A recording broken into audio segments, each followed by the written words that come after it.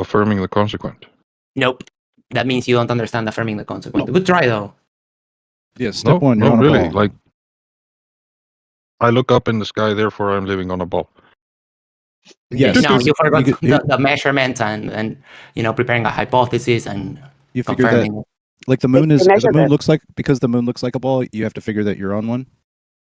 That's the science. Yeah, science. That's what science does. No, you're completely wrong. You're like there can't be other things. You know what I mean? Like I'm not living on a Minecraft block. Come on. The sun would fade into the distance on a flat Earth. Yep. Yeah, you can say that shit later and like reify all that stuff, but like start out with the retarded concept that like that there's a ball, there are balls in the sky. That's what you should start out with.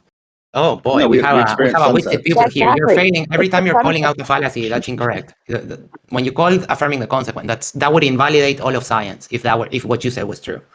And then reifying, no one is reifying anything. When you say this should happen, this should happen on a model. These are the logical entailments of this thing happening on this model. That is also not reifying because you're not saying that it is concrete.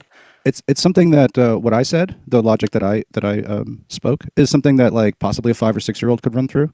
No, you're incorrect. They're not going to say like, oh yeah, like the moon's a ball and the sun's a ball. I'm on a ball. That's what they would think. That's not the argument. That's where you're at. But later you get it back. You get it supported and bolstered by like these little things that you can say, supporting statements. None of that is correct. Not one thing. You don't think I just cut through your whole bullshit? Nope. I already explained how you're wrong, and you completely ignored my explanation and went back. Actually, no, you didn't destroy. All you destroyed is your credibility because you have zero understanding of how these fallacies work. I destroyed. You just actually said to me earlier that you measure the star distance by using a basis of assuming that we're moving. So how is that not confirming bias? No, you didn't understand that thing. Is how can we determine that we're moving? This guy was doing the Witsit thing of saying Einstein said there's no optical determination you can make from Earth about that we are orbiting the sun, yada yada. And what I told you is that when you look in a direction, you see one thing happening, and then when you look in another direction, in like 180 degrees backwards, you see another thing happen, which is velocity aberration in astrometry. Observationally, you're not measuring it; you're just observing this. Yeah, observations are measurements. You need a very precise. The consequent is very simple. You need a very precise telescope. Let me jump in here. So affirming the consequent is very simple. So if P, then Q. For example, if it's raining, then the ground is wet. Then the Q is true. For example, the ground is wet. Therefore, P is true. It's raining. But it could be a sprinkler, or it could be something else causing the ground from being wet. So that's why I was asking, like, how can you prove the globe without affirming the consequent? Because you're oversimplifying. Here we're forming a hypothesis, or we have a question. Is the Earth moving, yes or no? And then we come up with a way to determine that. And turns out when we look one way on the orbit of the Earth, when we're looking towards where we're going, stars move one way. They appear to move towards the direction that you're going. And when you look 180 degrees backwards, they do the opposite. They move away. They appear. They appear because it's an optical effect. You're looking at something that is moving already, which is the sky, right? You're looking at that and you're saying the sky is moving, therefore the Earth is moving. Doot doot. No, velocity aberration only happens when you are moving. Do you think maybe one day you'll visit Elon Musk on Mars? No.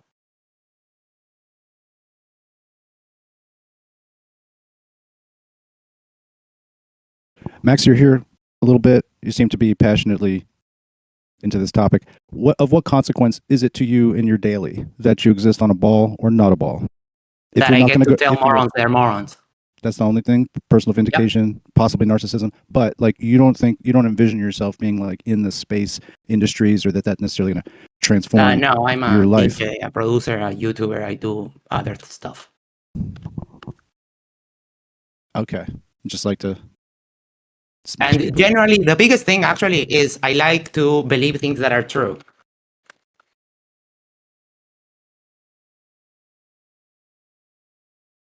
What's true? Math? Huh? What's true besides numbers? Ontologically true. Besides numbers, what's true for you? The ontology of the spinning ball. Water boils at 100 degrees Celsius at sea level. That is ontologically true. What's the ontological truth of the ball then? The Earth is a ball. But that was like a numerical thing you gave me. I was Do you like, understand language, or do you just? I spit do. words I'm an expert in the English language. out? I mean, it's Yeah, not even okay. true. There's multiple ways to make water not boil at the parameters you set. At the hand, yeah, but Yeah. you have to remove the premises. Like you have to change the pressure. And when you change the pressure, what you're doing is either an analogous of you going higher up in the air, lower pressure, or going down into the earth, which would be higher pressure. There's ways Go. without changing the pressure. Go. You can do List it. them. Go. You can do it in a microwave. Microwave won't do it. You could do it with different types of It will water. still boil when it hits You can 100 do it with degrees. So different incorrect there.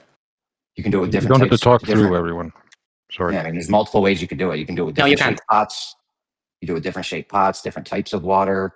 The microwave way, you can do it. So There's nothing. You're doing the exact same thing I told you. You would have to do You're is talking all over me, dude. to change. Yeah, because you're listing stuff. So let's go one by one. You said the microwave. When you put You're water in the talking over microwave, a it will mod, boil at by the 100 way. levels. Do you think I give a fuck? Yeah, you You're should gonna get give a moderated fuck. for We this have type of etiquette shit. here on the server. We have etiquette, and you're breaking every rule. Sure. Jeremy, what were what you is the saying, etiquette? brother? So if you put water in a microwave, it will boil at 100 degrees at sea level. That doesn't change it. Next one. Yeah, I just want to say something really microwave, important it right can be now. Hang on, I want to say something really important right superheated. now. Oh, it's really Jeremy? important, Rob. All right, let's hear it. Yes, it is really important because I come Does in that have here anything to do with have boiling water? conversations with people, right? I come in here to have cordial conversations with people, and people like Max come in here just to think that they're some smart ass and they know more than we do. Oh, I know. I do know that. Yeah, see, these are not the type of conversations we should be having Yeah, here. all This you've is been what we doing want to is just continue. whining. Could You're let going to me lose go a back lot of to the people. conversation? I don't People care. like Max are not helping the conversation move forward. No one can. Go I ahead, don't care to Jeremy. talk to you. Could we please go back to the water? You said. Can Can you address we what I told you about please- I the? would suggest that honestly, we like I please- hear a little bit, Rob. Jeremy, did you want to reply back to the water thing before I reply to Rob? Yeah, exactly. Go, Jeremy.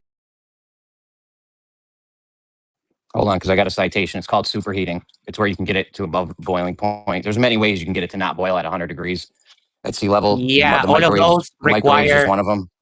All of those require you changing the pressure. There is a status of water in which you get ice, steam, and liquid water at the same thing. There is a very specific temperature pressure combination where you have the whole cycle of water just continuously happening, and you have the three statuses in the same container. But that doesn't change the fact that water boils at 100 degrees Celsius at sea level. The main variable in that is pressure. That's what determines what the temperature is. That's called the triple point of water. That's called Yeah. the triple point of water, and you can make it so it doesn't boil at 100 degrees at can you But you have to change the pressure, buddy. That's the contention. So what's the you guys hear ontology me or of no? the You spinning can't. ball? This can't hear me. No, you're actually breaking up right now a little bit, but Am I? Yeah, Max, maybe if you could just like mute your microphone so that he could like say his thing. Yeah. Or-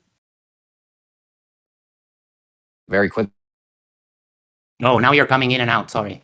No, can you hear me? Jeremy, you're No. roboting a little I don't bit. know. I'm good. I'm good. Just go ahead. No, now you came back. Now you're good. Go ahead.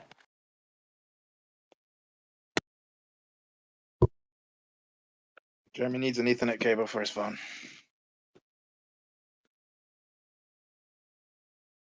But I'm just waiting to hear the ontology of the spinning ball. That's hilarious. Yeah, we checked. It's spinning. It's a ball. Define So ontology. it's ontologically true. Define ontology. Oh. What would you accept for evidence?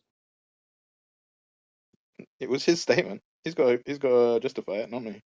No, but what would you accept for evidence of the globe? I don't think you're listening. Yeah, you're right. I was asking you a question. Yeah, well, I wasn't asking you, was I? No, I was asking you. Yeah, and I wasn't asking you. So why are you talking? So wanna the know. definition is the status of being, the colloquial definition. So you could simplify that as the truth value of a proposition. So what's the truth value of a spinning ball? That it is a spinning ball. I don't think you understand what you're saying.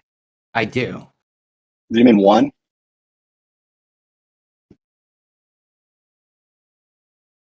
What's truth? That Mithril? which conforms to Gilly- reality. Gilly Pong. I just realized where this is going. Don't let them come back. Yeah, so can you tell me you what you can would try to play don't all the wanna repeat semantic it games you want with me. yesterday You now, will do you? lose. Lose That's what, your- dude? You said you liked to believe ontological truths. Yeah, Alright, you're things done that with are the true. You still ontological have thing, yet right? to link back to the spinning ball. Yeah, that's my question is relevant. Just What would you affirming it. accept for Just affirming evidence? What would you accept for evidence? Go ahead. But he's not presenting evidence. He's just presenting a statement. You didn't ask me for evidence, buddy. And you're not presenting evidence either, Elijah. It's got nothing to do with me, has it? I'm asking him. He makes a statement. Yeah. He's got to back it Yeah, up. It's not but even- you asked it's me not even what is the it's not status. even You didn't ask me linguistic- for it's not even- evidence. Yo, it's not even linguistically backed up. It is linguistically backed up. It's not linguistically backed up. When I talk about linguistics, I don't think So you need understand. linguistic evidence for the globe. Is that A right? single implication of the words that have been said. Yeah, I already gave you the definition. I already gave you everything. You're just coping at this point. No, make the I link feel like between you're trying to how- get to a gotcha. even if we grant you your colloquialism, right? Make the link between how you define the one word and how you justify that link to the. Okay, so you want evidence that the Earth is a globe. Speaking. I'm flipping speaking. So you want evidence that the Earth is a globe. Is that correct? You actually want to engage. You're asking for evidence of the globe. Is that correct? Now is where Icy Spin's question becomes very relevant. What evidence would you accept? Do you have any? I need you to answer the question. Do you have any? Yes, Yeah, I need you to answer the question so I can give you exactly the evidence that you want so you can't hand wave dismiss it. Answer the question, please. Third I'm not time. even dismissing How that anything. works? I haven't even finished what I was speaking earlier. You guys are impatient. You gave a definition. Even if we grant you, explain how your supposition or your position, right, that is contextual or encapsulated in spinning ball, as I asked, right, how that links. Evidence. Then, if you want to provide evidence, sure, but go Yes, provide it. I will. in a I manner want that lines to, up with the but this is the that fourth lines up time. with the definition. This is the fourth time we've asked you, and well, fourth time that I ask you, and Icy Spin asked you like 3 times more. What would you accept Potentially as 7 evidence? Well, let it at least link in with the language that you've used and then the logic of the language. Yeah, That Alicia, doesn't tell these guys me are the fucking evidence. retarded. They won't present any evidence until you tell I them. will. I'm what just you will trying. accept. Yeah, because Yes. you will only do it. Hang on, let me finish. You will only give us evidence that we will accept, right? Correct. Yeah, it's to Yeah. How highlight about you just that. present your evidence? We don't have to accept it. Give your fucking No, head a what shake. type of evidence? What Okay, type so of you're evidence? already denying the conclusion. No, I'm not. You haven't presented anything to deny. You So haven't quit being a told me fucking what you retard. would accept, buddy. This is kind of like a bad used car salesman routine for information, in my opinion. I No, don't think that this like it's approach funny is like. that none of you can tell what you would accept. If you guys I can tell refrain you- from the personal attacks and also maybe the interruptions a little bit, like just go one at a time. I can tell you exactly what I would accept as evidence for the flat Earth. Does that help you? It's a good example. The fact that you don't know what you would accept is the problem. It's like you're asking us to make some food, right? We're the cook, and we say, okay, what do you want? You want a steak? You want shrimp? You want lobster? And you go, I don't care, just make it. And then we give it to you, and you say, nope, that's not good enough. Make something else. So that's what we're asking. Do you want lobster? Either the words you have meaning, and when you speak them, they should be able to be held to account, or not. So What you said words it. have holding it usages to for account. meaning? What is the ontology for the spinning ball? The ball's in your court. Take I it or already leave it. told you, but you refuse to answer what you would You accept didn't as tell me- evidence, so you we're didn't stuck tell me here. Jack. You didn't tell me Jack. Evidence. Well, this isn't a problem by the people who are trying to accept the evidence. Like, have you ever researched, for instance, and learned the philosophy of science? What type of evidence would you accept? That's all we're asking. Would you accept photographs? No, I'm actually accept- trying to add to the conversation by pointing to the philosophy of science. You know, are you aware of that discipline and what that entails? We are aware of that. But Gilly, Exactly, it's debated within science, like what evidence are and how reliable they are. And That's what we're if, asking for. What you would accept. Scientific, Yeah, right. if the scientific method varies between disciplines and stuff like that. Gilly, what kind of fake photos will you accept? Yeah, What kind exactly. of fudged formulas will you just roll over with? Precisely. He's got it. Exactly. So That's what we're asking the for. standard of proof is then at question. Like, what standard of proof are you willing to accept to change No, your not proof, worldview just completely? evidence. Not proof, just evidence. What evidence would make you go, huh, you know what, that's a good point. Does evidence prove something, or are they No. just evidence that are just randomly, subjectively true? No, that's Gilly you Pong, talk they're about philosophy of deflecting science. from the Evidence. question. They're deflecting from the question. It's very simple. What is the ontology for said? Their said was put upon them as the spinning ball. He gave an example, and that's when Jeremy chimed in, not chimed. I'm not trying to be rude to Jeremy, but that's when Jeremy spoke up regarding the water thing, and that went somewhere for a bit, and then Jeremy. You guys are overcomplicating it. We're just asking you what type of evidence would you accept? accept? Overcomplicating anything. If somebody says something, they either retract it or they get held accountable to the words. So it's got nothing to do with you deflecting to evidence. Ontology has definition, has meaning. He's linked the two between the spinning ball and ontology. My question is, what is the ontology, according to him, obviously, because it's in his head. I don't know. He said evidence. You don't even have to finish. I'm speaking. You said evidence 100 times. Yeah, but we heard this already. Are you deaf? Or are you just... No, I heard this already. You already said it. I retained the first time you said it. And now the ball's in your court. What evidence would you accept? I'm talking to Gilipon. No, I haven't finished. Gilipon, let me just finish for you because you're the one who... There's no proof in science, by the way. You said proof earlier. Right, ontology has definition. So if they can't link within the definition and the applied definition of that word, especially as he's already linked it to scientific method, hence the example of water. No, I didn't. You're lying. I'm speaking. Yeah, but you're lying. I said... No, he's not lying. He's addressing me, Max. Yeah, but he's lying about what I said. Better memory Let than you, him finish. So if you don't let someone just blatantly lie in my face about what I said, with the words that you use, that's your problem, right? But that's what's been done. So if you're gonna you're lying and not use the definition, that's your problem. That just makes you look lying. Which is why I'm just gonna repeat with the interrupting with the. But Max? no, could he stop with the lying about what I said? I know, but Max, it's been about 2 hours of you interrupting and chanting through people. We've had this issue before. If you can, just when someone else is speaking, just mute your mic and let them finish speaking, and then you'll have a chance to speak. He's lying about what I said. That's cool. Okay. So if you think that he's lying, wait for him to finish speaking, and then you'll have a chance to speak. You don't need to start chanting through him. So or you guys just stop entertaining Max and his asshole attitude. Thank you. Here comes the I have a cheerleader. question. I can handle the Max. Remove him. I have a question to Elisha. You asked Max the same question several times, and I heard quite clearly that Max answered it several times. You're lying. So at some point, it might help if you feel that his answer is not satisfactory. It might help if you somehow pointed out to why his answer is satisfactory instead of just repeating the question and repeating the question and repeating the question. That's just dumb. So if for some linguistic reason or some bullshit that you try to quote, if for some bullshit reason you don't think that his answer is satisfactory, then fucking say so and fucking point out what the fucking problem is. Real non-statement. Rolling, right? Ontology has meaning. It has implications. Yes, ontology has meaning. That's just bullshit words. I haven't finished Give speaking specificity. Let him get his damn sentence out. He had to fight through Max. Now he's got to fight through Lori. Now me, Elijah, talk your shit. Yeah, man. He's lying. That's the problem. Fuck you, Max. You're gonna get muted, bro. This is just a quote, right? To actually help the people. I already asked him the definition of ontology. He colloquialized it, which was lazy, right? But it has implications. An ontology of an idea provides a formal and explicit specification of a conceptualization, defining the structure and relationship of ideas within a specific domain. He's not done that. All he said is the ontology is that it's a spinning ball. He's just affirming the consequence. Hell yeah, your shit sounded way smarter. Max, what do you got now? Oh, okay, I'm going to answer now. I'm going to correct his fucking filthy liar's mouth about what I said. I said that you can simplify it as the truth value of a proposition. You can't even insult me. No, don't interrupt. Yes. I'll do the interrupting. So what I said is that I was using it as the truth value of a proposition. So the truth value of the shape of the Earth is that it's a globe. And then we went to did you determine that with evidence? And now we're stuck in that you want me to prove it to you, but you will not tell me what you would accept as evidence, which happens with every flat earther ever. And then Elijah would answer to what you would say, and he would say something like,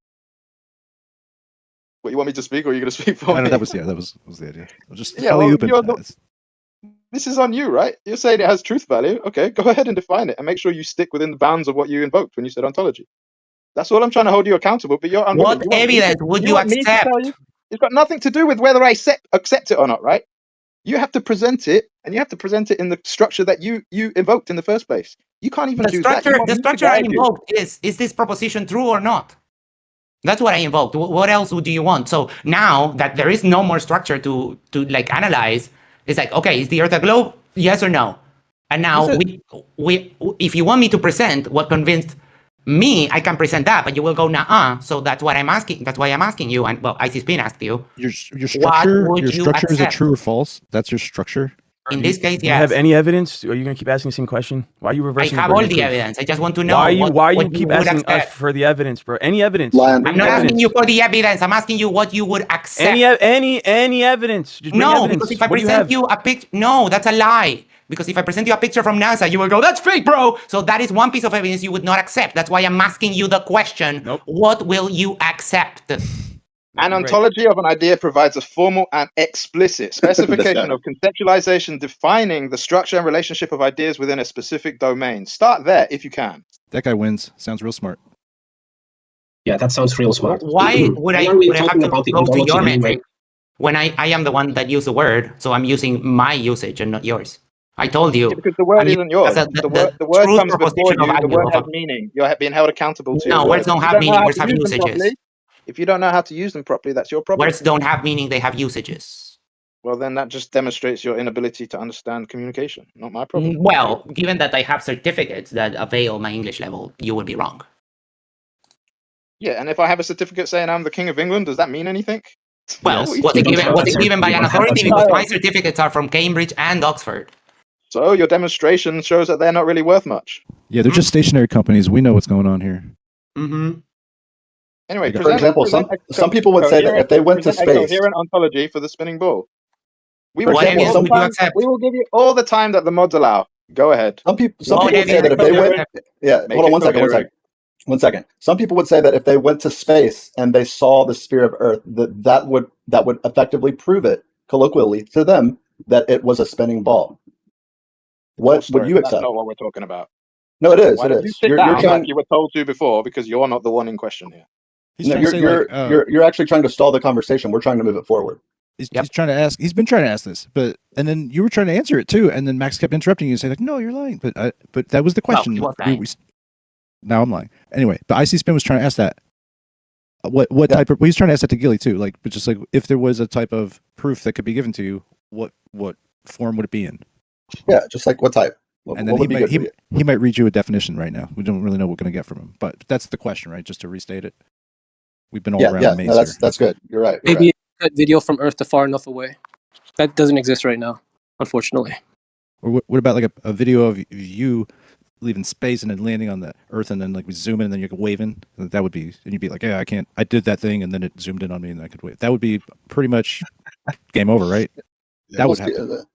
And I would say that it's important to like think about, to be conscientious of like what your standard of evidence is, right? Like everyone was a glober, like we've heard the story, right? Everyone was a glober at some point, and then we became convinced that we're being lied to about the shape of the Earth, and so that's why we're flat earthers, so on and so forth. And that standard of evidence that persuaded you, right, to be a flat earther should be consistent with your, I think that everyone would agree that they should have a consistent standard of evidence to kind of look at it in both directions. Now, you might be less likely to accept, that you've been lied to twice or you've been duped or whatever. And so sure, that could have an influence, but like, you can't just be like, oh, well, you can, but like, I think it would be unreasonable to be like, well, I'd have to actually like go to the moon, right? Like you should have something that would kind of at least nudge you in the direction that maybe you could. Physical measurements of curvature on the surface. Oh, reciprocal zenith angles there. That's not a physical measurement of curvature on the surface. Try again. That is exactly what it is. No, it's not. Why is it not? It's a calculative assumption using spherical trig. No, it's not. It objectively is. We've gone through it for hours in here. Yeah, but you fail every time you do that. Try again. Try again. No, I think that is it. Okay, so he thinks it's it. So you see what we actually run into? What we actually run into is just nuh-ahs, where they bring up a topic we know more about than them. You know nothing about nothing more than me. And then they start imploding and interrupting. You know less about the topic. There you go. Oh, there we go. You know nothing about nothing more than me. There we go. They can't even handle it. So you're acting like all confused as if the flat earthers are in bad faith. No, dude, it's the simplest thing ever. You are in bad faith.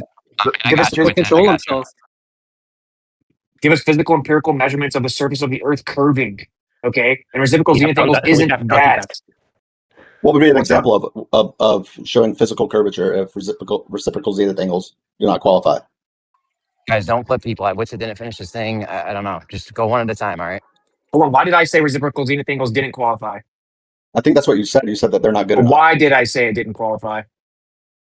I don't know. Can you elaborate? Right. So it's I did though. It assumes the sphere. No, it doesn't. It assumes spherical trig. It literally does. And it uses the celestial sphere with a 1-to-1 ratio in the very onset of the data. You don't even know anything about it. No. You're lying. It has nothing to do with the celestial sphere. It literally does. How does it? So they don't use stars to determine positioning? No. Okay, cool. Drop one then. Drop the measurements you're talking about. Oh, for fuck's sake. You've seen this. You've debated the main survey. Drop the measurements you're talking about. Here you go. They're in the side chat right now. The ones from like 100 years ago? No, this is... This is. I told you earlier when the main 5 years surveyor ago. did it. I told you earlier when the main surveyor did it, he had to account for refraction. If you don't account for refraction, that's a globe radius debunker instantly. No, if you do account for refraction, you don't have a measurement of which way the light's bending. It's not the thing which it's asking for. You're talking about the shorter distance. You're not even talking about the actual mapping out of the Earth. You're talking about the short distance. I debated main surveyor. I debated main surveyor on this. I debated main surveyor on this. I debated main surveyor on this. He admitted that if he accounted for all the actual angle measurements, if he actually used them all, that the radius value would be way too big. It wouldn't have matched at all. So it's a Texas sharpshooter fallacy. You know what it is? Give me the timestamp because I saw that debate. He never admitted that. You're lying again. You know that the radius value would be too big. You know that liars go to the lake of fire, right? Oh, says the atheist naturalist. Yeah. Says the human secularist. Yeah. I can school you on your own religion, buddy. So you just get to conveniently invoke morality whenever and then turn around and say that. Yeah, you don't want to go to morality with me. You know what I haven't done? I haven't spat on my couple's face.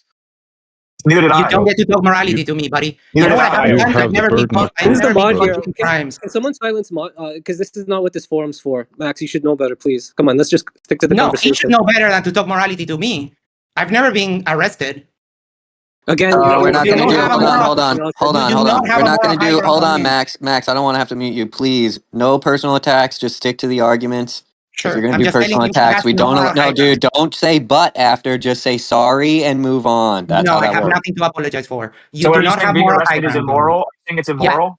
Yeah. Okay. Yes, committing crimes is immoral. What's your objective moral standard? I don't need an objective moral standard. We can shut up. We can intersubjectively determine that committing crimes is immoral. That's why they're crimes.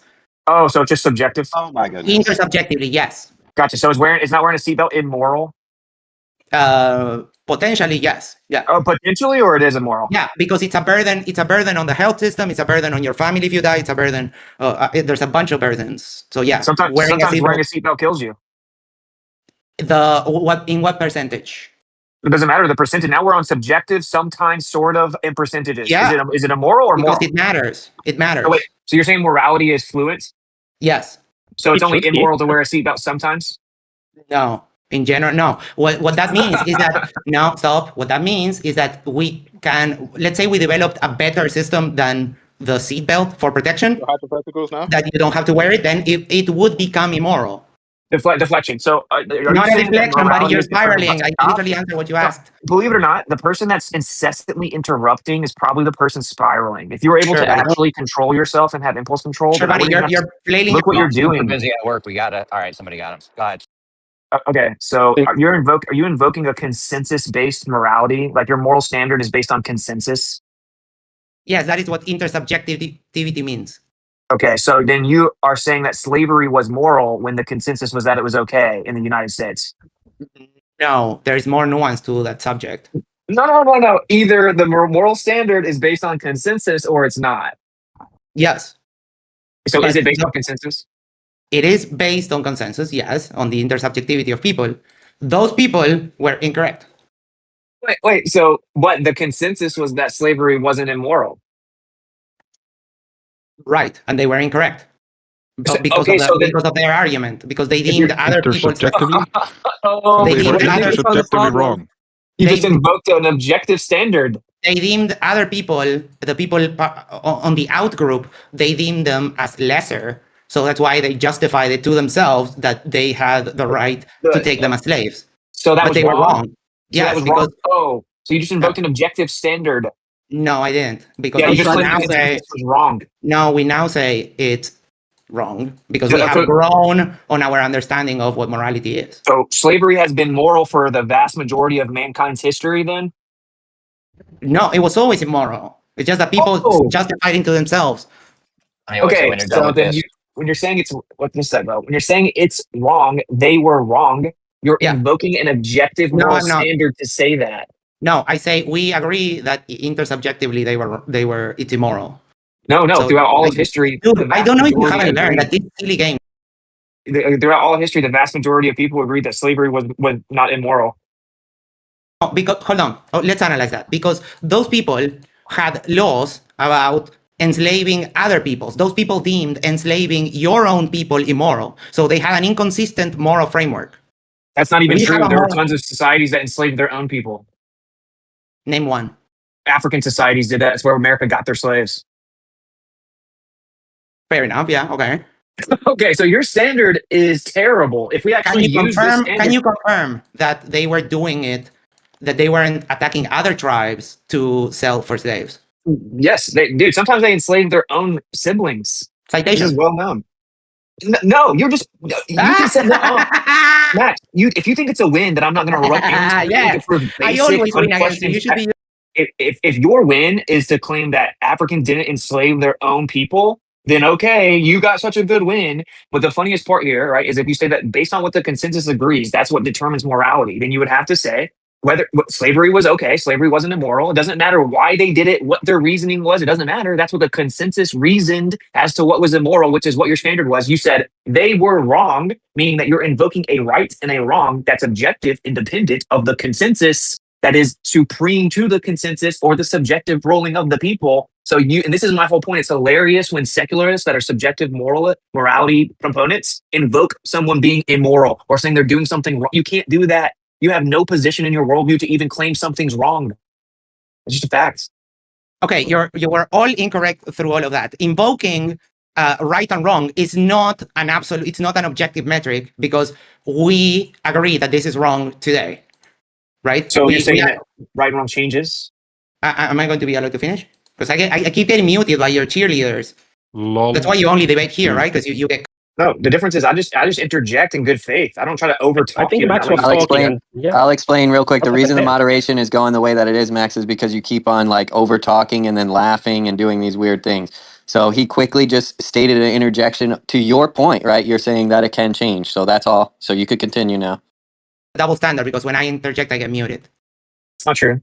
It is true. So when I say it is wrong, we are talking about the intersubjective opinion that what we hold as right and wrong today. There's nothing in the invocation of right and wrong that would involve objectivity for any kind of reason.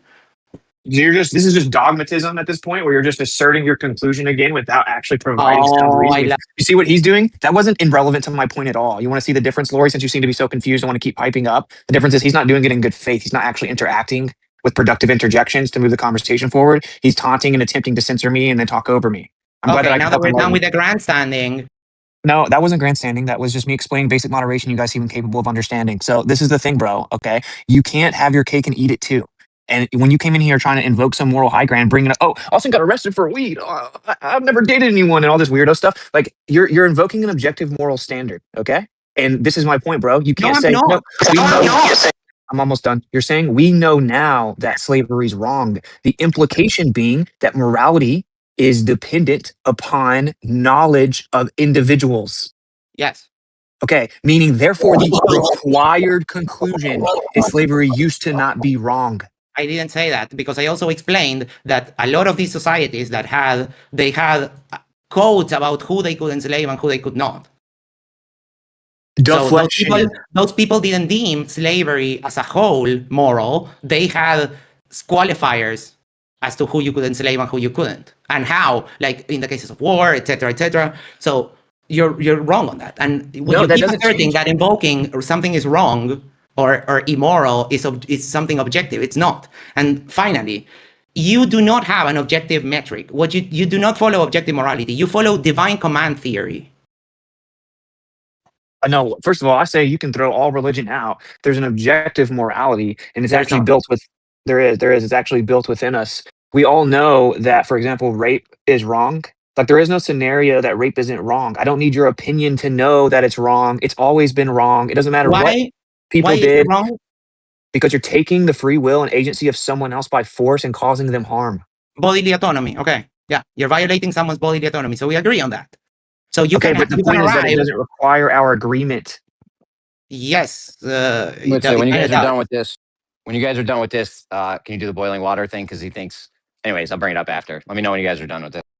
The boiling water thing sounds incredibly unacceptable. I cooked him on. It's not bad because he thinks. Hold on, Max.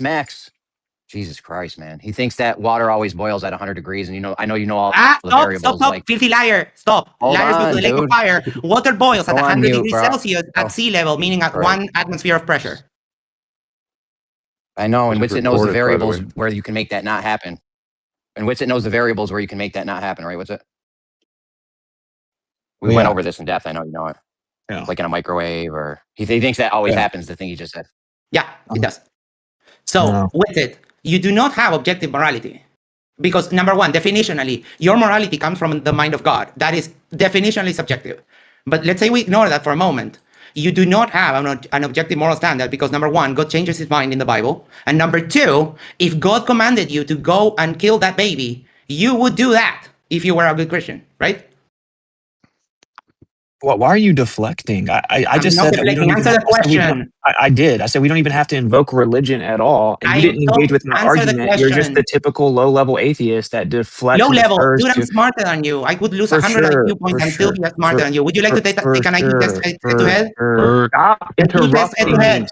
Max, this is what happens, right? You are literally incapable of mature conversation. And then when I refuse to engage No, I'm with literally you, incapable. look, see what I'm saying? And then when I refuse to engage with you, you run around crying about this narrative that I am scared to debate you. No, I just don't live in a world where someone that is like yourself, who would never speak to me like this in real life, has no actual authority over me in real life, pretends they can come on the internet and completely disrespect me, talk all over me, talk down to me, and act like they have some type of authority over me. So if you want to actually have a conversation, try to act like an adult. Please, because I'm South American, I will speak to you however well done my please, because you're not a tough guy. I'm not scared of you. So drop the act. I will speak to you just like that. FTFE talked to you like that in person and he made you fucking cry. So shut the He made me cry? Well, FTFE, address what I said. See, FTFE and disrespectful, incoherent. You know you're so I good in addressed this the line. debate that you're trying what to are you deflect to whatever you can. It's like, bro, you're incapable. You literally can't control yourself. Answer my question. Do you not have enough self-respect to like at least Answer my show question. I have enough self-respect to not speak on my couple. I didn't. And it's not a couple. That's two people. Oh, Try to really? learn basic English. Yeah, So a this couple. is the thing. Yeah, like, you're a couple. Why Your is partner. it this guy is stop interrupting me? Hold on, Witsit, let me moderate. Yo, my friend, keep respect. Don't interrupt or we're going to mute you. This is your final warning, okay? Don't think you could come here and yell and scream and get your way. So be respectful and you're going to have a voice. Otherwise, I'm going to mute you. Final warning. Okay, the only issue here is that since he's interrupting, throwing out all these false accusations, option A is for me to take the high road and ignore them, and then they go unrebutted. So then there's this narrative run that all the stuff he's saying about me personally is true. Option B is I have to address it, and then everyone's like, "Oh, Austin, stop talking about the personal stuff. Get back to the subject." So it's just a tactic. It's so much BS, dude. It shouldn't be allowed. Do not interrupt me. Just because you came on mute, show some self-control. Everything you're saying about me personally is a lie. The claim about FTFE is a lie as well. We were at a VIP dinner where the people that paid for VIP tickets were sitting there eating lunch with the debaters. And out of respect for James, I went to that because he asked me to. FTFE comes and sits at my table, tries to act all buddy-buddy, and then randomly starts screaming and cussing the entire room, including other anti-flat earthers there, that he looked ridiculous, unprofessional, and completely out of line. He then stalked me around the event while I was walking to the conference room to do my debate and started screaming and cussing again, acting like he wanted to fight me. What was your reaction to this? You ran away, or did you punch him in the face or something? That's the point. That's the point. Is you posing as a tough guy and then shitting your pants when a fucking cripple shouts in your face. That's not what happened. I didn't run away at all. I turned around. Yeah, that's exactly what you did. No. Well, this is why you don't listen to obsessive liars whenever you get your information. What actually happened was I was walking to my debate. He then started stalking me, screaming, cussing, acting tough. I turned around and walked straight up to him and told him to shut up and stop acting like he's tough. And then he started stuttering and getting all nervous, didn't do anything. So your story seems to be omitting a pretty crucial detail where I actually turned around and walked straight up to him and told him to shut up, and then he didn't do anything. Uh-huh. Yeah. And should I take your word, just like you said, that you didn't spit on her face when we have the police report that is posted in the chat? All right, hold on. Now he's going to a whole other thing, dude. What's going on? Do you want to do this with this guy? Yes, I do want to do this. Not talking to you, dude. Dude, the police report doesn't make it true. Oh, okay. You think it does? Do you not know how Got it works? So do you think if anything's written down on a piece of paper, it becomes true and you get thrown in jail and stay there and are convicted? Is that how it works? I know that there's a police report that has you admitting that you spat on her face. Oh, but that's not what I wanted to talk about. Now we're getting I wanted to talk about what you're deflecting is that I told you. So then the only evidence is that Hold on, I think he was talking. Why are you interrupting him with it? He's sitting here talking about my personal life, you loser. I don't care, you loser. You don't get to I interrupt like to me. verify news about. reports don't always Shut the fuck up. accurately represent what happened. He just admitted that it's based on what I said. Can we be real creative and think of any reason that I might would say that to make sure that I was the one that got in trouble? Could there be any reason? I don't know. Let's start seeing that really giant IQ of yours that you have. Is there a reason why everything was dropped immediately? They didn't pursue the charges at all. I wonder why. Okay, stop bringing up stuff you don't know about. This room isn't even for conversations like that anyway. And you did that because your stupid standard of morality imploded in on itself. And as soon as you got pressed on the most obvious one ever, which is that consensus used to be that slavery was okay, that it wasn't immoral, you had to then start deflecting to, well, no, because they think that it's okay to enslave certain people. Okay, are you saying that it is okay, that it was not immoral to enslave people of another people group then? Because if you're not, your point's just a red herring. It means nothing. No, I didn't say that. You're lying. I defined my things like properly. The problem is that you can't handle it. And now what I wanted to do is to evaluate your measure of morality. And I gave you the full argument that you do not have objective morality because it comes from the mind of God. That would make it definitionally subjective. And on top of that, God changed his mind, so it's not objective. And on top of that, if God came and told you kill that baby, you would have to do it because it would be a command from God. So you do not follow objective morality, you follow divine command theory. Okay, so this is again what I explained already, right? We're examining your claim that morality is subjective. Yes, and what you did, stop interrupting. And then what you did was try to bring up the Bible, and then I said, "Whoa, we're not even talking about religion." Objective. I said this is not. We're not even talking about the Bible. I said that we innately know.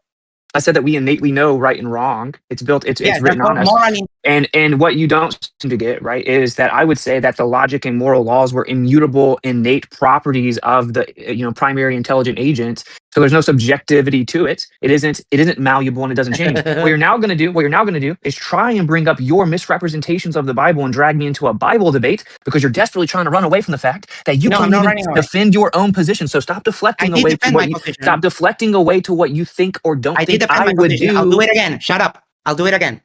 Those people came to the wrong conclusion. People can come to the wrong conclusions. Okay. But even in their moral framework, in the framework of the ancients, I'm mostly talking Jews, right? They had a code about enslaving other people, but you were not supposed to enslave the Jews. So they had an inconsistent parameter there, right? That's not true. That is true. Okay, so he gave a concession. He said that people can be wrong. So therefore, it cannot be built upon the consensus of people because people can be wrong. So he conceded to your point. No, that's not even what the Bible says. The Bible doesn't even say that. First of all, it's indentured servitude, and you can do it with Jews as well. You're completely wrong, but that's not the point. This is what I'm saying. This is your no. You don't get to stop me. We're talking, dude. What world do you live in? I live in Uruguay. Stop, because there are two very different things. For sure, bro. Hey, stop interrupting me. Stop interrupting me. I have a dinner reservation. Okay, so I'm not gonna stay here for 7 hours because you're incapable of staying on topic. So this is what I pointed out. This is the tactic of the secularists. What they do is try to pigeonhole you into misrepresentation and strawmans of the scriptures because they just Google the KJV and regurgitate strawmans. And they do this as an attempt to deflect away from their actual responsibility to support their position, which is exactly what I knew you would do. And then you start throwing them out there so that a Christian feels compelled to defend the Bible because you're misrepresenting it, because you're ignorant of the subjects. But that's not what I'm going to do. I don't have time to do that. The point is that you're admitting that it changes, that not everyone agrees. You're admitting that it changes over time, and you're admitting that it's not applied evenly based on what people group you're from. That shows you that it is not a reliable structure or parameters for morality whatsoever. I mean, it actually requires you acknowledging that morality changes over time, and that at one point in time, because it was the consensus that enslaving other people against their will and beating them to death was acceptable, then that was moral. It wasn't immoral until we decided to shift over and say that we were no longer going to condone slavery. That is a requirement within your world. You don't get to say, well, no, because now we know it's not. Now we know it's wrong. Okay, so then you're saying that it used to not be wrong and now it is. No, because, well, based on intersubjectability, some people didn't do it to other people groups. That's a red herring. That's irrelevant. Okay, and you know this. You just can't actually substantiate your position. How long will he get? Every time he gets like a 5-minute turn and I get muted like straight away. I explained to you exactly what happens. And you acknowledging that despite what some people claim about objective morality, we had to actually decide that slavery was wrong. That is just you accepting my point that morality changes over time. No, my position is that slavery was always wrong. Okay. Yeah. Your position is that slavery or that morality changes in that it used to not be wrong, but because people changed their minds, now it is wrong. And for you to say, no, it was always wrong. For you to say no, it was always wrong. Yeah. You are invoking a standard that is above the consensus of the people because they said it wasn't immoral. And then what you're trying to do, I'm not strawmanning anything. What you're trying to say is, well, they still knew that slavery was immoral because they didn't enslave all people. Okay. And that's not even true. Many cultures enslaved their own people, but that doesn't matter. It's a deflection because they're saying it was okay to enslave other people groups. So unless you're ready to say that back in the day, it wasn't immoral to enslave people from other cultures, then you still didn't defend your position. You're invoking a supreme standard that is superior to the consensus, i.e. objective morality. That's what you're doing. You're banking on objective morality. I keep getting muted. This is a straw man because it does. Me invoking wrong doesn't make it objective. We can intersubjectively agree on what's right and what's wrong. We have done it, and you admit it as such when you accepted that we one day decided that slavery was immoral. Now, what I'm telling you is that we kind of agree on moral intuition. We agree on some of this stuff, like for example, how rape is always bad. There is no possible justification for rape. So is slavery. Right? So we agree. Now. You don't agree. You disagree. Stop. Why am I'm talking to Witsit? Just go cheerleader somewhere else. Now, what happens is we understand morality to a higher degree than the ancient, and we can see that even though these people did something, we can say that they're wrong. So I was never telling you that slavery is okay. No, we are acknowledging the fact that slavery happened, that there's nuance because a lot of these people did not enslave their own. They enslaved the outsiders. Which is okay in your worldview. No, it's not okay. Yeah, because you would have to say it because the consensus believed it was okay to do that then. So if you lived in that time and were part of the consensus, you would agree with that being the case. But I don't live in that time. Okay, so let me say one more thing because I have to jump in the shower. I have a dinner reservation, which is why I'm just laying out my whole point over and over. But this is the simple part of it too. Even if you go to an individual basis, like use rape, which is like one of the most egregious examples, right? If there's an individual that's like crazy, and he's like a sociopath, and he doesn't think that rape is wrong. For whatever reason he comes up with that raping this girl or this kid isn't wrong, in your worldview, for that person, it actually isn't immoral, right? For that person. Okay, but it still is because it still violates the body autonomy and agency of another individual. Yeah, we agree on that. Okay, so if there's a tribe in Africa where all 50 of them think that raping other women is just part of their culture and it isn't wrong, it isn't immoral, then your position dictates that in that little tribe in Africa, that rape is actually not immoral. Correct.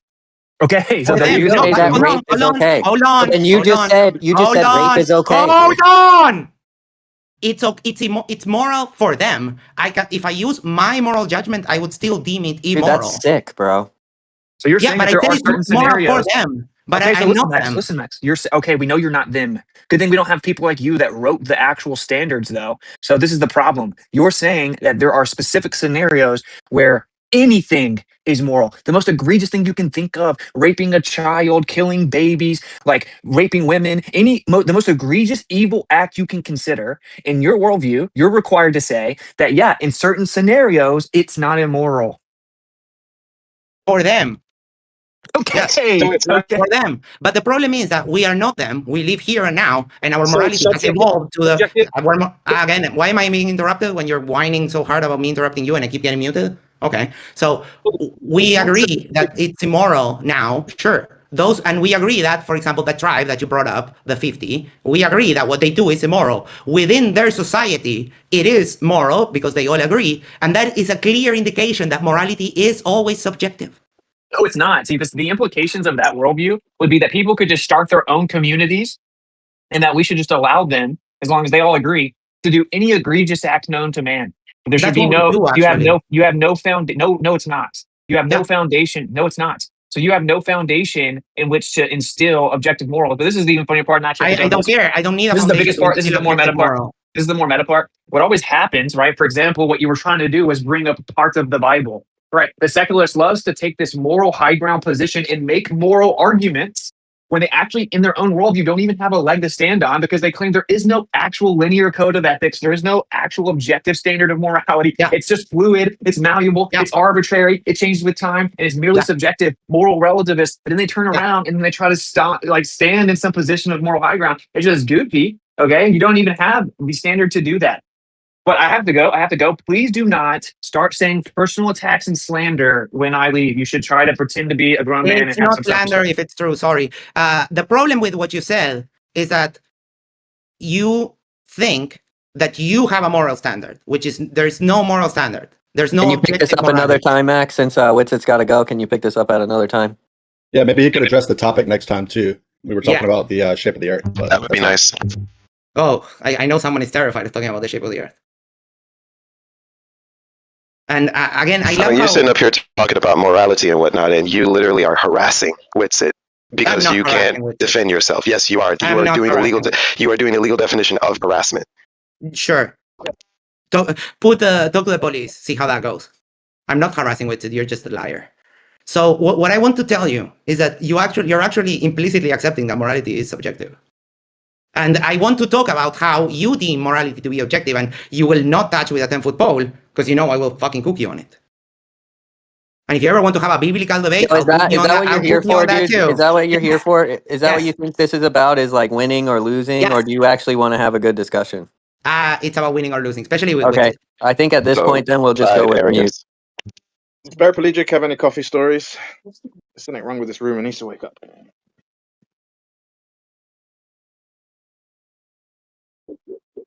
Yeah, thank you, Austin. That was a great expose. I imagine they're following the conversation. The real point is, I know that flat Earth isn't true because you can't model it. What? Yeah, but we have already established. Model a unicorn. Does we that have make already the unicorn established true? logically and linguistically that modeling anything doesn't make it true.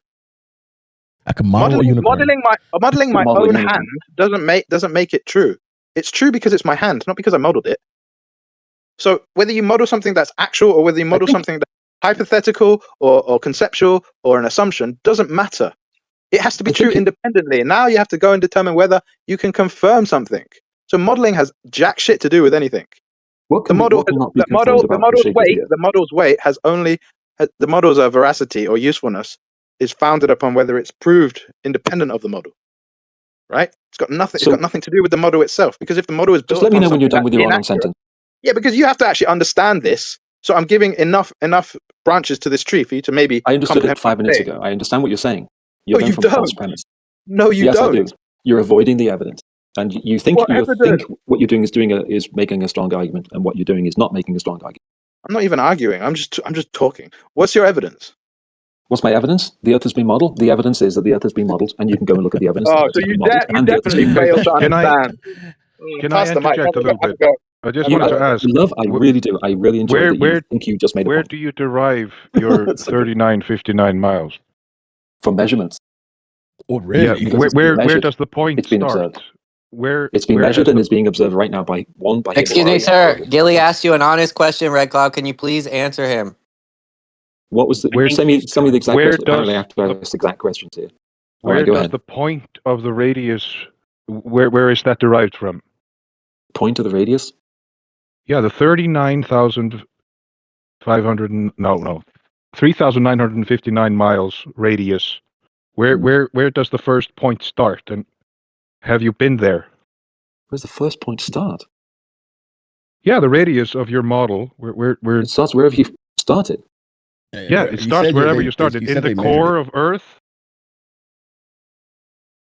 Yeah, because you starts in the obviously core can't of start Earth, it. right? Yeah, it has to start at the core of Earth, right, Gilly? Because it's not like you could start it at the top of Mount Everest or start it at the top of the ocean. Because you get They claim it's a circumferential measurement. They deduce the radius from the circumference based on the assumed to figure shape. out the size of the bowling ball.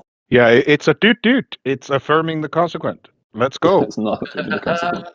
You just are stating that you have to drill to the center of a bowling ball to find out the size of the bowling ball. No, your retarded model is based upon a point where you have never reached. I'm not doing the homework for you. And you have never understood it. So that's the retarded model. I'm not saying you're retarded. I'm sir. sorry. Of course, I wouldn't say you're retarded. I'm saying the model itself that you Star Wars together with your own little worldview. All right, go ahead and spiral. Is based on a weird kind of presupposition. No, it's based on evidence. It's based on evidence that you blindly deny. It's based on evidence that you don't have any. Or like 4,000 years ago. Or how long? Wait, do you agree though that if you measured just one section of the Earth and you got uniform curvature, you can't make a claim to the entirety? Just like if someone measured one section of the Earth and got uniform flatness across it, right? You wouldn't say you can make a claim to the entirety. No, I wouldn't say that.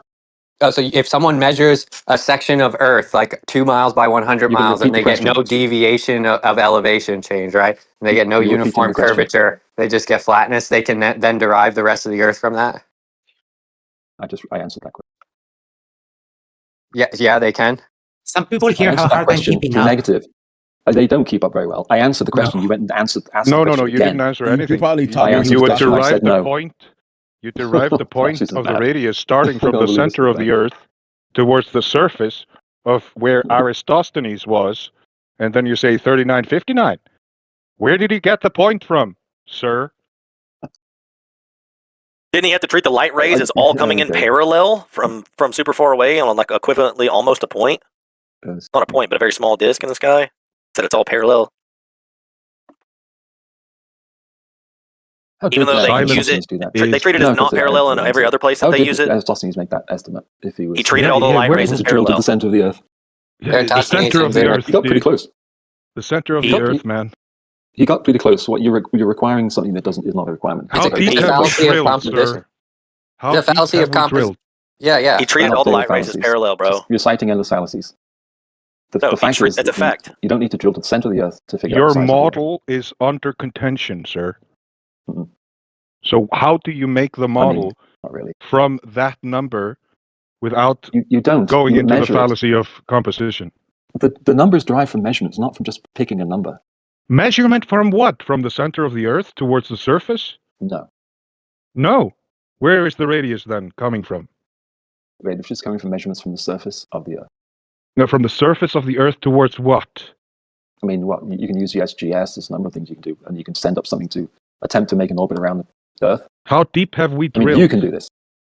How deep have we drilled, sir? 8 miles. This is not 8 2015. miles. This is not so 2015. Where are the missing, 3,900 and minus 8 miles? 51. You're falsely requiring that we drill to the center of the Earth. You said they measured it, man. You're the one that made the claim, RedCloud Media. RedCloud Media. You're the one that made the claim that they measured 3,959. The Terminator asked you about it. What was the starting point of that? Because you said they've measured it. Max, you want to take it? Yeah, you want to go now, won't you? That's a good Dude, the cool part about this is if you understood what the if you would understand RedCloud what the composition fallacy or fallacy of composition is like, if you take a couple parts, right, and then you apply it to the whole, which is how you got your number. Right? That's what you are doing. Angle measurements, right? And then he went, oh yeah, these angles, this degrees. If we apply this and times by 360, because we can assume that we're on a circle or on a sphere, then we can derive that we have a 24,000 something circumference, and then we could derive the radius from that. Nobody's ever directly measured the radius, bro. Why would you even make that claim? That's not true. You're ignoring the evidence. It's not true. You just point to someone who did something. It's impossible to directly measure the radius. Without using circular reasoning, without presuming the shape already, can you measure the radius? That's fine. You have to ignore the evidence to believe in flat Earth. That's totally cool. Oh my God! You're just like repeating dogma and like not engaging with anything anyone's saying. You're a zealot. The Earth is not a sphere. This is called religious. You're putting the burden of proof on the negative claim. No, that's what you have. That's why you've got religious names, even though you're religious. Tukokwe. This is your problem, sir. You shat in the toilet, and you're blaming us for shitting in the toilet 2 weeks ago, but the shit is still in the toilet, and you didn't flush it. What are you talking about? You're talking a lot of shit. No, this is a tukokwe. You're saying you have a problem, hey, why are you here then, man? We have the same problem, but you still have the problem, sir. He can't defend it, so that's why he has to retire or retreat. I can defend it. They're just saying, well, you measured without using circular reasoning. You can't, bro. But you're not acknowledging that we measured the whole. RedCloud, for the record, for the record, unless you're physically dissecting said sphere or whatever you want to call it, you can't say you've measured the radius. The only thing you could do is derive the radius if you have measured the whole circumference, or if you've measured a segment of the circumference, which would mean you'd have to cut into the Earth in this case. I could do it easier. None of those things true. I can do it way easier than Eratosthenes. Well, you seem to have a grasp of Okay, the shape being globular is in contention. Anyone intellectually honest and capable of basic logic would realize that the thing in contention can't be presumed in order to prove it. So without presuming it's a globe, can you derive the radius without doing that? I think if you're asking the question, what is the radius? That's the thing in contention. So you can actually assume it's a globe if you're just asking what's the radius. Yes, because both are the in question contention. The contention is its shape. The radius is given as proof, but the radius is in contention along with the shape. No one here grants you the globe and then says, what would the radius be? If we grant the globe, then the radius is obvious. That's stupid. No one's arguing that. Stop strawmanning the room. Thank you. Well, there's a couple. Well, like if we go for the Euclidean geometry, you have a point. You start with a point. It's non-dimensional. It's just a point, and then you have another point, and you draw a straight line between those 2 points. And according to your model, that's 3959 miles. This point to point. According to Eratosthenes, that made an experiment, I don't know how many thousands of years ago, but that is the very value that you use to prove your model.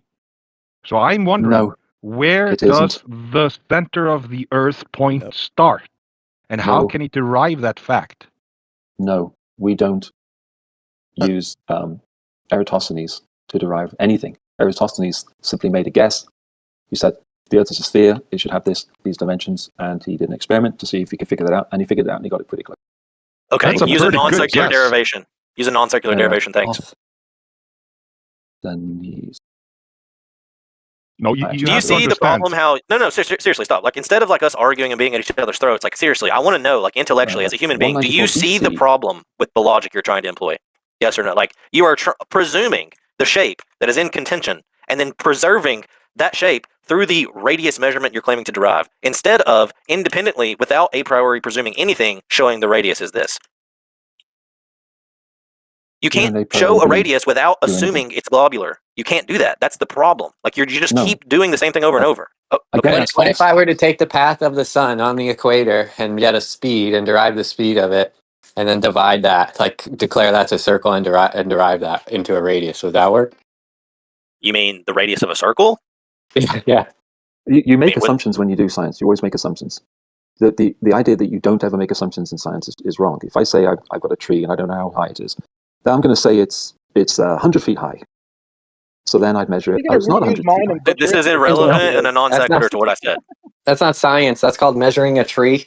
Crazy, man. That's not science. The thing is that it's oddly specific that we have 24 hours in the day, and the circumference, the whole circumference of the equator is 24,901 miles. So it's oddly specific that the time of day seems to be connected to how the passing of the sun in the sky is going on. And then you derive the 3959 for some reason. You see the dilemma, brother? It's a convenient coincidence, isn't it? Eratosthenes, I don't see it as a conundrum at all, because it's been measured. We've done that for the last, I don't know how long. The measurements. What did he measure? I don't know what that word means. According to Rongopedia. Was he measuring shadows, or what was he measuring? Dude. His own little penis? According to Rongopedia, Eratosthenes got between the real value error was between 2.4% and plus 0.8%. That's his experiment would still work if everything was a flat baseline, right? And you just treated the light rays as not parallel, which is how light rays actually come in. They don't come in parallel; they come in from the source at different angles. Damn. Yeah, I mean, but wouldn't you say that if he said, "I wonder if the Earth is a sphere," and then he took what he would consider, even if it was a sphere, bro, it would still, like, the parallel light rays is still false. Like, and that's like the crux of his thing. Like, the light rays from the sun are not parallel. The sun is not a point. The sun is a disk, an orb, whatever you want to call it, and it has left and right boundaries, and those both come in at angles. That's how they explain eclipses and stuff. So they treat it as not parallel for every other part of astronomy everywhere. But with Eratosthenes, they say, oh, it's all parallel, and then we can treat angles from it as measurements of the ground being a sphere. It literally is incoherent. But he got it within 2.4, less than 3%. You don't have to presume they're parallel to get measurements. You just take the measurements. and then those become the measurements of the ground.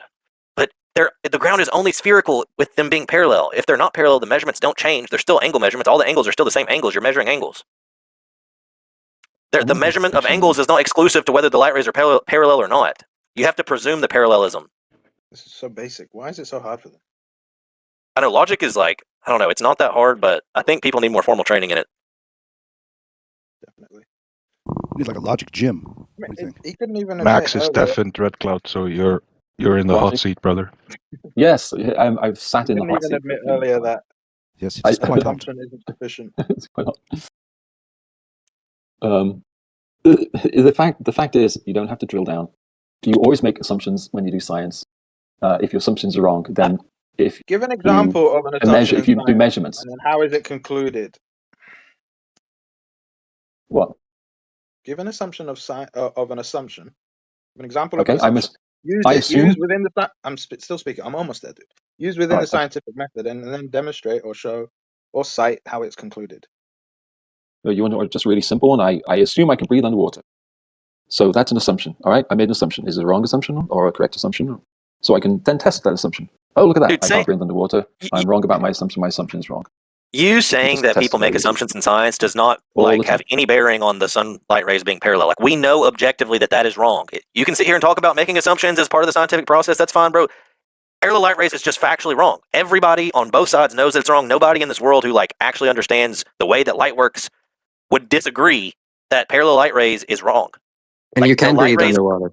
Yeah, the Yeah, light okay. rays coming from the If you sun have are not parallel. scuba equipment, you can. So stop like sidestepping the issue. The issue is that there's a false presumption in that derivation, and that's provable. RedCloud, can you? Why are you RedCloud, going can off you on this? steel man Wait, his RedCloud, can you steel man his rebuttal regarding parallel light rays? I don't know. Not really. I'm not even sure what Okay, he's trying to shut say. up. Then shut up. No, you shut up. If you Do you know I'm what having a parallel conversation means? with him. Why are you butting in? If you can't steel man your opponent's rebuttal and you're willing to admit that, then the next sensible thing is to step back. You don't have to No, the shut up sensible in a rude way. thing. But you The said sensible to step thing is back. for you to You're not shut up equipped. because I was having a conversation with him, not you. Yeah, but you're not equipped for what he's saying. We're a You're few not of us here. addressing his rebuttal, right? It's very straightforward. If you want to gather evidence for an assumption, then you gather evidence for that assumption. You don't just say there's Steel 10 man different reasons his rebuttal. why assumptions aren't. Yeah, you're acceptable. respectfully, you're just not even engaging the conversation. You're having a conversation with yourself. Like I gave you something that's of substance to deal with in this conversation. It's extremely relevant. It's actually the crux of your position, and you're just like not even talking about it and just going on in circles about the same dogma you keep repeating. We Here's the know that you problem. make Here's the- assumptions and test them. You just said you don't ever make assumptions in science. No. You just We make said assumptions that. and test them. I said it's not relevant to the point of the light rays being parallel because we know they're not parallel. So you can assume they're parallel and then go test it and realize that they're not. So the presumption based on parallelism must therefore be inconclusive or false because they're not parallel. I mean, if you make a logical syllogism and the presumption is parallel light rays and the conclusion is based on parallel light rays, if light rays aren't parallel, then your conclusion is automatically not based on, it doesn't follow. It's not sound. Well, what about this? What if you are wrong about that? And what if someone estimated the shape of the Earth or the size of the Earth really accurately? And then later on, like 2,000 years What later, if I'm wrong about what? I'm not wrong. We're not playing what if, bro. The light rays aren't parallel. So the third part of your syllogism is something Why like. do you keep saying what if? Like this is, I don't understand what you're arguing about.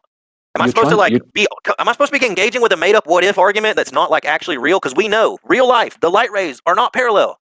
He's deflecting, dude. He just doesn't Yes, understand. and we know in real life that Earth isn't flat. He can't. Okay, bro. You're just using all this logic stuff. respectfully, you're and out of your avoiding depth here, dude. measuring You should the step Earth. back. You're out of your depth. He's not deflecting. He's refracting. That's good. But that would have to be part of your syllogism, right? Like is blah blah blah. Light rays are not parallel. Therefore, gravity's bending light. Therefore, refraction is affecting it. You know what I mean? Like you need to bring in something like that, don't you, as part of a logical train of thought? Now. Yeah, I would actually. Yeah, what I'd really like just thinking about it is I would like to figure out how much the light would have refracted from the sun when Eratosthenes did his experiment, and see how much of an effect that would make. Because how is it possible that he was able to do that? And according to our records, he was in guessed a it lab. within Deflected as much 3%. as you are He was able. deflecting from the conversation. Sorry, hold on, middle of a sentence. Hang on, sorry. And he was Yeah, able I'm to just trying to estimate get you it. back on track, man. You talk about Fairly- deflection while deflecting from the conversation. It's kind of ironic. You're trying to get lost in the weeds, and I No, think it's because you I'm don't taking want to see back the big picture. to what your opponent said. If you want to live in the weeds, that's fine. Live in the weeds. But I'm trying to No. draw conclusions, I mean, logical conclusions, not just stay in the weeds. Deride what I'm Arguments saying about all you like, refraction. but Piezo gave you something and you just don't deal with it. It's lazy. No, because it's like it's too. Dude, you're not listening. It's like you're not It's comprehending. stuck Bro. in- The you're all trying to- refractive. Listen, there is no refraction, bro. The light rays are parallel, bro. Parallel, right? Any refractive index is irrelevant, dude. Logically relevant. It's negligible. Right? Hold on, didn't someone say that right rails are not parallel? He already said he couldn't steel man it. They treat the light rays, right, like they're parallel, and so not only do they presuppose parallel light rays, they also presuppose the distance to the sun and the size of the sun. Eratosthenes These are all presuppositions, right? Eratosthenes did neither of those things. Premises that have not been verified to be sound. These are you don't have an experiment verifying any of this stuff, dude. You keep asserting it, and you keep using experiments.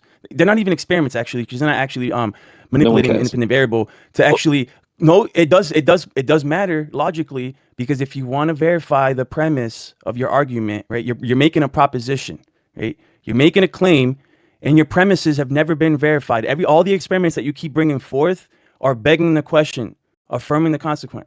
Why? Because the premises of your proposition have never been verified. That's false. Therefore, your argument is not sound. It's not false, bro. Parallel light rays it does not follow through. You can't untrue. assert the conclusion. You can't keep asserting the conclusion over and over again when you have no experiment that you've brought forth yet. Go ahead, bring one. That's right. That's completely false. First of all, I don't think anything you just said was true. Eratosthenes did not state the distance to the sun nor the size of the sun. That wasn't assumed. That wasn't in anything. No, he assumed parallel light rays, bro. He assumed parallel light rays, and look at that. Would you look at that? He got the size of the Earth almost dead on right. Now, Bro, how did he do that? You can't. Okay, you clearly don't understand. I'm going to spell it out one more time, and after Don't that, patronize me.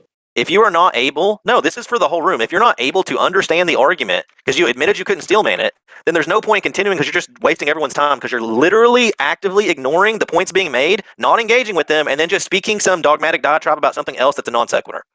This is why the parallel light rays is important. The entire way that people try to claim Eratosthenes measured the radius of Earth is because he took measurements of shadow angles from a source of light in the sky. He assumed, check it, he assumed that the ground was spherical and that the light rays were coming in parallel. And based on doing that, he was then able to use trigonometry in order to derive a circumference. If the light rays are not parallel, what does that mean? It means that they're divergent, which we know is true. Therefore, if you do trig using a divergent light source, the shape of the ground becomes a circle, not a sphere, and what you're measuring is the circumference of the equator. That's what he actually did. He measured the circumference of the equator. Whether that's the circumference of a sphere or circumference of a circle is dependent on whether you presume the light rays are divergent or parallel. That's the argument. We know that the light rays are not parallel, therefore it could not be a proof of a globe. While even though it may be a proof of a circumference that everybody can agree on for the equator, it has nothing to do with shape because the presumption of the light rays is incorrect.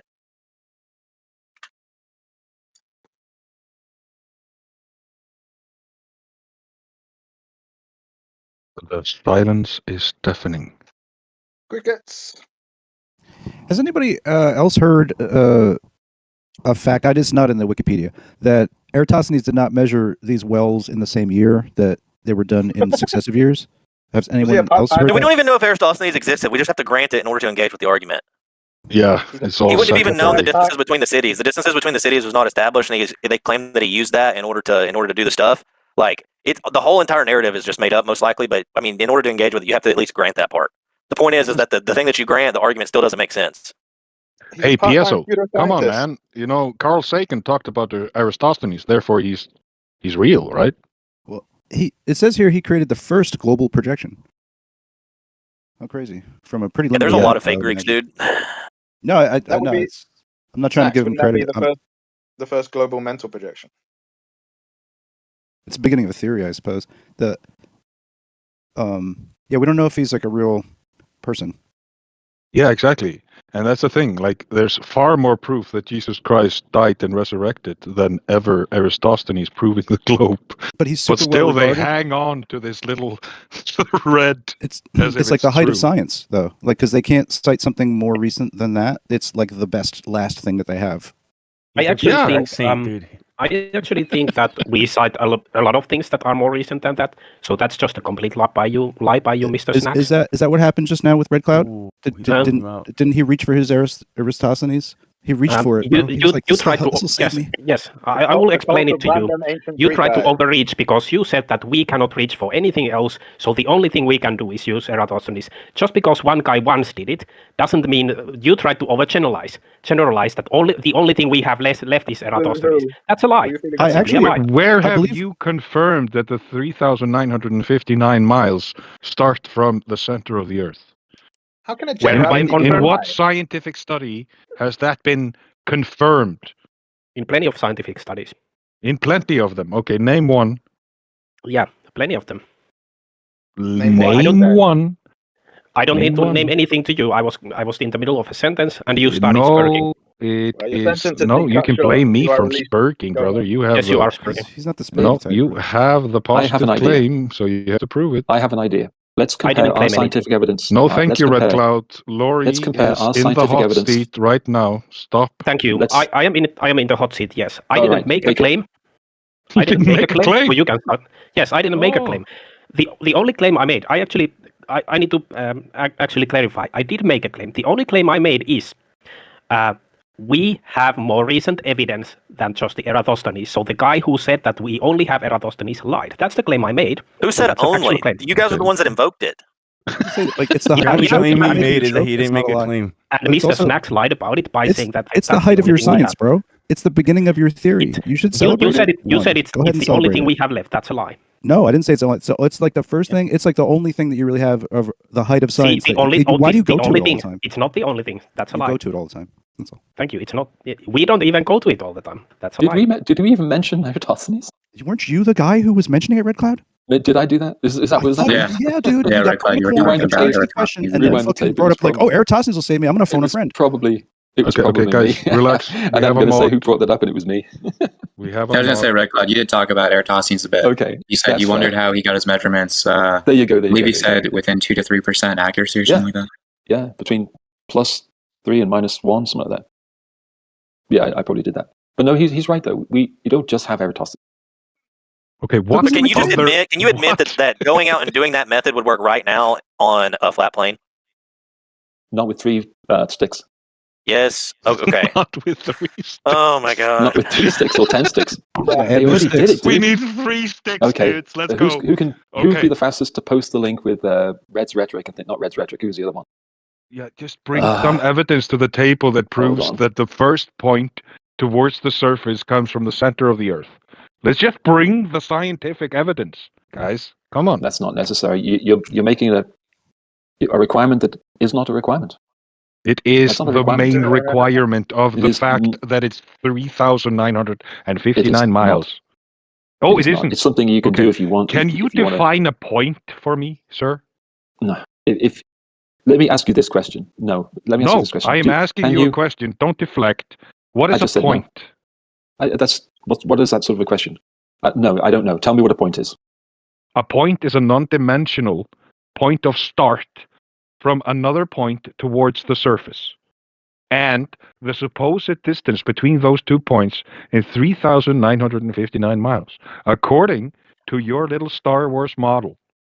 So, you have the positive claim of saying that your model depends on that radius. Therefore, please prove it. A model doesn't depend. A model depends on the radius. We only have a model because the measured radius. That makes the model. The measurements make the model. We have affirming that's your the answer, consequence. dude. It's affirming the and consequence. And then another logical fallacy. Yeah, you're using a logical fallacy to prove your point, sir. No, he's using a fallacy. He's using a reification fallacy to basically. It's just an endless stream of fallacies, and they don't lead you anywhere. You've got to have some measurements, and you haven't got any. And you have your ball, dude. You're just talking past everything we've said. The measurements you have are not exclusive. They are not exclusive to your position. They're not exclusive to your position.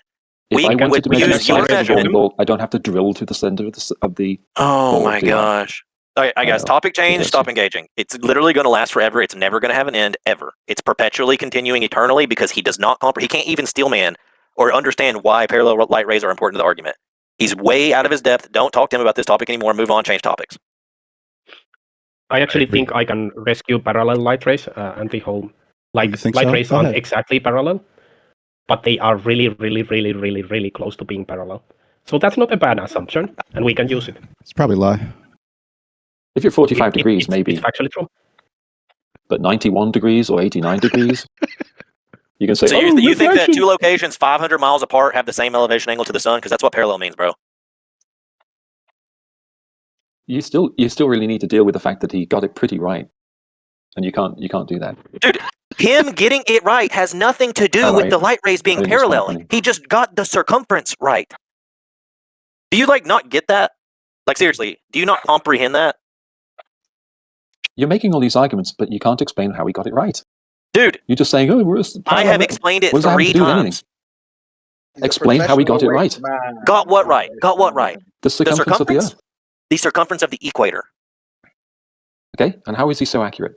Okay. If light rays are so inaccurate, right it's a big now, problem. Look. He probably knew it some other way. Right now. No, it has nothing to do with that. Y'all literally don't understand geometry. If you go outside right now, and you and a buddy 500 miles apart take angles to the sun, and you treat the sun as a local source of light, and all you're doing is measuring angles to it, and you treat the light coming in as being at different angles to different locations, and you use plane trigonometry, do you know what you will derive? You will derive the circumference of the equator without assuming any topographical shape. Actually, you could assume it's a flat disk, and it will work. From 2 points, that's true. Yeah, it's not a mutually exclusive argument. So you keep bringing it up as if it's proof of your position, and you're literally talking past everyone that's telling you it's not mutually exclusive. You can't use it as evidence against us and for you. It works equally in both models. So what's the point in bringing it up? The point of bringing it up is just to say that long before we were able to definitively measure the shape of the Earth, the size of the Earth, it was estimated a long time ago. That's all. And you're saying, that is the only way we've ever determined the shape of the Earth. This guy, which is completely false. Bro, I feel bad for you, dude. Literally, if you can't comprehend what's been gone over 5 times, I don't know what to say to you. All I want to say, if you want to just hang up and just do something else, or disengage on this, all I would say is, I really think I'm going to reply to that with just feeling sorry for you because you're stuck in the weeds, and you are hiding in the weeds to avoid standing up and seeing the bigger picture. Intellectually honest globers that are way smarter than you agree with me. Do they agree with you on the shape of the Earth? They agree with me that Eratosthenes' experiment, if you do not assume parallel light rays, would not be mutually exclusive proof of a globular topography. Well, that's not an argument for your side versus our side. It's just a fact. It's a fact of geometry. It's not about which side you believe in. I could be on your side. Listen, I could believe in the globe, and what I just said will still be 100% true. The fact that you're trying to use it as an argument is stupid. I'm trying to help you. Use it as an argument for the shape of the Earth. Oh my gosh. Don't help him. He wants to be stupid, or he's pretending. Either way, it's a waste of time. I'm literally trying to help you refine your own position so that you can have a more fruitful discussion, and you're just stuck on not conceding something that's an objective fact. Well, you know what? You guys think that if you concede anything that you lose. It's working out pretty well, isn't it? You think that if you concede any point about anything, that you lose, you can't concede anything to us. If you asked us what time it was and we told you what time it is, you wouldn't concede the time because you feel like you can't concede anything. I knew you'd say that it's working out pretty well, hasn't it? It does seem to be, doesn't it? It does. Yeah, it's called a pragmatic fallacy. I knew you'd say that. I know, and it's another logical fallacy, but in the end, how come you can't prove your position without having a ton of errors in your reasoning? I never at any point use Eratosthenes as evidence to the shape of the Earth. But also errors. Because no one in modern times is going to say, we know the shape of the Earth because Eratosthenes. I asked, how come you can't prove or show evidence for your position without any errors in your reasoning? But instead of just being scrutinous of your errors, you have so many that are stacked up that you just said, F it, I'm just going to keep making these errors because I already have so many. It doesn't matter. Because I have no errors. Because we have evidence that the Earth is a sphere. And so if you're talking about errors, you're deep in the weeds. Infallibility? Yeah, you're infallible if you have no errors. When people point out your errors, what you do is you hand wave dismiss them. But you do have errors. To say I have no errors is to say that you are God. Yeah, I never said I had the no thing errors. is you're All I'm not saying intellectually is, honest, bro. You're not Hang on, intellectually honest. you did say you have that's no what we gotta errors. go to. You're not honest. You said that verbatim. I have no errors in that we have evidence that the Earth is not flat. And so if you want to cite some errors, they don't draw. Oh, okay. So they you were don't just lead us. equivocating So what let I was talking me just get about. the sentence out. Let me get the sentence out. If we have so-called supposed, no logical fallacies, please. If we have the supposed errors, they still led us to be able to determine the shape of the Earth. So if the errors are so bad, then we would not be able to determine the shape of the Earth. Okay, so what you're doing is you're equivocating. You took the word errors, you twisted the meaning, took it to a different context, and then you refuted that. I was talking about errors in your reasoning, and your response was an error in your reasoning. This is ridiculous.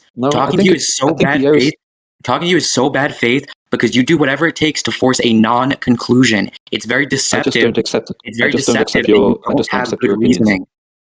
I just don't blindly accept your opinions. I'm just stubborn that way. I'm not asking you to. Yeah, so like what you're doing is like obvious, blatant, intellectually dishonest trolling, and we're all going to stop engaging with you on this topic now. Who wants to talk about something that doesn't involve faggotry or retardation? I want to know how Snatch's dinosaur does this. Raising my hand. With that name, that's what you're going to say. What's up, Gilly? Yeah, I'm good, brother. How are you, man? Yeah, bro. Just like Elijah mocked the with that prophets name, of Baal. that's his attitude. Yeah, I'm going to mock you for your dishonesty, just like Elijah mocked the prophets of Baal on Mount Carmel when they thought that they were God. So Mr. Jesus Christ, you accept the assertion that the conversation that you were part in was faggotry and retardation. How much of that was on you? No, the behavior of people here exhibits that. No, I think he's talking about how much your behavior is that? None of mine, because I'm not a faggot or a retard. Was from RedCloud. Speak like you know what you're I've done no name calling. Faggotry and what was it? Retardation.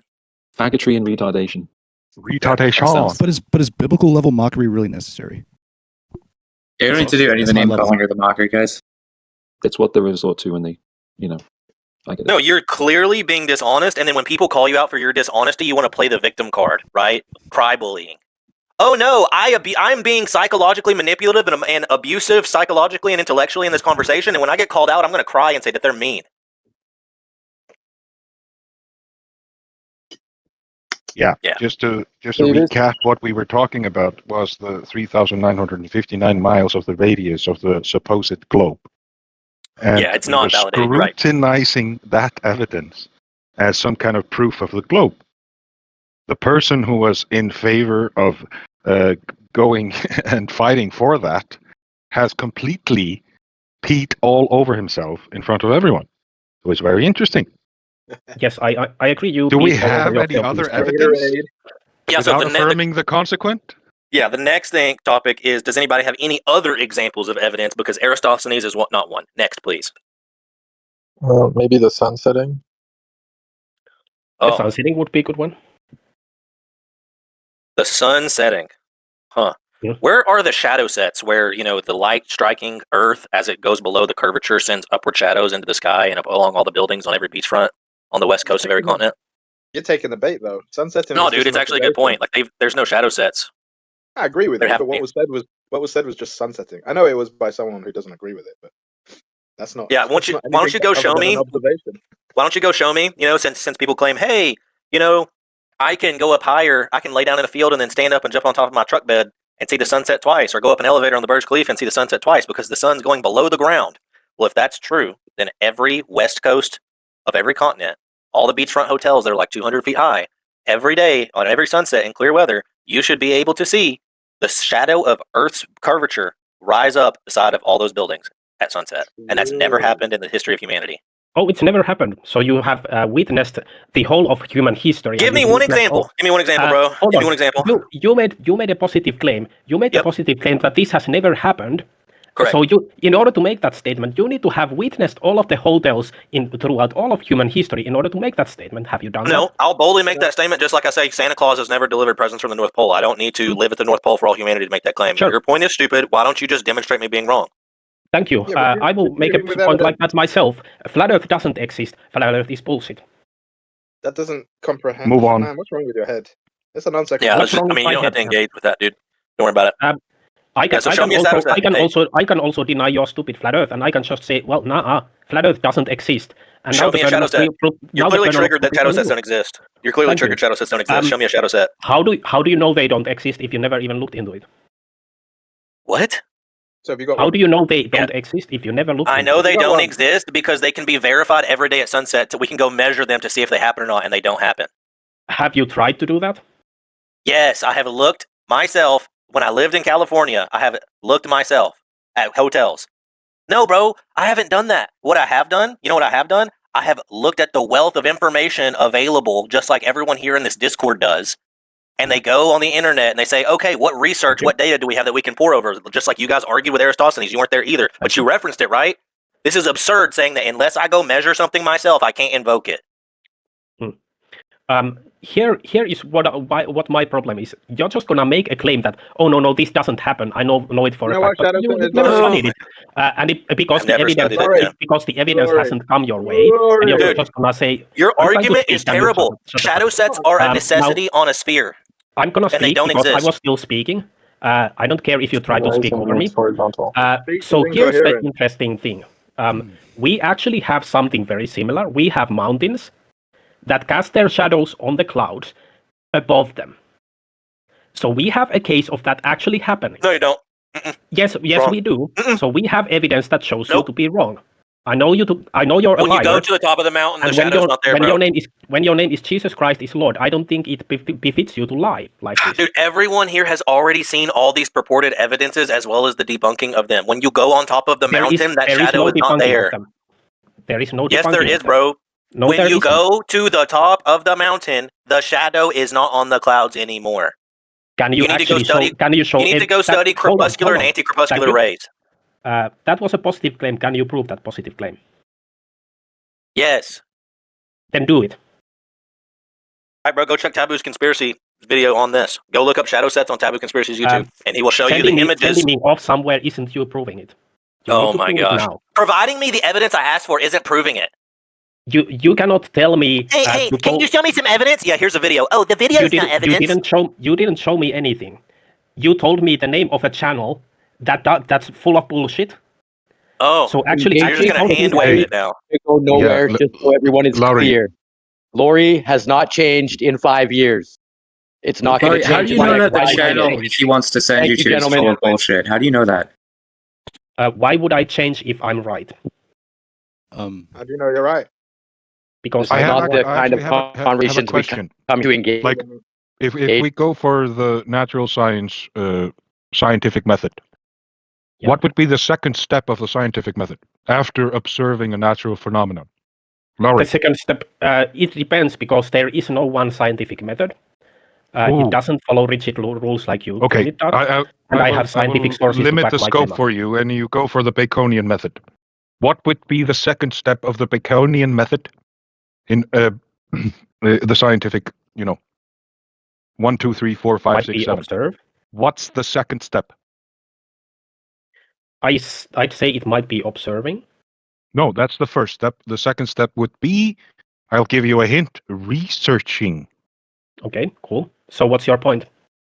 My point is that Piezo appealed to researching what scientific experiments have been done on the observed phenomena that was seen. Yeah, and then he gave you a YouTube video pointing to the very fact of the observed natural phenomena, and you just hand-wave dismissed it, didn't you? I can clarify that. Here is what I'm actually doing. He didn't post me the actual video. He sent me one channel. He didn't say what video. Like, this guy could have thousands of videos on hundreds of videos. I'm just gonna have to randomly look for. Like, in scientific research, you quote the exact paper and the exact page number. So if you are trying to give me a source for me to look at, you will post the exact video. If you don't do that, then you didn't give me anything yet.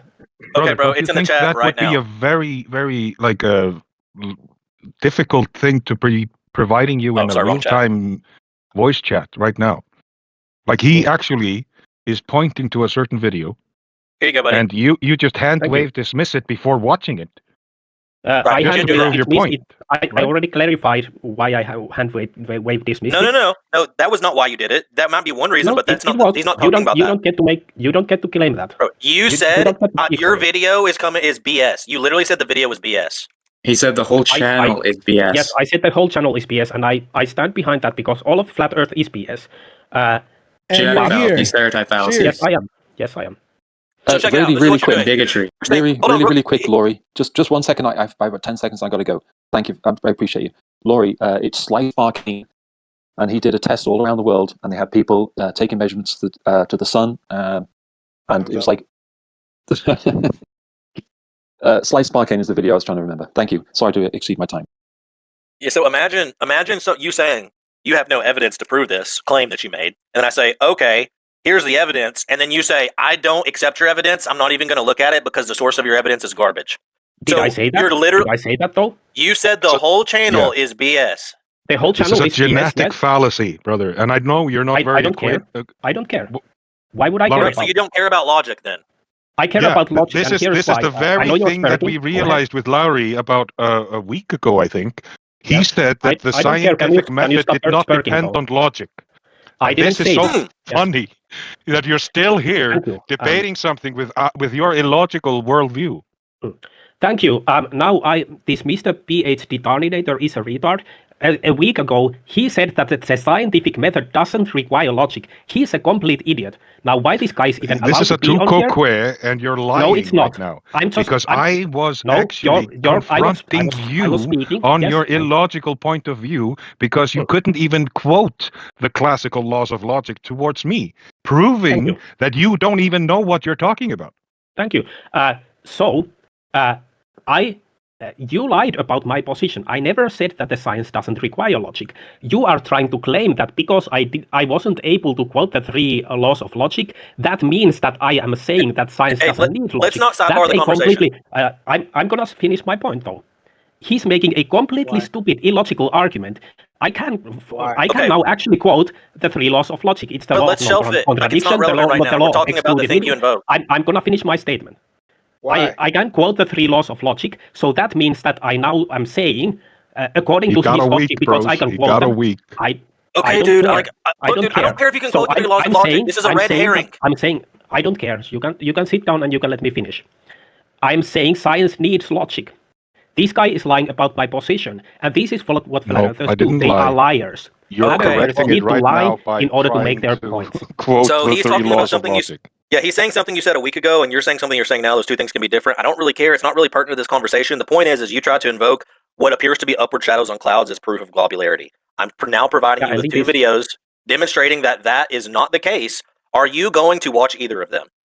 Yeah, I will watch both of them. Okay.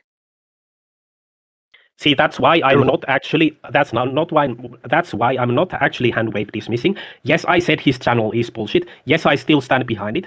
But because you gave me the sources specifically, I will look at them. Okay, and here's your chance to prove that you're good faith. You haven't watched them yet. Okay, we'll give you the chance to watch it. But let's just presume, right? Because this is the sake of the argument. All right, we're saying that these videos show that your claim is false and that that's not actually proof. So, assuming this is how you engage, assuming that quote unquote upward shadows on clouds from mountains are not actually that, right? And that there is no shadow set of Earth curvature rising up every sunset. If that's the case, how do you explain the lack of that happening on a globe? I'm not sure how we would explain it. It would definitely be a problem. Wow, that's probably the best good faith response I've gotten from you all day. Yeah, that was very good, man. That was very good. Yeah, I will return to the conversation later. It's actually quite late here. I will watch the videos and we can talk about this later. Thank you, Laurie. We got awesome, Laurie admitting that. We got him admitting that if there is no shadow set, then that's a problem for the globe. So I think it's the most progress we can make today. Yeah, and I just wanted to reiterate what a genetic fallacy would be. So I would, if I would be considering a genetic fallacy, I would say like, Einstein married his cousin, therefore his whole general relativity claim is false. That would be a genetic fallacy on my behalf. Logically racist. Logically racist. That's retarded. All right, what's next? That's why I'm here, brother. I'm detargeting the whole room. Well, does your engine have enough torque to deal with that? I'm trying. I'm trying my best. What other proofs do they have?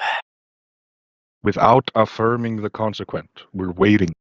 Yeah, I mean, like the without being fallacious is inherent. Like that's inherently implied in everything we ever talk about, ever. So we don't need to like explicitly say, "Hey, without using fallacies, prove this." Right? Like everyone's assuming that the fallaciousness is not included. Exactly, man. Have you really gone down that road of trying to figure out logical fallacies, Piezo? What do you mean, figure them out? Just read. Like I have a list of 147 logical fallacies, and I can share them if you want. No, I don't study them formally that much. I just know like the main ones. No, it's not about pointing them out. It's about like realizing them yourself and then start speaking from a point of non-logical fallacious thinking. Can you actually quote the laws of logic? Jesus Christ is Lord. Formally, no. I mean, the law of non-contradiction is one. I think there's like a law of excluded middle, and I don't remember what the third one is. Yep. See, so you are now saying, according to this other guy, you are now claiming that science doesn't need logic because you couldn't quote them. Still butthurt. He can't let it go. Way to go, Christ. Way to go. Glory, he called you out. good Lord. He's still pointing to the fact that he couldn't quote the laws of logic, and then trying to project it onto you, Piezo. But see, the thing is, dude, I'm just making a point. Making a point that your argument about it is stupid, Mr. Determinator. I mean, that was a red herring, Lori. But the thing that's funny about logic is like I don't need to use anyone else's formalism in order to employ logic. Exactly. Because logic is universal. Yeah, and that was my argument as well. It's more important to apply logic than to be able to quote the laws of logic. You don't know what it is. How are you going to apply it? Like the law of identity. Like how are you going to apply it if you don't know what it is? Exactly, simple, bro. It's very simple. We all make arguments even before we start studying logic formally, don't we? Yeah, so you kind of already know how it works make before bad you arguments. study it formally. The arguments are bad. What's the law of identity state? Listen, I'm not going to argue with you, Laurie, as well in regards to we use it all of the time, whether we know it or not. But if you're gonna try to like adhere to it and not violate it, then it would be good to know it. Yeah. So you disagreed with me, but now you're saying I'm actually right. But you can't help but use it because it's universal, like somebody else pointed out, and it applies always. Exactly. Exactly. So I don't need to know it. I just need to apply it. Yeah, but you need to know it to apply it, dude. It's like that's if I were to say like I don't need to apply it and I do need to apply it at the same time, you'd be like, yeah, it's fine. It's kind of there's a passage in the Bible. Actually, there's kind of a biblical parallel here. It's more important to follow the law than to know the letter of the law. And he's saying, no, you couldn't quote the letter of the law. Therefore, you're saying the Bible even doesn't speak about the law at all. Look at Laurie trying to shift the Bible. Wow. Can I reply? So like, if you're conducting an experiment and you don't understand the difference between the three laws of logic and how they apply universally, how are you going to conduct an experiment without being logically fallacious, sir? Hold on, real quick. Not that I'm on Lori's side.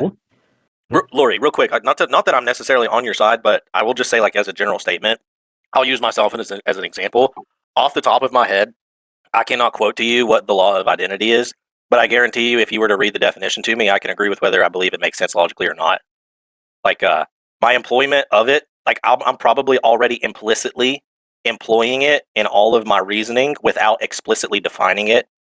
And like, I guess my point is that lack of familiarity with a particular formalism or convention is not the same as lack of like reasoning skill or logic skill. Because if a person still employs the logic or is able to point out fallaciousness without albeit without the same framework other people like speak about it in, then they're still using logic rigorously and truly, as long as they're not being fallacious. I will just let me just read this out for you, everyone here. So we have the law of identity. A thing is what it is. A equals A in any given context. An entity retains its identity. For example, a tree is a tree. I am me. Piezo is Piezo. Laurie is Laurie. I can never become Piezo. Piezo can never become Laurie, and Laurie can never become me. There's a law of identity. The law of non-contradiction. A statement cannot be both true and false at the same time in the same sense. Law of the excluded middle. Every proposition is either true or false. There is no middle ground. Law of sufficient reason. Every true proposition has a reason or cause for its truth. So these are the 4 laws of logic, not 3. What's the 4th one called? The law of sufficient reason. Okay. It kind of implies a god, right? It's my favorite one. Yeah, that one. Exactly, man. Everything has a reason, right? What happens in the education system and society at large is that they've been convinced that the rhetoric that they use is equivalent to reasoning. So they don't realize. And then when you put it back in their face, only if their comprehension is high enough and their honesty is high enough will they ever admit it. Exactly. I say it, therefore it's true.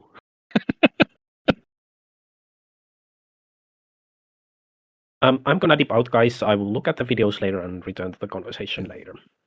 Thanks, What about the law of, I love you, brother. No muss, no fuss? What about the law of kiss my grits? I don't know that one. The law of detartination is the fifth law of logic. Always detartinate yourself. That's your. So, like, Jesus, what do you think? Like the law of identity. Do you bring that? Like, do you think that's violated in the conversation where you're saying, like, implicitly, when people say, "Well, gravity is mass," like mass is gravity? Is that like what would that be? Would that be identity violation? That would be a violation of both. That would be a violation of law of identity and law of non-contradiction. They love to throw them in everything they do. It's an ontological error too. Matter can never be a cause. It's just independently there.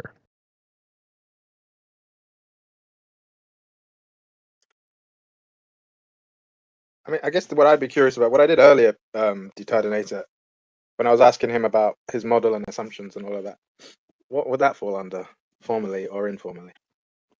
Because you were speaking about the ontological difference, like what's the ontological proof of the globe, right?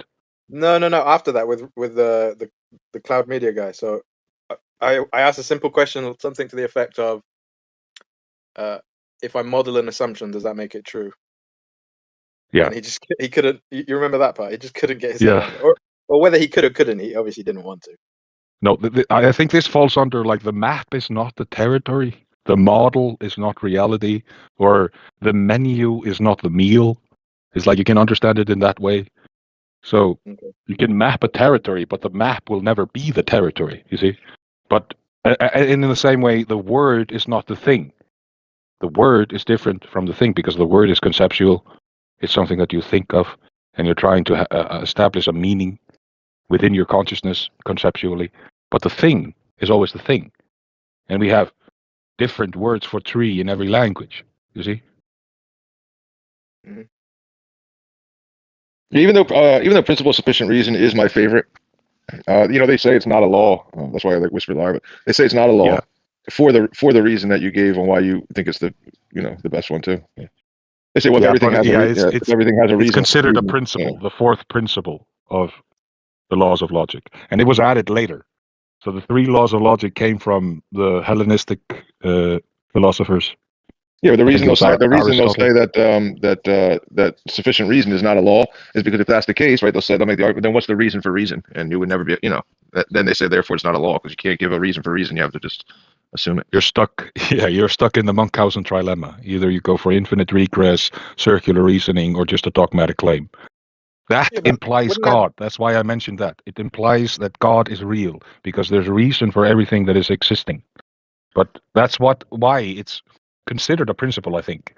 Why the irony is there's a reason that they're saying that it's not a law of logic, and that's and then we know why. Reasoning is sequential, logic is sequential, and that in and of itself implies if there's a word stronger that imply, you can put that in there, but implies that it had to have a beginning, and it couldn't have begun in and of itself. So therefore, never have begun it. Yeah, we will not allow the principle of sufficient reason because of that. I think the sequential logic thing and how you can relate that to language and alphabet to numbers, and that even and that cyclical comes under sequential, and that sequential has to have an origination and can't self-originate, is one of the best things. But obviously, it's going to trigger everyone and their mother. Yeah, and things like mind presupposes matter, but in the evolutionary terms, matter created the mind, but matter can never create the mind. If you go for philosophy, the mind created matter, and then you have the deductive understanding of reality. But if you go for the inductive, which was Bacon's or Sir Francis Bacon's initiative of trying to remove deductive reasoning from the curriculum, making everything inductive based on the generic and then going to the general. So they couldn't go from general to generic anymore because the general would imply a God and a beginning, So they had to go for, okay, let's go from the specific to the general, going the composition fallacy. Sorry to cut you, but I know what the word is. I couldn't think of it at the time. It's not implies, it's necessitates. Yeah. I agree. Sequence and then sequential logic, which are kind of related and one and the same to some degree, is just a matter of fact. It's objective. The necessity of that is an originator. Yeah. That implies that the mind is not human. It needs a mind to exist, and it's objective.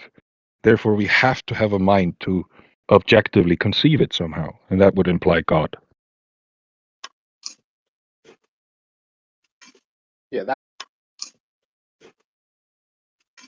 That which doesn't self-originate has to have got its properties from that which is not itself. Not that hard. Exactly, brother. Well, apparently it is, but it shouldn't be. We're still waiting for a proof of the globe without affirming the consequent. We're still waiting for a proof of the globe without affirming the consequent. Yeah, you're waiting for nothing. That's not very logical.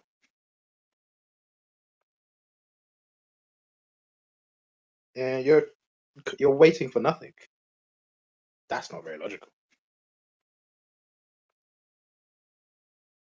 I'm just giving them a break, bro. Giving them a chance in hell. Well, if they're already there, they don't have a chance, but fair enough. No, nobody's speaking up because they know, probably. And we're planting some seeds, hopefully in a fertile ground. And even shit is fertile, so let's go for it. Biblical, but like, I don't believe that this topic would be allowed to have air without its connection to the Bible. I think that it makes this something that is not merely a scientific or logical, or it's not merely all that. It also involves religion, spirituality, and stuff. Right? You get that. That's why this channel is probably called what it's called. I'm Ruhif. Hello. Piezo, shall we hijack quickly? Oh, he's gone fucking deafened. No, he's gone and deafened, yeah. Well, soon he will be back, and you two shall go at it for a bit. Oh, I just want to clarify what he wants. I mean... We're just waiting for a proof for the globe without affirming the consequent.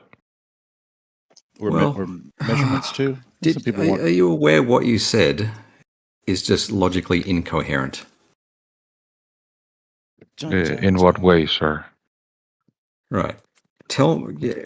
If I have a hypothesis, right, that has, it proposes to explain something, my logical steps, right, are if my hypothesis is true, then the hypothesis will make predictions and I go and test those predictions in reality, right? So if my hypothesis is true, I expect something in reality, right? I go out into reality and I test it and I find out it is the case, right? According to what I think your logic might be, is I saw what I expected in reality, therefore my hypothesis is true. And that is affirming the consequent. You propose to prove an explanation about reality. Well, basically, I'm just asking you for proof of the globe without affirming the consequent. I don't know what's logically fallacious about that. I've just explained how that's incoherent, right? Do you have a logical set of steps to the explanation of reality, right? You have a hypothesis. If my hypothesis is true, I expect X. I see X, therefore my hypothesis is true. Right? How do I get around that? Instead of jumping to the third step of the scientific method, let's just observe a natural phenomenon. Let's start there, brother. Sunset. What's the natural phenomenon that you're observing that you then research and then create a hypothesis based off? Sure. Looking at sunset. a cause and effect relationship and asking a question. For the fourth time, sunset. Go, next. Is that an Sunset. experiment? No, Yeah, the he asked for sunset is the an natural experiment. No. He asked for the natural hypothesis, the natural phenomenon. Okay. Sunset. Right? I propose that this, I don't know, propose the Earth's a globe rotating, and that's what causes the sunset. Okay. So how are you going to test that? Affirming the consequent. Oh, this is the point. Fuck! Did you listen? You can't stop and start the globe spinning to frickin' prove it. So what the hell are you even talking Right. about? We'll get to that. Hold on. We'll get to that part. When you mention hypothesis, you're assuming scientific method, correct? Sure. I'm just trying to give you an explanation Okay. for reality. So then the next step is experiment. What are you going to do? Well, it doesn't have to be. You're Okay, on this then what's your narrow. next step? Is to propose a method, right? hypothesis. That hypothesis makes predictions. How are you going to test it with the sunset? Well, okay. My hypothesis is the Earth is a rotating globe, right? My experiment, right, to test that is if the Earth is a rotating globe, then I expect weight change with latitude. That is my experiment. And other things cause weight change with latitude? Can you just They stick might. on the shadow sets? You're changing it again, bro. What about the shadow sets you came in to No, talk about? we're talking about the logical proof of something. If you want to talk about shadow sets, that's what I came for. So I can talk about that if you like. But this dude thinks I can prove something, prove an explanation, which you logically cannot. What? That's a wild thing to say, Ruhif. Can I jump in real quick and ask something? Just real quick. So what Gilly is saying is basically you need to have some way, some globe proof without affirming the consequent. You're saying that's impossible. That's fine. But the thing that bothers me is people saying like you're saying you have a hypothesis, right? Yeah. What's the cause and effect of a shape claim? Like how do you? No, that's just measurement. No, that's how do you have a misunderstanding of what it is, right? That if I have a hypothesis, the hypothesis makes predictions, right? I test those predictions. Yeah, I manipulate my latitude. I don't manipulate the Earth rotating or the Earth a globe. That's silly. I don't manipulate the hypothesis. I manipulate things in my experiment. Two different things. But what the question really comes down to, Ruhif, is how do you know it's a globe first? Right, because all the evidence points to it being a globe. So do you understand my point, right? If my hypothesis is true, I expect X. I see X, therefore my hypothesis is true. Do you understand the problem with that? You're not manipulating any variables to cause you keep jumping everywhere. You're jumping everywhere. Please pick a topic. You're just jumping to the hypothesis. Before y'all go off on these tangents about latitude dependent like gravimetric weight changes and stuff, can we just like let him try to demonstrate his proof of the shadow sets we were already talking about before he joined? Because that's what he came here for. Oh yeah, yes, you guys. That is what I came for. Right. Yeah, you I want did to say check with you Piezo. wanted. Yep, go ahead. Right. What exactly are you after? Like, if I got you a picture of the sun being below horizontal, would that satisfy your request? No. No, it's about shadow sets. So what we need you to demonstrate that shadow sets occur. What I mean by that is that the shadow of Earth's edge rises upwards on topographical features such as skyscrapers and mountains and can be tracked rising bottom up at sunset. Okay. Haven't you seen that on a mountain before? No, I haven't, and I would love to see it. And these NASA Shield tried to share some stuff about pictures of what looks like upward shadows being projected on the clouds from the ground. But we're saying that when you get on top of the mountain, you can't see that effect anymore. Any photos taken from on top of a mountain always show the shadow being below it. So the thing from being in the mountain shadow on the ground is a matter of perspective. So if you like the shadows on the clouds thing is not a proof because it disappears when you get on top of the mountain. But if it happens on clouds, it should also happen on mountains and on skyscrapers and on other tall things every day at sunset. Yeah, I've definitely seen it happen on mountains. There's video footage of that floating around somewhere. But if I show you that, is there any other Like, are you going to claim that maybe the mountain casting the shadow is taller, and therefore the shadow is kind of going downwards? Well, it would need to be the tallest mountain, right? Like it couldn't be like a shadow from a nearby mountain on that mountain. It would need to be the shadow from Earth's edge. So like if you're in a mountain range and you have shadows from other nearby peaks cast on that peak, like that obviously wouldn't be proof. Right. So you basically want the shadow cast by the ocean would be the ideal thing, right? Yeah, like that's why like going to like the west coast of a particular continent and going to like the skyscraper buildings is like the best way to do it, but that doesn't happen. I can't get that. There's one of Mount. I can't get that because I'm in Sydney. I think there's one of Mount Fuji. Let me see if I can find it. Yeah. Because in my opinion, just capturing the sun below horizontal would be equivalent to the shadow set, which I can do in the morning and have done in the morning. Yeah, I think like the west coast of the United States or any other continent that's like really far. I think probably the U.S. would be the best because it has the greatest distance from any other continent on its west coast. There's like really tall buildings. Would you accept a sunrise? A sunrise doing what? Going top down, starting from the top and then reducing. Yeah, somebody's modded out the atmospheric layers and found phenomenon. I would say Mount Fuji would be great because it's right on a big island, so you got water in all directions, and it's a real tall mountain. Yeah, I'm trying to think about the Fuji thing because I'd have to look at a map to see like what's nearby. Because depending on the distance from it, you could maybe get shadows cast like halfway up the mountain. And I don't know, like I don't know the specifics enough. That's why I said like a continent that's like near the ocean and separated by other continents, like the west coast of Australia or the west coast of America or the west coast of Africa would be really good because you know that there's nothing nearby in the line of the sun. Yeah, but I mean, a sunrise would just be the opposite, and I can only get you a sunrise, really.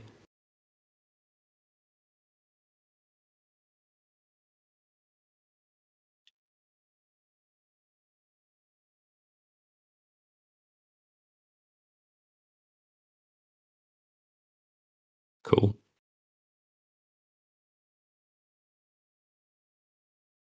I think it'd be very easy with all the cameras that are present at beaches, especially like public cameras, traffic cameras, hotel cameras, weather cameras, bay cameras, etc. It should be easy just to find a camera anywhere pointing at those high rises that are on the coast. Maybe. Yeah. Like this has been like an open challenge in the community for years too. Like no one's ever demonstrated this like a shadow set. I just don't think it's controversial. We've captured the sun below horizontal stacks of times. But do you agree that the sun would have to cast the shadow of Earth's edge if it was going below the Earth? Oh yeah, but you're talking about like belt of Venus stuff now, right? No, like there would be a point. Shadows never rise above the objects casting them. And if the sun went below the object casting the shadows, okay, so let's see that evidence. Yeah, like I said, I think it's equivalent to having the sun below horizontal. Yeah, like do you agree with that? Like people hike Kilimanjaro, they'll be above the clouds, and the sun will be below the clouds. And then when, like at sunrise, the sun comes up above the clouds, but before that, it's below the clouds. That's fine though, because when you get really far away, everything converges. So the shadow actually shows the physical light stream. So if you can get a shadow being above the object casting it, that's like what we're looking for. But you said converges, right? You said converges. It doesn't converge. It goes below. Yeah. The ground rises up and the sky drops down. To what? The ground rises up to what? To the midpoint. Right. And I'm saying it's below horizontal.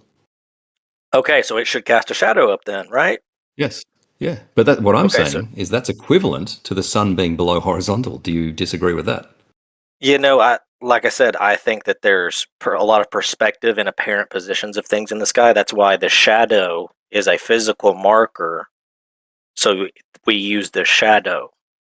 Okay. I don't see how they're not equivalent. I think that's pretty harder. But anyway. I think the difference is one of them we have right now, and one of them maybe that we don't have. But I agree. I feel like being below horizontal is a pretty clear. Yeah, I have a memory of Critical Think doing a shadow set on like a water tower or something. I'll ask him. But yeah, I did not think this was controversial. Right, we've captured the sun below horizontal a million times. You know.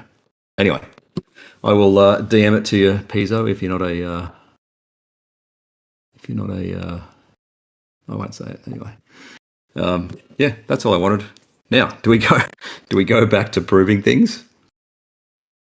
By the way, Ruhiv, I just want to thank you for being cordial. It's a real nice, refreshing treat compared to what we've had.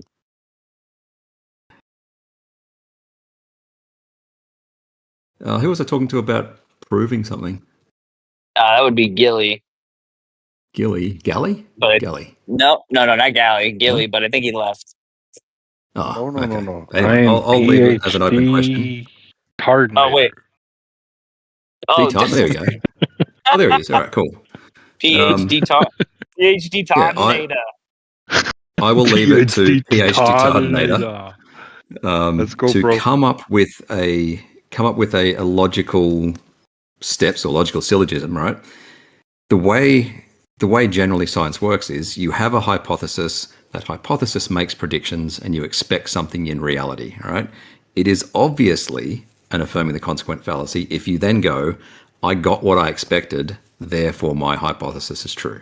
So if you can DM me some logical set of steps, how you prove an explanation, then we can continue. All right. Well, I don't have to DM anything to you. I can just ask you, where's your first point in the 3,959 miles supposed radius of the circumference of the globe? Where do you derive that point from? Right, meridian arc measurements. Meridian arc measurements. Yes. So no, Ruhiv, I think you're misunderstanding what he's specifically asking. He's like basically saying, like, if you got a ball, like a radius is like phone call. Sorry, 1 minute. Okay, please listen. Whenever you're saying the hypothesis stuff, you manipulate a variable, then you see the significance of manipulating a variable in the cause and effect relationship. So it's not biased, and then you're like affirming the consequent. You literally manipulate the variable. You make predictions of what you think will happen, and if it actually happens that way, you document it, get the significance, and then you come to that conclusion. It's not like some affirming the consequent where you already know what happened, so then you just explain that phenomena with X explanation, whatever. You literally manipulate a variable. Well, I agree. What's a good experiment that proves flat Earth that does all that? Yeah, give us one of those, and we'll show you that it's either not proof or you're affirming the consequent. We're not going to go for a Tuco query. We're going to focus on the globe model. Fine. Let's just. How about we just focus on logic, right? How do you prove some explanation where you have to make an inferential leap? Why should you leap? What? And you can just confirm. If you see something in reality, right, and then you go, I wonder what could cause that, you're making an inferential leap to a hypothesis. Once you do that... That's what you are doing, brother. That's what you're doing. That's the tell me how to do it properly then. Tell me how to do it properly then. Sky, and you're deriving from what you see in the sky as what you're standing upon. Yes, and you're just tell saying, me how to do it properly then. Everything in the sky is what I think is a globe. I can't prove it, but I can look at it through binoculars or some kind of a device to look at what's up in the sky. And I'm like, oh, that's what's going on here. I'm affirming the consequent when doing so. Yes, tell me how to do it properly. Tell me how to do it properly. You just accept the fact that you don't know. And you cannot derive now we're getting into epistemics. Any ideas about what you're standing upon based on what you look up in the sky without affirming the consequent. Dude. Just tell us how you did it. I'll say it one more time. I'll say it one more time, right? All right. To prove something about reality without affirming the consequent, no matter what that explanation is or hypothesis is, tell me how to do it logically to prove it. Give me the set of steps, regardless of whether it's flat Earth, globe, fucking whatever. We had the first step right. So I agree with the first step you just said, right? You observe something to happen, right? A natural phenomenon. Hey, I see a sunset, right? Now I want to figure out what caused that, right? So you want to establish the cause-effect relationship. So no, not necessarily cause effect. You want to establish a for it to be hypothesis. true to the scientific method, right? No. You have to be able to manipulate the independent variable, right? So what is the independent variable? Hold on. What is the independent variable of a sunset that you can manipulate? Depends what your experiment is. The hypothesis is not your independent variable. This is where you guys fuck it up. Nobody thinks that. What are you talking about, dude? What do you mean nobody thinks that? What do you mean? That a hypothesis is your independent variable?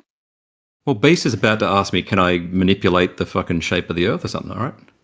No, I'm asking you, what is the independent variable in your hypothesis? You're There's the one that no brought up independent hypothesis. variables in hypotheses. Hypotheses do not have independent variables. Okay, so you have observation, question, hypothesis, experiment, conclusion, result. In the hypothesis, okay, you're going to hypothesize, that this is going to cause this to happen, right? Depending on whatever experiment you want to do. Then my hypothesis you're gonna makes do the predictions. experiment I test the predictions. using an experiment, which you manipulate the independent variable, see it's the dependent Yes. variable. Then you concluded, do statistical analysis on that experimental results, and then you draw a conclusion. You either reject or fail to reject a null. Yeah. What like what's your name? Rohypnol. Like Roofie, the whatever. Yeah. Yep. Roofie. Like the date rape drug. Yes. All right. Great nickname, brother.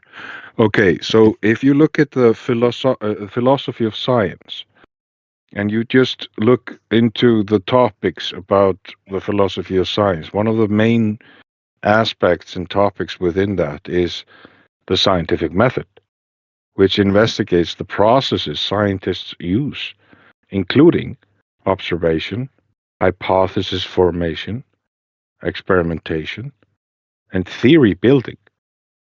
Debates in that topic focus on whether there's a universal method or if it practices vary across disciplines. So when we're talking about the philosophy of science and what you're appealing to when you're a scientist proving the sunset as some kind of an experiment, you would have to go into that, I right? didn't say the sunset was an experiment. You asked what the natural phenomenon was. I said sunset. All right, cool. It's an experiment. Okay. Right, as soon as you invoke the word hypothesis, right, now you're entering into the scientific method. Okay. There's certain things that entail what a hypothesis consists of, right? It's independent variable and dependent variable. No, you can't have that's an you can't have experiment. Dude, I just tagged you in it. Look, you need to have is that both AI defined. rubbish? No, you need to have both defined in order to have a proper hypothesis. Is that AI rubbish? Yeah. No, that's No, it's not rubbish. I'll get you a citation. Jeez, I'm on my phone. I'm waiting Yeah, for the well, bus. I'll find a citation that says promise the you, other bro. opposite, right? I'll find a Listen. citation that says the opposite. Do it. Okay, but listen, hypothesis should be Guy says structured as that a clear manipulating precise, independent variables is not required for relationship science. between specific variables referencing the population being studied. The independent variable, which you change and manipulate, the dependent variable, what you measure or expect to change, and the predicted relationship between these two. So in the hypothesis, you're going to have independent and dependent variables. No, Taylor. Yes. My hypothesis is that Earth is a rotating globe. Right? My hypothesis is that Earth is a rotating globe. My test of that hypothesis is an experiment. In that experiment, I manipulate a variable. Yeah, what's your presumed cause of the Earth rotating then?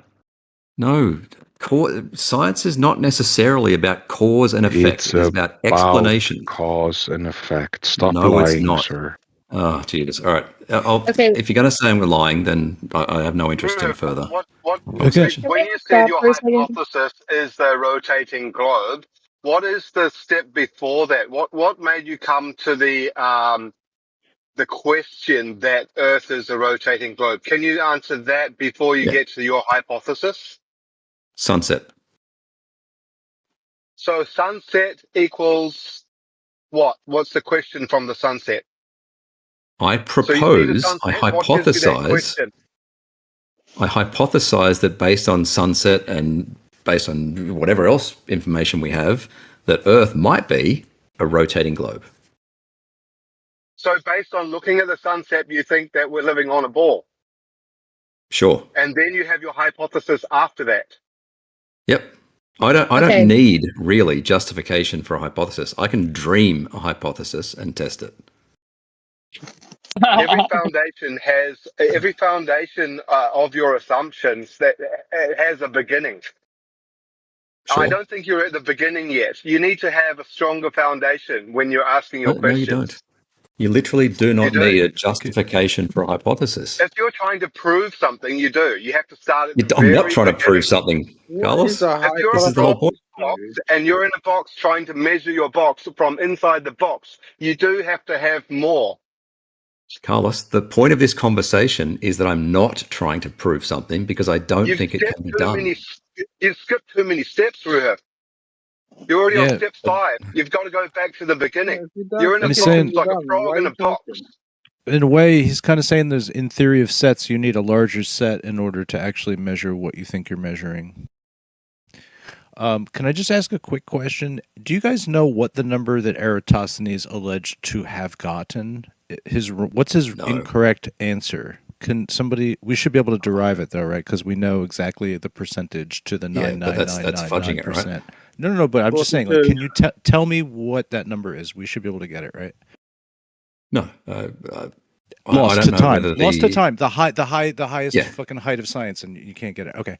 Does any flat earther think that's possible? We can replicate it and have replicated it today, Snacks. What are you talking about? It's a painful process to build it back. Ruhif, you just said no. I can't get the number. Right. It's the historians may have fudged the measure of the stadia to make it fit. That's possible. We don't know. Who cares? I mean, I'm just trying to do the math as he did it just now, and like, I don't know, maybe you want to walk us through that or something like that, because I'm curious. Meridian arc measurements. But also, like, what? No, let's do Al Biruni. You want to? I've got his book. Else? I'm trying to like. It's exactly the same. So what? Who copied who? Who copied whose homework? Well, Al Biruni was like, what, 900 to 1,000 AD? I've got his book. Do you want to go through his meridian arc measurements? They're more precise. No. Yeah, but see, those are all observational and empirical. Like, you're conflating science with measurement. First of all, no, I didn't bring it up. Like you guys want to say that, it's anybody can do it, right? It's just two sticks somewhere, man. It's not a big deal. I'm just trying to derive it and then understand like how he was off and where he was off. Because I also think that the numbers are fudged anyway, and that he's assuming a fucking value. That's what I think is going on. Well, we can do it. I think a bunch of people did it last year. There's like 1,000 people got together at the same time of day, and they all went out and measured sticks, and they got. You want to see those results? I think I can get those real quick. Yeah, this is not controversial. No, just give me the wrong number, please. That's what I would like to know. Al Biruni's? No, fucking Eratosthenes. Give me the wrong number, please. Go back to 2,500 years ago and ignore the one that was. That seems a little disingenuous, Max. I want to fucking know it. I want to know it, right? Well, just because therefore, like, I could understand like a different way that he might have gotten to that wrong number, possibly, but like. That's just for my own fucking, I want to fuck with numbers stuff. Like, you guys don't have to be assholes, all right? Well, you don't have to be disingenuous wanting something you know doesn't exist. You don't have to be a bloody fucking asshole. You don't. Anyway, if you have... My opinion on Eratosthenes is that historians have backwardly fudged it, the length of a stadia, to make it match the Earth. Because there were various options of the length of a stadia then, right? Whatever the fuck he figured out, he didn't figure out. And some other motherfucker figured it out first. That's my presumption, okay? I would like to look at this wrong number and then engineer it from what other older motherfuckers thought. So that's what I would like to play with. That's my presumption. We have hot mics all over. I wish you well. I wish you well in your journey. Dr. Zach got Eratosthenes to work on a flat table by putting a lens in between the light and the table. So Are you Eratosthenes really ain't. I don't think it works. Eratosthenes really ain't. Eratosthenes really doesn't mean jack shit at this point because it's not exclusive. It's not exclusive to one. It's not exclusive to the land. God damn, guys, am I cutting out? You guys, no, you're not. Let Jeremy finish Line his has a hot screen, mic. please. Line has a Oh, hot that's what it is. Yeah, Line, you're hot micing. Yo, I'm so hot micing. Damn. You guys are hilarious. Go ahead, Stick him Jeremy. in the Finish room. There we go. your thought, brother. You actually have a good signal, so I want to hear it. It's not Eratosthenes at this point is not exclusive to flat or curved surface because you could make something going on in between the light source and have it be either one. So there's no exclusivity with this. It's nothing at this point in my mind, at least. Yeah, I think it's like you could essentially derive it from just time, just if you knew how fucking long a year was. And he already knew that like every fourth year was 366 days. So whatever the hell, like I think that you could extrapolate this data and then say like I can prove it with 2 sticks, and then you can't. But anyway, that's my thinking on it. I'm just working it out. Thanks. Yeah, I mean this is science, and you guys think we can't prove anything 100% with science, right? So you can't even sit here and say that it means it's flat or means it's curved because you don't know. You do the I don't know science. Oh. As soon as you say you don't know, you're into the realm of epistemology as to what satisfies well, that's how you your guys own say burden science of proof. works. That's how you guys say science works, where you do it. It is how science works. Okay, so yeah, that's what I'm saying. You guys say this is science, and you can never know with science, so you keep saying that. You can't even say it's curved because even in your own mind, this is the I don't know science. We say 99.99% likelihood that it's curved. So you don't know. The burden of proof in science is subjective. In logic, it's not. You don't know jack shit about logic. We've been through this logic thing with you, Ruhif. All right, it's ridiculous. You and logic. Right. You have, and I'll leave it on this. I got to go and get ready for cricket, right? If my hypothesis is true, I expect X. I do see X in reality, therefore my hypothesis is true. If someone can give me the best way or the right way to do that, to prove something, please DM it to me. An explanation. The right way, I'll tell you right reality. now. I could tell you right now the best way to do it is science. You manipulate an independent variable, and then you find out the cause of an effect. Or if you're trying to figure out the shape of something, that would be a measurement, because we can definitely prove shapes. Okay. Anyway, if someone has that logic heuristic, send it to me. So yeah.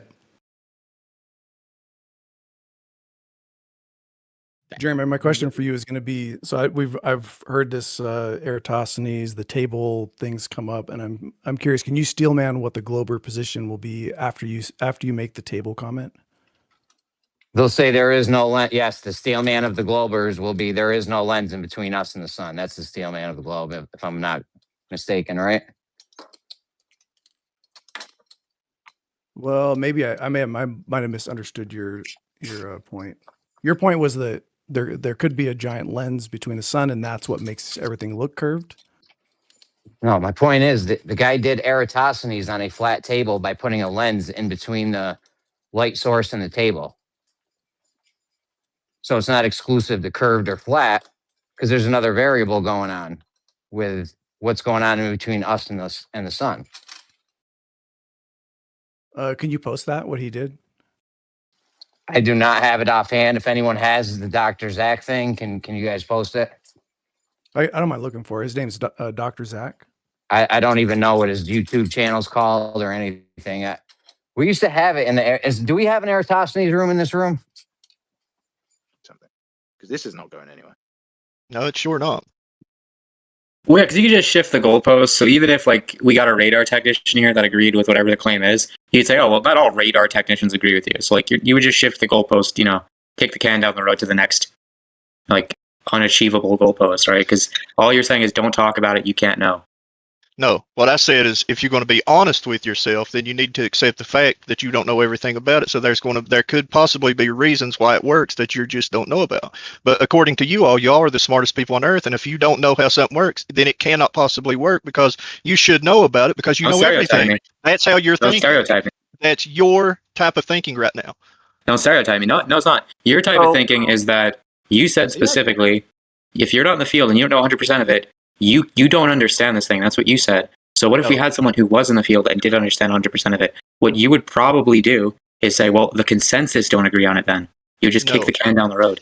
You just straw man me, or whatever how you want to put it. Nope, that's not a straw man. You know what a straw man is. I did not say that you don't know about it. I said that if you be honest with yourself, then you will understand that since you don't work in that field, or you don't know it, or not that you don't know, but since you don't work in that field, then there's going to be things that you don't know about.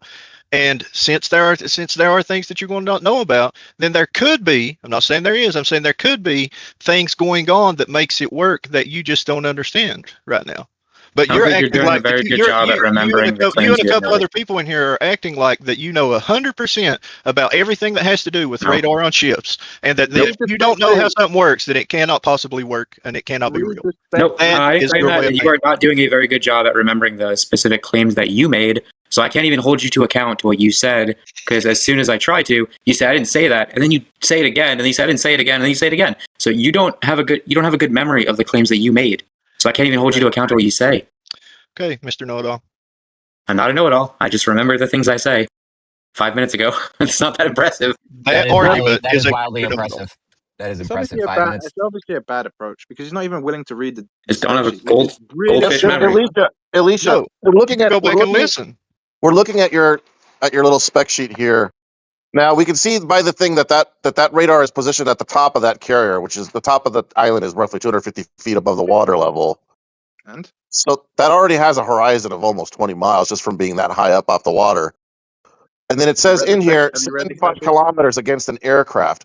So an aircraft is going to be in the air, right? So it's not sitting on the water. And it says in the description, low altitude and sea surface target detection. So 75 kilometers, like 45 miles.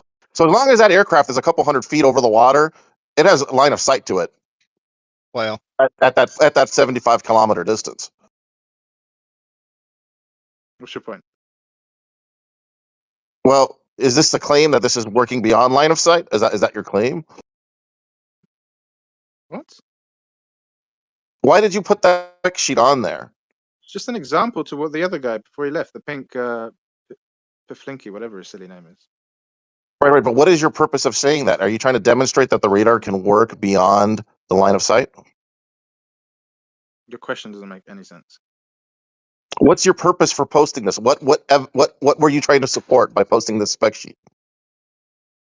That the way this stuff works within the spec sheet itself is one simple demonstration against the claim of what they're talking about regarding the curvature of a surface or over distance. Sorry. How so? Well, does it line up with their numbers? Yeah, I just explained it to you. No, you didn't. I just did. I told you that it's at the top of the island, which is 250 feet above the water. And within the spec sheet, it says low altitude and sea surface target detection. And in their example, they list 75 kilometers against an aircraft, which means it's in the air, right? Which means it's not on the surface of the water. What? And no aircraft can fly just above the surface of the water? Do you have any conception of what's being expressed? Okay, but that doesn't necessarily mean that in this spec sheet they're talking about tracking an aircraft that's flying, 5 feet above the water, and that they're still able to pick it up at 75 kilometers. That says who? What do you mean says who? Says you, yeah. Hey, Jake. Jake, I've been listening to you for the past couple of days. It's not fair. You're making way too much sense. Awesome cheerleading, Dan. Jake, he's our man. If he can't do it, no one can. Dan the water man. To be honest, he comes here to have an honest conversation. He's never a dick about it, and he deserves a lot of credit. I'm having an honest conversation here, Dan. You get accused of not remembering right and everything, even though I remembered exactly what I said, and 2 people in here said I didn't remember correctly. Jake's trolling like a third. That's not dishonest. So. 1 for 2. I did remember what you said, and I recited it back to you. No, and then you said, didn't. And hang on. And then you said I didn't say it. Then you proceeded to say it again, and then corrected yourself, and then you proceeded to say it again. No, I didn't proceed to say it again. Let me say this one more time so I can defend myself for being called a liar. I think I should have the chance. I didn't call you a liar. You called me a liar. You told me that I said that you knew nothing about it. Was your words. You said I said you knew nothing about it. I never once said you knew nothing about it. I said that if you would be honest with yourself, since you don't work in that field, there are going to be things that you don't know about that field. And since there maybe are things you don't know about that field, there could be reasons that are going on that allows it to work that you don't know about. Was exactly what I said. You turned it around and said, I said you knew nothing about that. And then you said that how did I know you knew nothing about it? And you made this whole deal about me acting like I said you knew nothing about it when that wasn't what I said at all because you didn't damn pay attention. Okay, so my point was about appealing to ignorance, saying you don't know enough about it to make a claim about it. And you proceeded to say you didn't say that, and then you said it. It's as simple as it is. And I didn't call you a liar, like you said I did. Anything about it. Hang on. I didn't interrupt you. I didn't call you a liar, like you said I did. You said that there's dishonest conversations here, and you're referring to me. So you referred to me as dishonest. I didn't call you a liar. Maybe I misremembered. Maybe you misremembered. We can go back in the live stream and see. But if you're going to say I called you a liar, you're wrong. You called me dishonest. That's right. Okay? The word dishonest never come out of my mouth. Okay, you said, because Dan said you can't have an honest conversation. You said that you can't have an honest conversation in here because people will accuse you of not remembering what you said 5 minutes ago. So here is another case of you not remembering what you said 2 minutes ago. It's not me calling you dishonest. Me saying you can't have an honest conversation is not calling you dishonest. Never came out of my mouth. You said the word dishonest never came out of your mouth. The word dishonest did come out of your mouth 2 minutes ago. That's why I interjected. Not to you. You struggle to remember the things that you said minutes ago. That's no, not you're just my pissed problem. off that you know I'm correct and you don't like it. No, you just say stuff. You said the word dishonest never came out of your mouth. You said it 2 minutes ago. You just don't remember. It's not my fault, bud, if you don't understand the point. You're that simple. In the case of the subject, there may have been classified data to get in the way of complete research. And that's the point when it comes to military stuff. Going back to Jake's point, though, if you're going to bring up something, be fucking right. Finish what you're doing. Because pretending zero elevation is one thing. 250 is pretty high, Jake. I'm not sure it's that high. But you're right about the elevations and the difference in the calculation. So, I mean, this destroy the globe is a fallacy done by not looking into by ignoring mathematics. So be careful of that, guys. It's embarrassing. I mean, Jake's not a genius. In that context, sure. You know what I mean? Not even close. He just looked into it. The whole place that this started was an example that cannot be argued away. Right? You had the guy with the pink stupid name and the stupid picture, right? Because I can't remember how to pronounce it. Doesn't matter, right? Somebody who I can't remember brought up amateur ham communication over 3,000 miles. Yeah, I brought that up. What's your name, sorry? Jake. Yeah, so I don't understand why you're making a deal about this. Because all I was doing was providing simple points that he's just ignoring, right? He was trying to suggest that because some of this stuff can't be explained, or because there's stuff that it doesn't always happen, therefore it negates the one thing which is sufficient to poke a hole in their narrative. And there's so many examples, so I don't understand what the issue is. I think since we all know the Earth is flat, we need to have evidence that can't be argued any other way. And in your example of the schematic, it's not saying that it can. There's nothing in that indicates that it can acquire a target that is literally flying on the deck of the water, just flying 5 feet above the water at 75 kilometers.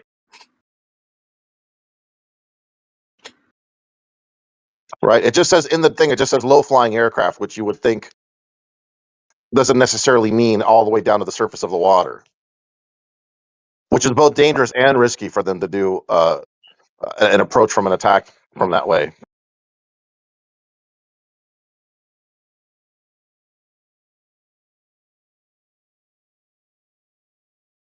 Cricket throwing. Jake's cricket throwing. It's nice. Just tossing them out there. Do you breed crickets? When did you start making so much fucking sense? The other day, you knew something that was pretty surprising to me. Something about nuclear shit. I was impressed, dude. I'm revoking your asshole status.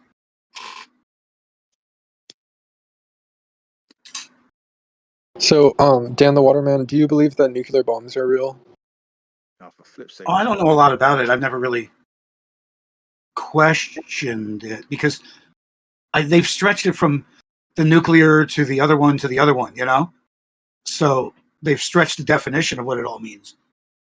Now, you know, proton this, and what's the other one? Hydrogen and the proton? Is that the one?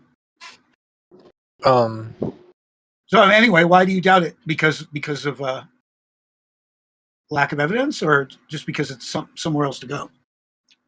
I mean, I think you should really focus on facts instead of opinions, because I think we're all overwhelmed with emotion. That's why Jake's makes a lot of sense. This Galley guy, I think, makes a lot of sense when he catches people with bias. I think it's a good tool. It's a great catching bias is a great tool because it literally makes people stumble in their tracks next time they open their mouth if they're paying attention. Hey, thanks, man. I just want people to be honest. Totally. That's totally cool of you, man. It really is. However useless the question about Nukes is, does what you say actually answer his question? You're really low, Mike. Can you repeat that if you're talking to me, or if anyone heard that? Fair enough, I'll say it again. However useless you could say that his question is about nukes, did what you say actually answer his question, or was it just a little speech? No, he put forth something, but he didn't put forth any details for us to analyze, like the way Jake did when they put forth the 75-kilometer distance. He established a height that might be done from and a height that it may be viewing. So even a plane on the deck at 200 feet is probably visible at 45 miles. So he's making perfect sense, and there is no exaggeration or globe destruction in the supposed expose that was really exposing a lack of depth on the part of Flat Earth, in the part of the room. So congratulations to Jake. That's what I'm trying to say. So if you want to make any claims about nukes, I think I asked you, what is your claim? I'm asking you if you answered his question, but that's his. Well, I didn't make any. I said, well, there's lots of different kinds of them. So I don't know if anything's being exaggerated or not. I think there was a guy in here last night. He said he worked on a particle accelerator, and he said the Hiroshima Nagasaki events were fire bombs and not nuclear bombs. How cool is that? Doesn't the aerial photography show the same thing? Well, not show, but it indicates that it was similar to the carpet bombing that was done in other locations. Guys, we have to remember that you can say anything online. So that guy from last night, he could just be LARPing. You know what I mean? No way. You then, yeah? Were you laughing? To be honest, I'm a World War II buff. There's nobody in here that would just believe something. I've never seen a lot of reconnaissance. Guess yeah, you just like attack people. You don't even know who the guy is. You just start attacking his reputation, start your character. You start poisoning the well instantly. Who am I attacking? You know what you're doing. I don't need to tell you. You're a grown man. I didn't attack that dude.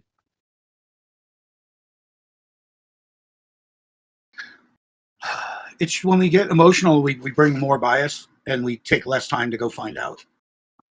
So I'm just going to put forth again, like Jake was saying, if you guys are going to look at something, really look at it.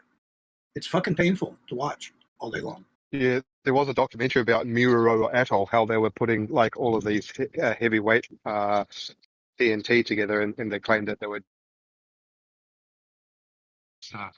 Well, doubt isn't evidence. There's more evidence that they took place than there is the doubt that you're inserting. So just remember. Have you ever seen one?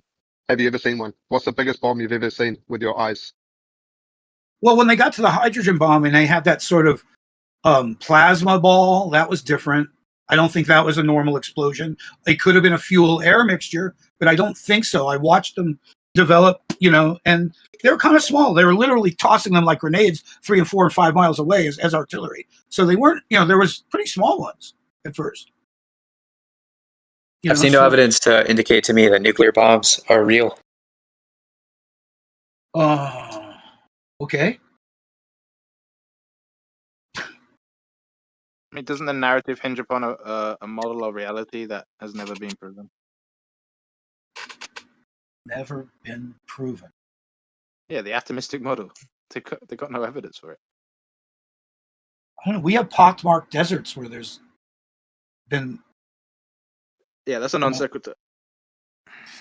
We have many video evidence examples documented of the explosions you're saying don't exist. That's not what I said. Clearly, you weren't listening. Another non sequitur. Well, you can say the fucking words non sequitur until you're blue in the face, but you're not saying anything.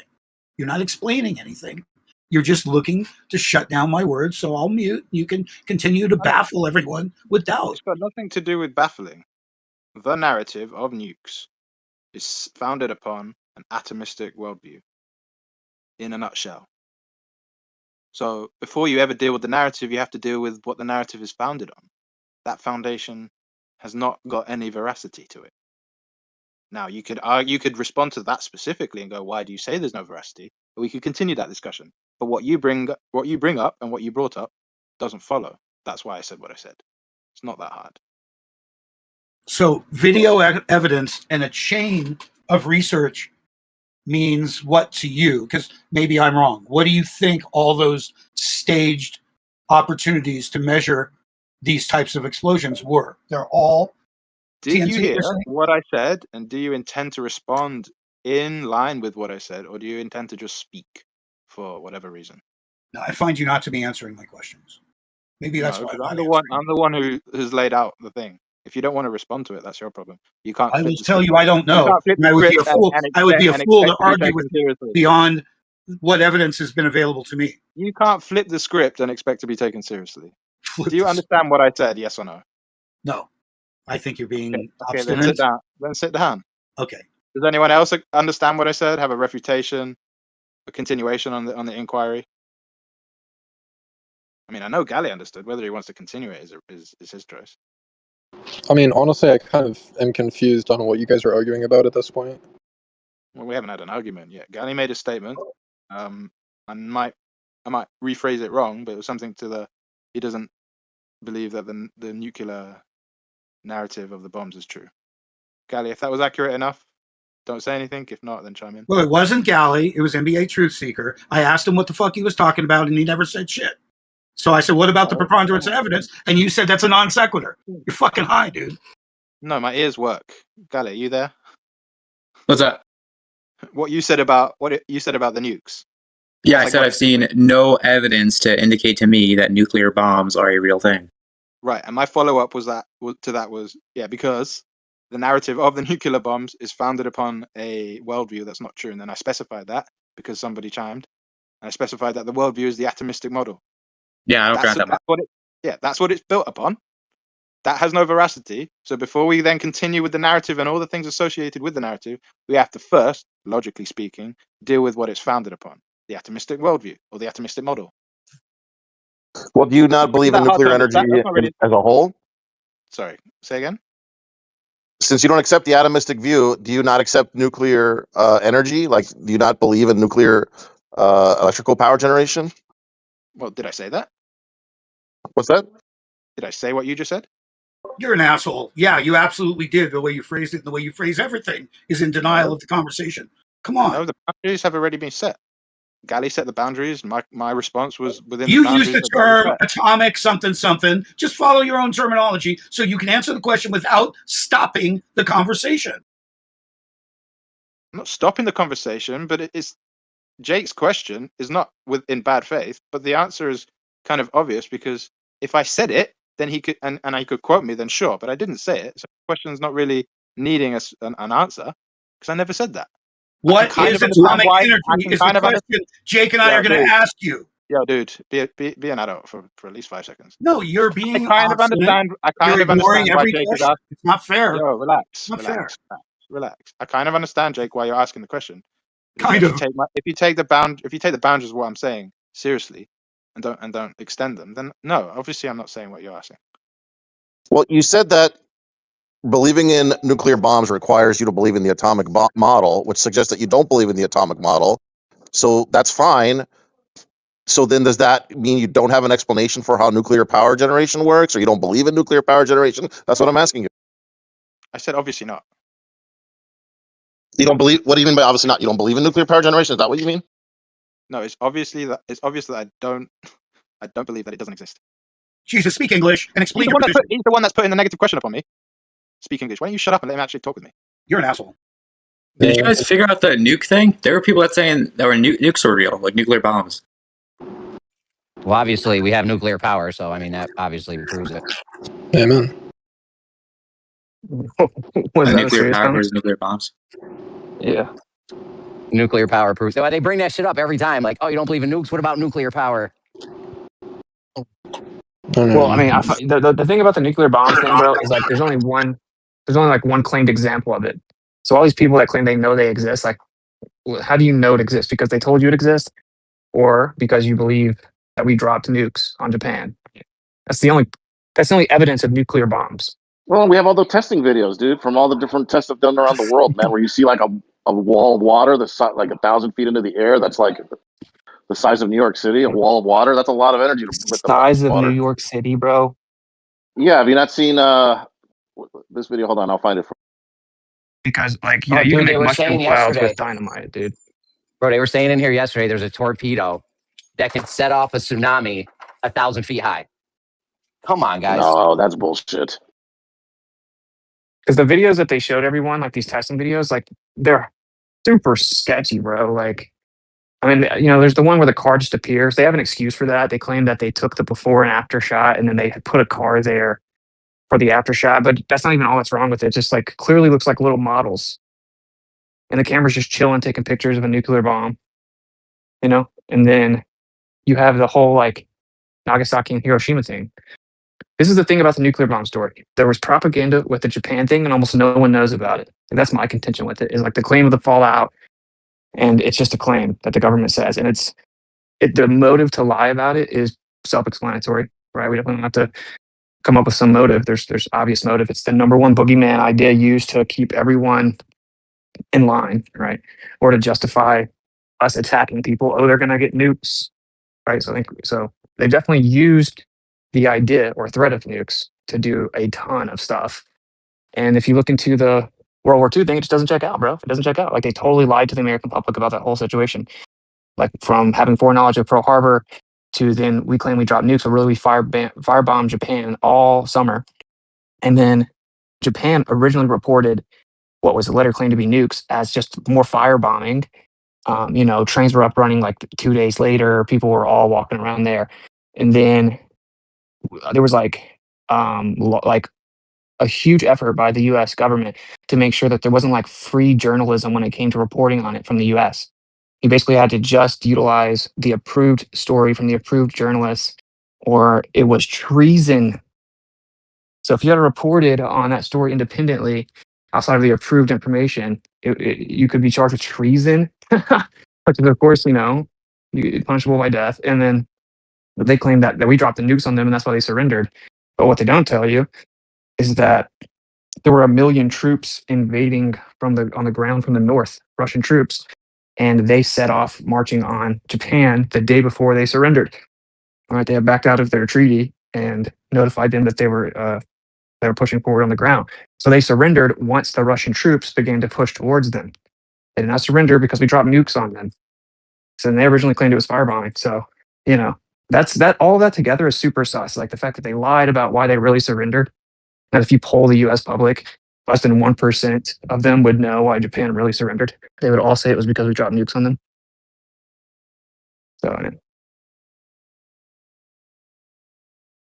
So for me, the only like supposed real evidence of these bombs is that story. And they lied about that story and they made sure that they controlled what anyone could say about what happened under threat of treason. You know, something's not adding up here. So, apparently during the hurricane of Trump's first term, he said that he wanted to nuke the hurricane to try to stop it. Do you think that would work? No. He's Something out of like idiocracy. Have you heard the one about the woman that was in ground zero in the Hiroshima one and she survived right under the explosion? What did she say? Did she recall an explosion? Yeah. No, yeah. no, I haven't. SE, can you link to that, please? I'll try to find it. It's a long time ago. I'll try to find it. And then, of course, you guys have heard of like the Windsor guy, Galen Windsor, who like the physicist that went around showing that there's like tons of fear mongering when it comes to radiation. That isn't legit. And he explained that like there was like a huge monopoly on the ownership of plutonium and stuff. He would eat radioactive material and stuff. Yeah. Yeah. So, and then there's plant life and vegetation growing. You don't see like just a bunch of like three-eyed, four-armed mutant people running around in Japan. That's a great point. Lots of vegetation and just the grass growing. Yeah. From last time I saw the videos, yeah. And the train was up and running 2 days later. And it looks just like we firebombed them. I showed the pictures, and it's like a lot of devastation. That's true, but that's exactly what it looked like when we firebombed them the whole summer. So another thing that Galen dude wanted to do that a lot of people don't know about, he wanted to buy, the radioactive waste, quote unquote, that they store in this and that, and it's radioactive for 30,000 years, where he claims that he had a way to reprocess it to use it as energy, but they refused to sell it to him.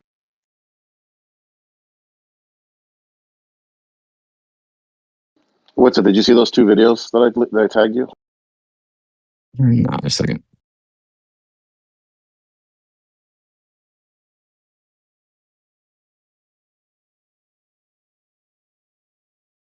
Yeah, so I don't know. I mean, obviously, I don't dispute the capability of big explosions. You know what I mean? So, and honestly, yeah, like my what I dispute mainly is the claim that we dropped nuclear bombs on Japan, and that there's like this huge radioactive fallout afterwards, and that it affects people with like an insane radius well beyond the actual like explosion radius. And this is the reason that nukes are claimed to be so dangerous, right? So like, you can get Did they even crazy have big mushroom clouds with dynamite, bro. Did they even have cameras back then? Was there no video of it?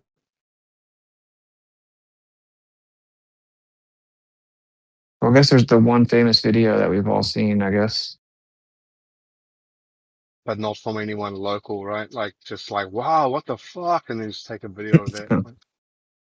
No, especially after the first one, you would think they'd catch the other one. They reported it as firebombing. So carpet bombing.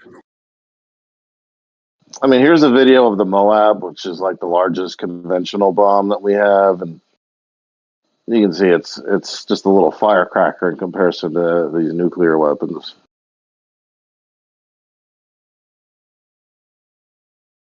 You know, when Oppenheimer first saw the nuclear bomb, he said, "I am become death, destroyer of worlds." It's a reference to Vishnu from the Bhagavad Gita. He was the physical character of time and destruction. Yeah, I don't believe in the biggest conventional bomb we have. I mean, I've seen mushroom clouds with things not going to be nuclear weapons. Well, mushroom clouds are not at all related, necessarily byproduct of nuclear bombs. I mean, you get the same effect from volcano eruptions. Right. So you could have a crazy big explosion, and like, I guess like the fundamental physics of it is a pretty wild claim. Right. Well, that's why we always go back to the nuclear energy. Either you believe in nuclear energy and you don't. Either you believe that,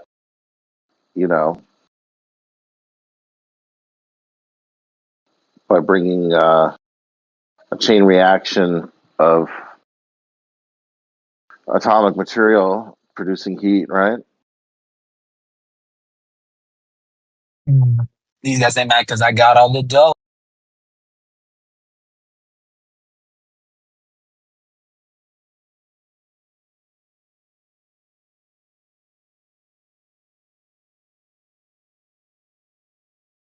If you look at the phenomenal amount of energy a nuclear reactor can produce with a given fuel load for months or even years, you kind of have to imagine that, yeah, there is a huge amount of energy contained in these materials.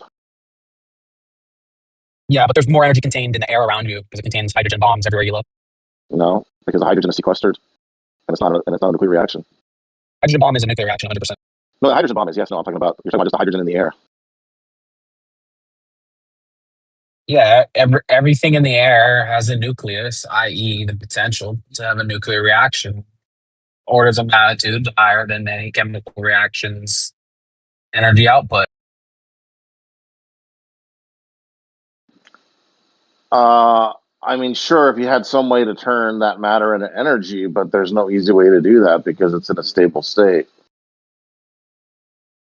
That's why you have to Supposedly you have to find they these can do it elements all that the are time. unstable. That's why you got to find these elements that are unstable, and then go through a very difficult process of extracting the most unstable parts of it and concentrating it, and then bringing enough volume of that together to get the reaction.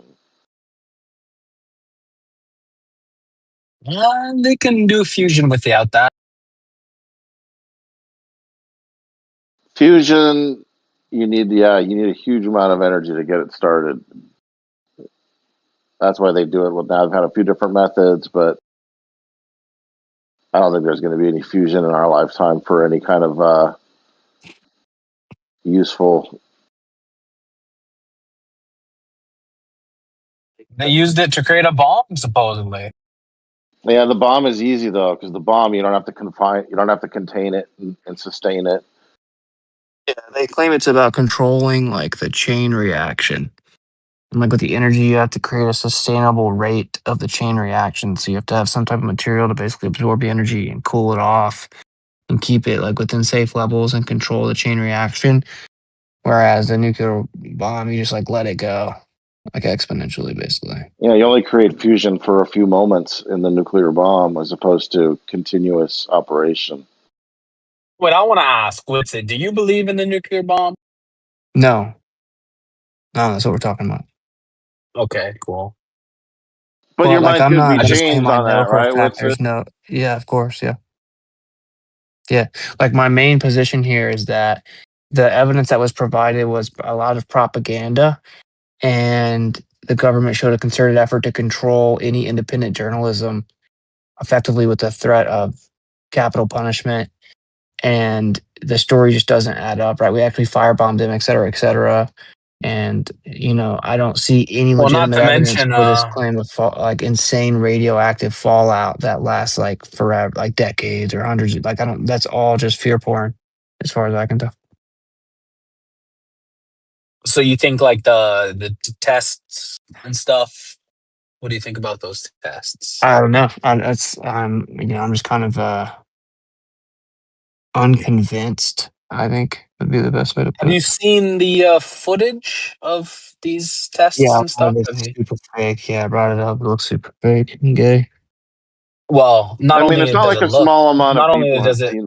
not only does it look fake, it's provably fake. It's not even like there are objects that disappear or appear at certain times in the film, showing that Yeah, but let essentially me help you out here with that one. between two frames.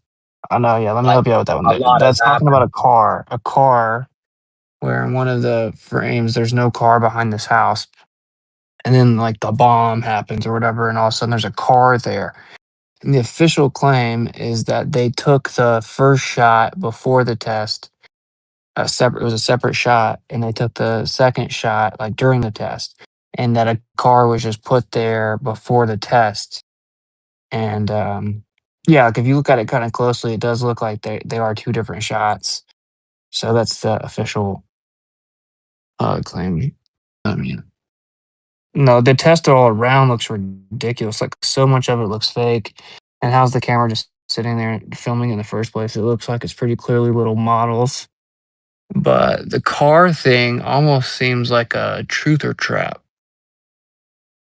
Because I used to say that too. Because when you see it, it looks like it just pops out of nowhere. It's ridiculous. How is that but is it a truth or trap, or is it a like a ad hoc explanation for their fuck up, I don't essentially? know. I went and looked at it. It does kind of look like two different shots. Like there's other stuff in the shot that's different. Like the time of day is different. Like the sun. So, and it may have been incidental. It may not have actually been truth or trap, right? It may have. I mean, it seems You pretty seen that? inconvenient for them. I don't know if it's digressing too much, but they definitely had a truth or trap on the ISS. This is maybe even a year ago at this point. They had like a cup that somehow causes the water, or at least they say that this cup has the power to cause water to stick to the bottom in a 0G environment. And then like, so they put this cup on the counter, and I guess all the water looks like it's staying level, as if it's in a, like on Earth where the water would all settle to the bottom. And then they say, no, that's just because the container has some sort of way to keep it to the bottom. But I thought that was like that. Either they really fucked up and the water's, or that's a truth or trap. There's no, you know what I mean? Because there was no talk about this item before that. They Dude, never that's released China this making item fake before. stuff. So it has to be a truth or trap or a ad hoc explanation for them fucking up. Because if it was like a legit thing, they would have told us beforehand. They wouldn't have waited for us to notice it and then say, "Oh shit." Yeah, that's the reason why that Pettit had to invent that cup for coffee? That's a different thing, but That vagina looking cup? No, this is the reason why supposedly he invented a cup. For the water could stay in. Or the coffee could stay in. Well, yeah, I don't know. I don't know if I want to digress to that. I'm just saying truth or traps or whatever. I think that's a good, I would say it's a truth or trap, right? Because if it's like a fake production, they don't overlook that a cup of water sitting like right in the middle of the frame, Super Yeah, the cup's incompetent and there on stuff. purpose. Yeah, that is now that you're saying it, that's definitely a truth or trap, bro. Like, it's not like, yeah.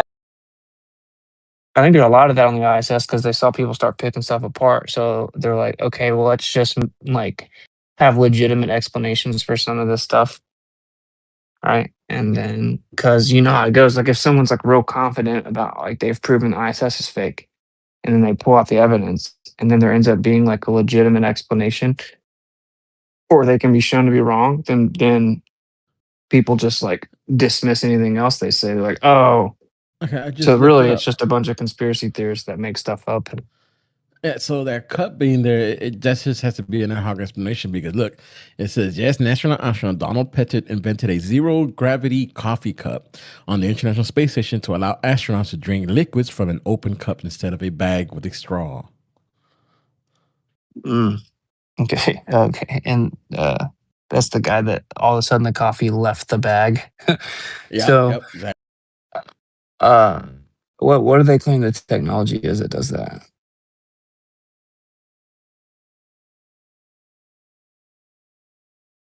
Did you guys hear the one where the woman survived both atomic bombs? If you can believe it. I didn't Supposedly even hear a credible source for the one woman surviving one. So what do you got for the one surviving supposedly both? there was a bunch of priests at Ground Zero that went underneath. Apparently, bro, at Ground Zero, buildings didn't collapse, is what they say, and that was expected or whatever. Like all kinds of buildings were still standing at Ground Zero, but there was like 5 priests or something at Ground Zero. They went underground, and I guess the bomb went over right off their head, and then they came out maybe like a week or so later, or something like that, and they were fine. So there's people at Ground Zero that survived unscathed, unradiated. True Yeah, story. Buildings that were Where'd you standing. hear that? Buildings that were standing on these documentaries and shit. Well, you got to remember But this is not like these were relatively it's not very, very weak. it's not this is not a nuclear weapons. conspiracy theory. This is not a conspiracy theory though, right? Like this is a mainstream, like, oh, and it just so happened the buildings at Ground Zero and people are surviving. It's not. Well, you got to think theory. about it. It's an air burst, and the buildings that are directly underneath the blast are getting a vertical pressure gradient that's in the direction that the structure were designed to support, right? Whereas the people that aren't directly under it, they get more and more of the side blast, which is the direction that buildings are much weaker at supporting, right? So it makes sense that there would be more buildings standing right underneath the direct blast as opposed to the ones that are off to the side that are going to get more of a side blast. And then we have the one in Ukraine where it's lavish and there's all kinds of people. All kinds of animals. Everything has come back to normal. Yeah. Yeah, tons of vegetation there. Again, the train was up and running in like a couple of days, bro. It didn't make any sense. Well, keep in mind, they operated the other reactor. They operated the other reactors at Chernobyl for years and years because it was too expensive of an infrastructure project to shut those down. So they kept those staff and ran those reactors for many years after Chernobyl. The video was posted, by the way. So, Rich, you can dance all you want, my friend. Proof Oh, is which one of the 7 is the one that has your claim in it? You go look for them. You go look for them. Nobody dances for you. We don't You care. don't back up your I don't claims. care what you think. Yeah, you don't back up your claims. Yeah, it's posted, my friend. Is he saying people don't back up their claims as in the people that survived Ground Zero? Like, you think that I'm making that up or something? Yeah, I haven't seen any evidence of someone surviving while being at Ground Open your eyes and look at the YouTube videos. I already looked at one, and it was a woman claiming that she was late to work, so she wasn't in the building that was heavily damaged. So there's You one. didn't look at the other videos? Didn't mention the proximity. No, I asked you which one has your claim in it, and you posted about 5 or 6. So I'm gonna wait for you to. I'm not gonna watch all these videos. Just tell me which one has the claim. So I don't care what you think. I gotta ask though. I'm sorry to interrupt this, but if I go through the painstaking ideal of going while driving, I'm not asking you to through do it. Google. Okay. Don't waste Do you your not time, bro. believe It's it? trolling. Do you not believe it though? Is that because this is not a flat Earth source that I heard this from? Like I was studying historical atomic bomb fucking shit, like documentaries on the atomic bomb, and that's when I heard the claim. So it's not a It's conspiracy. a documentary? Oh, okay. It must have been true. Okay, so you don't believe mainstream history, is what you're saying? I'm agreeing with you. If someone said it in a documentary, Are you a it has to be Tartarian true. guy? Are you so you're not a? What are you like? Where are you coming from? Why don't you believe? What's causing you not to? There's documentaries about the fucking ISS too in space. You don't believe those? Well, no, not those kinds of documentaries. No, those are not legit. This one. Okay, so wait, your guy's side is claiming people survived zero. Am I to not believe the people who also tell you that atomic bombs are real? I haven't heard any of these claims in my research of the atomic bomb. Okay, I asked for some of them, and as he tried, he posted a couple shorts and stuff, but unfortunately, they didn't. What do I get? Everyone chill out, man. Shut your mouth. Can we all chill out? They are Just all using chill out. S's name, like they're being No, weird and using his I name. don't care if A SE quick responds. I'm just search. saying, let's just all chill out. A quick search. It says out of approximately 350,000 residents in Hiroshima, about 78,000 died instantly. And it said, I'll read what this. I'm sorry. Yeah, and it said that estimated 14% of people within 1 kilometer of the hypocenter survived the initial blast. Okay, so here this says, yes, multiple women survived at or very near ground zero of the atomic bombs in Hiroshima and Nagasaki. Notable female survivors who were close to the blast: Akiko Takakura in Hiroshima. She was just 20 years old and working in the Bank of Hiroshima, located only 300 meters from the hypocenter, the point on the ground directly below the explosion. She miraculously escaped death despite suffering more than 100 lacerated wounds. Her concrete bank building provided some protection from the initial blast and heat. You have Satsuska. I'm confused why no one else just uses Google. Can I? It's just trolling. May I get second after Witsit, please? Sure. I was just gonna Setsuko say. Thurlow. She was a 13-year-old schoolgirl, approximately 1.8 kilometers from the hypocenter. Midori Naka, Japanese stage actress, initially survived the Hiroshima bombing in a house about 600 meters from ground zero. Aiko Sato, located 2.5 kilometers from ground zero. And the term Hibakusha, or bomb-affected people, is a term used to refer to all survivors, including these notable women. Okay. There's one more. I got- Kiyomi in Nagasaki, 19-year-old survivor who was close to the Nagasaki blast and endured social discrimination after having a miscarriage. Okay, I'm second. I'm going right now.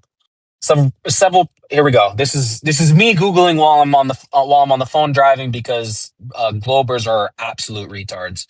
Several priests survived the atomic bombs of Hiroshima in 1945 near what is now called Ground Zero. Location, approximately 8 blocks from the center of the blast, a distance considered within the most deadly 1-mile radius. While the church sustained the majority of the damage, the rectory remains standing. Here's for Witsit. 4 Jesuit priests survived the initial blast and were spared from the radiation's harmful effects, which led to many considering their survival a miracle. Explanation. Here's their names: Father Hugo Lasse, Hubert Schiffler, Wilhelm Keinsorge, and Kalesik. I can't even fucking. Anyways, the priests believe their survival was due to praying the rosary daily and adhering to the message of Fatima, which is another name for Mary. So yeah, there you go. The retard Globers are now at -1, or we're 1 and they're 0, or maybe we're 2. They're 0, we're 2. Yeah, that's perfectly fine. I was looking up 0, Flat Earthers 2. Thank you. All right. An I organization on. of atomic bomb survivors was awarded the Nobel And Peace everyone wants to read one now. Well, I've Well, yeah, heard because this. I did doubt it. I did doubt it, and now guys, I doubt it. Shut up. Get the evidence now. Shut down. your mouth, bro. Yeah, well, no, we still let other people talk. I will say though, the reason that everyone came at you is because you were being very antagonistic and condescending, as if you knew it were not true. And instead of just kind of looking it up while people are like doing things, basically implying that we made it up or we're so inept that we just believe like easily falsified sources. You could have easily Googled it. All I did was Google the question and I had the AI overview provide the answers with the links, right? And here it says survival at or near ground zero was rare. In Hiroshima, only 78 people within 500 meters of the hypocenter were confirmed to have survived. The official story is that almost 80 people within 500 meters of the center of the hypocenter were confirmed to survive in Hiroshima, right? So it's like, why wouldn't you just maybe like Google it? You know? Yeah, you know what? I have learned something today. One, that there were at least some people who survived close to the hypocenter of the nuclear blast, and two, that I should have just Googled it. You're absolutely right. Is anyone else going to take it upon themselves to now Google the shape of the Earth? Yeah. Well, the difference is, right? We're sitting here and we're prefacing this by this is the official story, and you're kind of seemingly ostensibly a proponent of the official story, but then you were like challenging us who were accurately depicting the official story. We aren't saying and I that conceded that I was Google- wrong. Yeah, yes, but listen. Thank you, we aren't Witsit, for exposing this. We aren't saying that what Google gives you in reply equates to absolute truth, which is the implication of your little troll question there, right?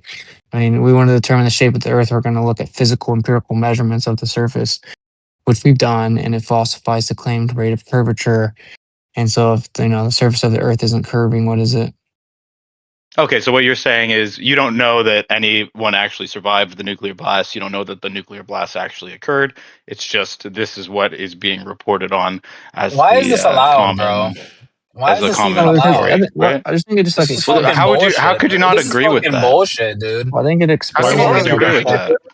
We're discussing the nuclear bombs, which is their shit. We don't even think it's real. We're discussing we're discussing their narrative and Yes, how you're agreeing with their me now. narrative says people survive, and this guy's out here just trolling, and it's just a waste of our time, dude. How am I trolling by trying to have a concession that you would agree with? You definitely are trolling, bro. We give you like 100% proof. We go out and we get the proof for you while we're driving on the phone instead of you doing it. And instead you just wipe your ass on our fucking evidence, dude. I looked it up too, and I conceded that I was wrong, dude. How am I wiping the ass with your response if I conceded that I was wrong? Okay. Well, like if you think this is no good, definitely like feeding into it isn't gonna help, right? I mean, there's He's an just so argument anti-globe. there's an argument like that people like this do kind of show. Not like anti-globe, bro. It's just you're an idiot. Let me say this nobody real fast. interacts this way, bro. Like if someone So interacts this way, this they get fired. If you acted this When way he in a asked- professional environment, you'd be fired, bro. So when you asked me that question, I mean, my answer actually is my understanding of what actually happened matches this evidence way better, right? Because I said that they were firebombed all summer. Japan originally reported it as firebombing. The U.S. gave a ban on independent journalism covering the quote unquote nukes. And it was, punishable by treason or, possible capital punishment. And so if it was just firebombing, which is, obviously still devastating and catastrophic, then wherever they claimed the hypocenter was, of course, would have survivors, right? Because it's just firebombing. And so if they just heavily firebombed a central area and then claimed that that was where the nuclear bomb was dropped, then I would expect there to be nearly 80 survivors within 500 meters of the arbitrary point they call the hypocenter, right? So this actually fully supports my position. It doesn't really support yours.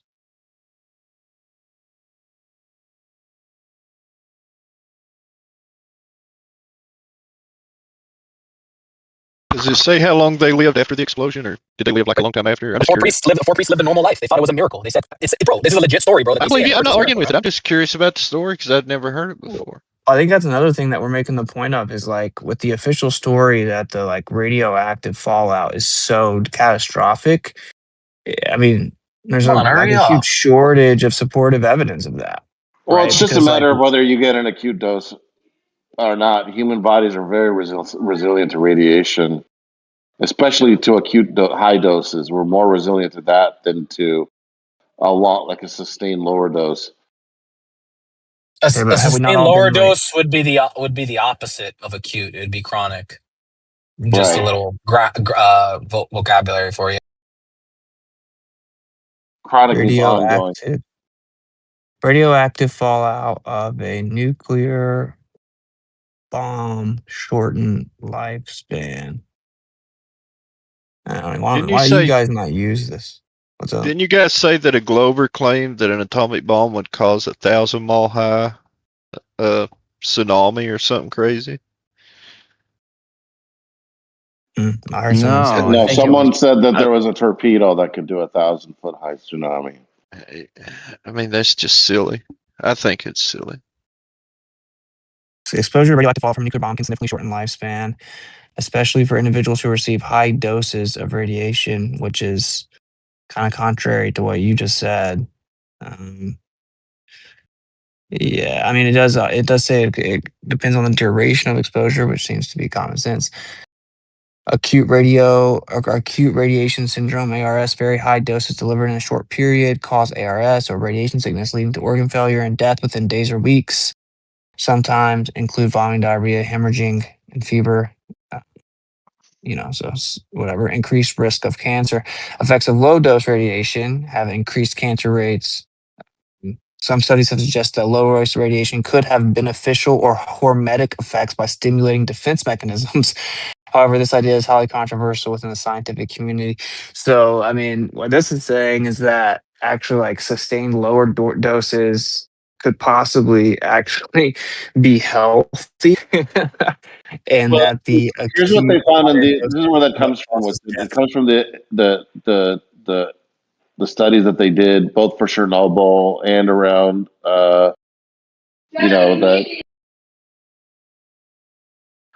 around the Japanese nuclear sites, right? Because what they found was, within the very tight ring where there was a very high acute exposure, you had high death rates just from, AR, when you were just described the ARS, right?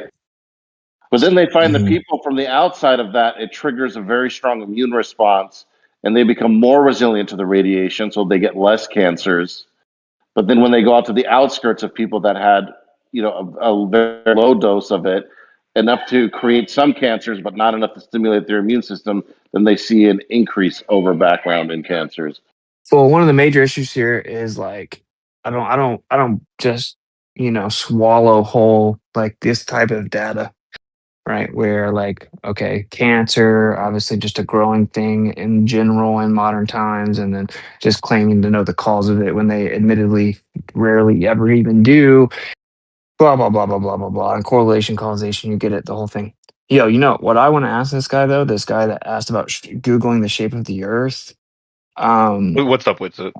Have you ever? Okay, I guess so. You're familiar with me. Have you ever looked into geocentrism? Yeah. You've actually like looked into it. Yeah, I've like read the Wikipedia on it. Okay, so what you should do, if you actually want to like, I don't know, be like assured of your position or whatever. I have a YouTube stream called Geocentrism. I think it actually pulls up Witsit Geocentrism. And it's like 3.5 hours. I mean, you can like 1.5x it or whatever, but it's me I compiled tons of different people at higher levels of academia in their field. So like physicists, cosmologists, astrophysicists, astronomers, from Einstein to Hawking, etc., showing them discussing this topic. And it's been like totally misrepresented in kind of like the mainstream. It's certainly misrepresented in like circles like this. But these people will tell you, like Hubble for example, said like all the evidence is consistent with a central Earth, akin to the ancient conceptions of a central Earth.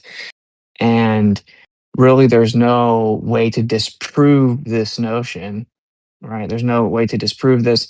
Rather, we disregard it, at all costs because of the horror of a significant position, and it will only be accepted as a last resort to save the phenomena. And so he just point blank says, like, we have a philosophical bias against, the idea that the Earth does occupy a special or unique position in the universe. And although all the evidence is consistent with that, with the Earth being a center, we disregard that possibility, right, at all costs. And if we can come up with anything else, then we go that route. And All right, let me check this out. Witsit geocentrism. I'm just getting a bunch of Professor I think videos. Witsit, though, you got to be careful here, because when you're talking about Hubble's talk of geocentrism, he's not talking about a geocentric solar system.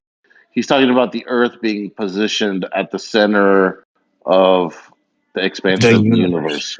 The known universe. If the known universe is smaller than the entire universe, and we can only see so far, then we would be in the center, because there's a limit to what we can see in a 360-degree circle or sphere. So if the regular universe is bigger than that, then we would be in the center. So this is said a lot, right? Like, people confuse the idea of like the observations that make it look like the Earth's in the center with the idea of going to the top of a mountain, and then like you can only see 10 miles. And so if you do a 360-degree circle, then you're going to see 10 miles in all directions, right? So you could say, look, I'm in the center of everything, because that's as far as you can see. That isn't what we're talking about, though. Like, the evidence that the Earth's in the center, it's actually based on like background distribution of energy. It's not just based on how far we can see in all directions, right? It's that the distribution of energy and redshift is relative to how far away it is from the Earth. And that distribution makes it appear that the Earth's in the center, right? That everything is going out from us and centered on us. Also, there's an inhomogeneous and isotropic distribution of energy, like the mainstream universe model, right? It claims that everything's homogeneous, so just like evenly distributed energy, and that it's isotropic, so it has no preferred direction. So the energy should just be going every which way with no preference, and it should just be evenly spread out. But what they actually see in the background energy is that it's anisotropic, so it has a preferred direction, and that preferred direction it lands right on the Earth, and it's inhomogeneous. And this, instead of being evenly distributed, there are portions that are, we'll say, bumpy, right? So it's like not evenly distributed. And again, that aligns with the anisotropic portions that happen if you follow this little bumpy line, basically. This bumpy part of the energy, it comes and intersects right on the Earth out of the whole universe, which makes no sense. And so people have tried to come up with, excuses. The first one was the readings must be wrong.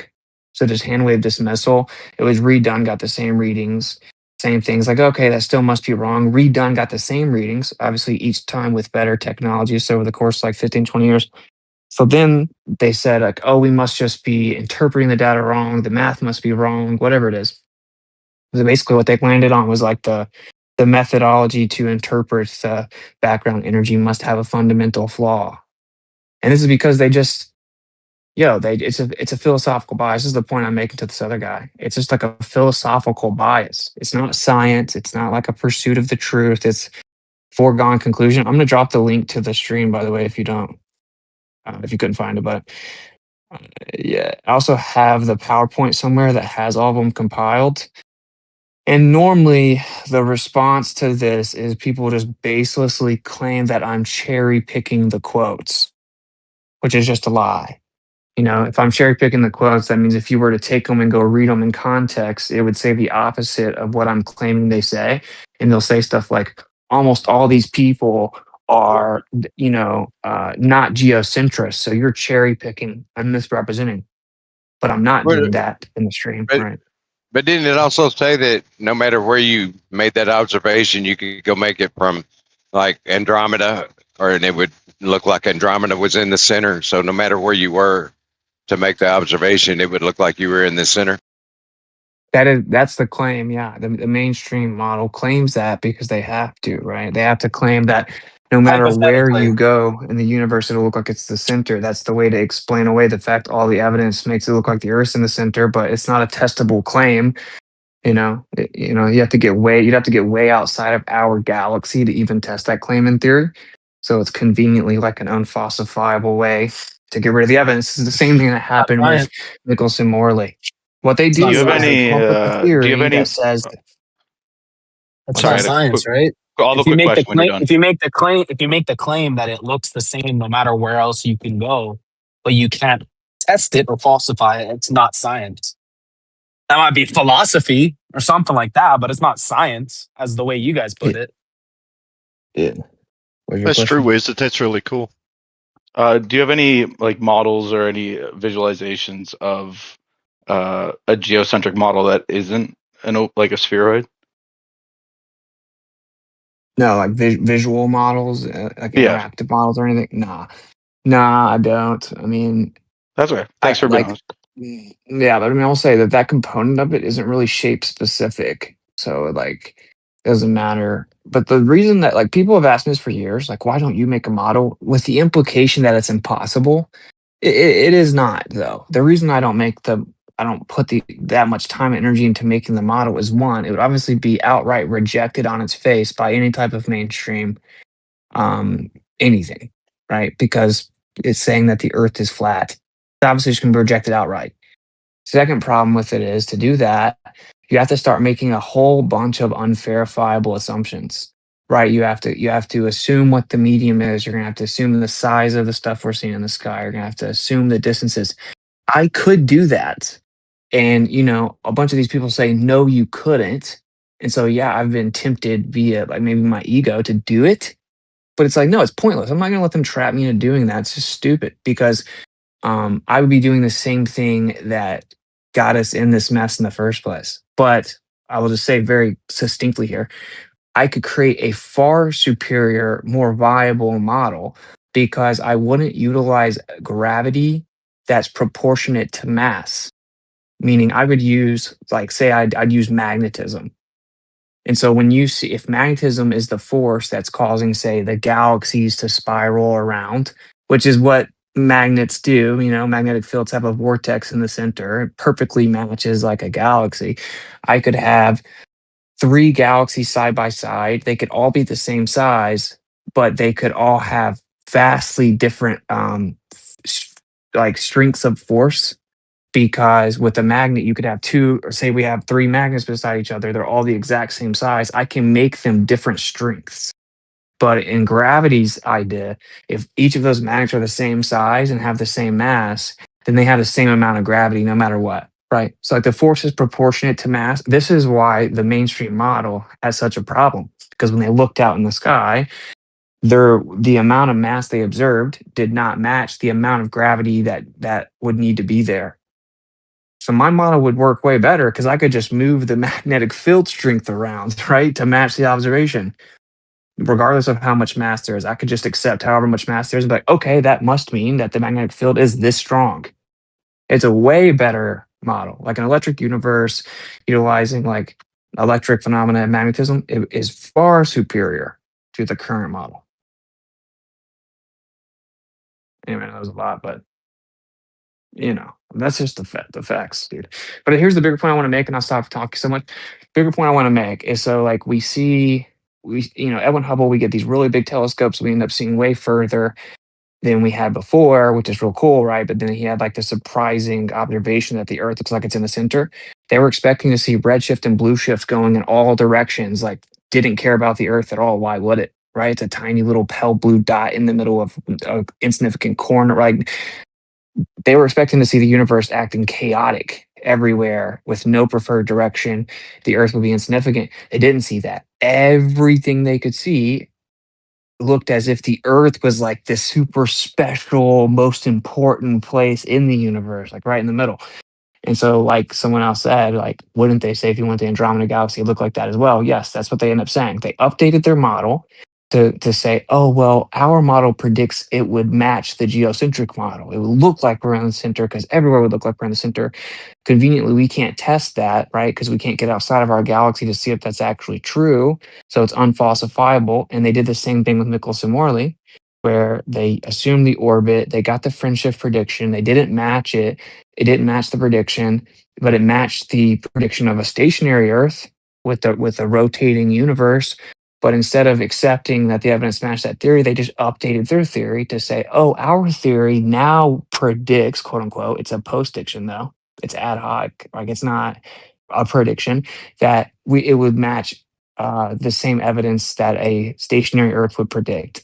And that's because time, when you're on the Earth, time slows down because if the Earth is moving, and matter contracts. And so the measuring apparatus that you were using, it got shorter. You just can't tell. It's going to look like it's the same size. And time slowed down. You just can't tell. It's going to look like the time is going the same speed. So when you go and try to measure the motion of the Earth with any type of apparatus utilizing distance and time, which is how we measure motion, right? Then you're not going to be able to tell because it's going to slow down just the sufficient amount precisely that's needed to create the illusion that the Earth is not moving. And of course, we can't test that because we are within that reference frame. We're on the Earth. So it's an unfalsifiable test as well that conveniently just creates the illusion that the Earth is so small. Non-science It's again. insane. Unfalsifiable, untestable, i.e., not science, philosophy. If someone else comes people's along and they're like, opinion. yeah, if someone comes along and learns all that, and then they decide to reject that pattern, which is like, instead of accepting that your theory doesn't match the evidence, you just come up with some unfalsifiable claim that like just hand wave dismisses the evidence or whatever. Like if someone says, okay, I reject that, that's unfalsifiable, that's not how science works. How in the world would you paint that person as crazy? You're the one that believes that time is like a physical object that's stretching out and slowing down and tricking us, right? And that my ruler got shorter, it just looks like it's the same size. Trust me, bro. Like that's clearly the much more like unfounded, crazy position.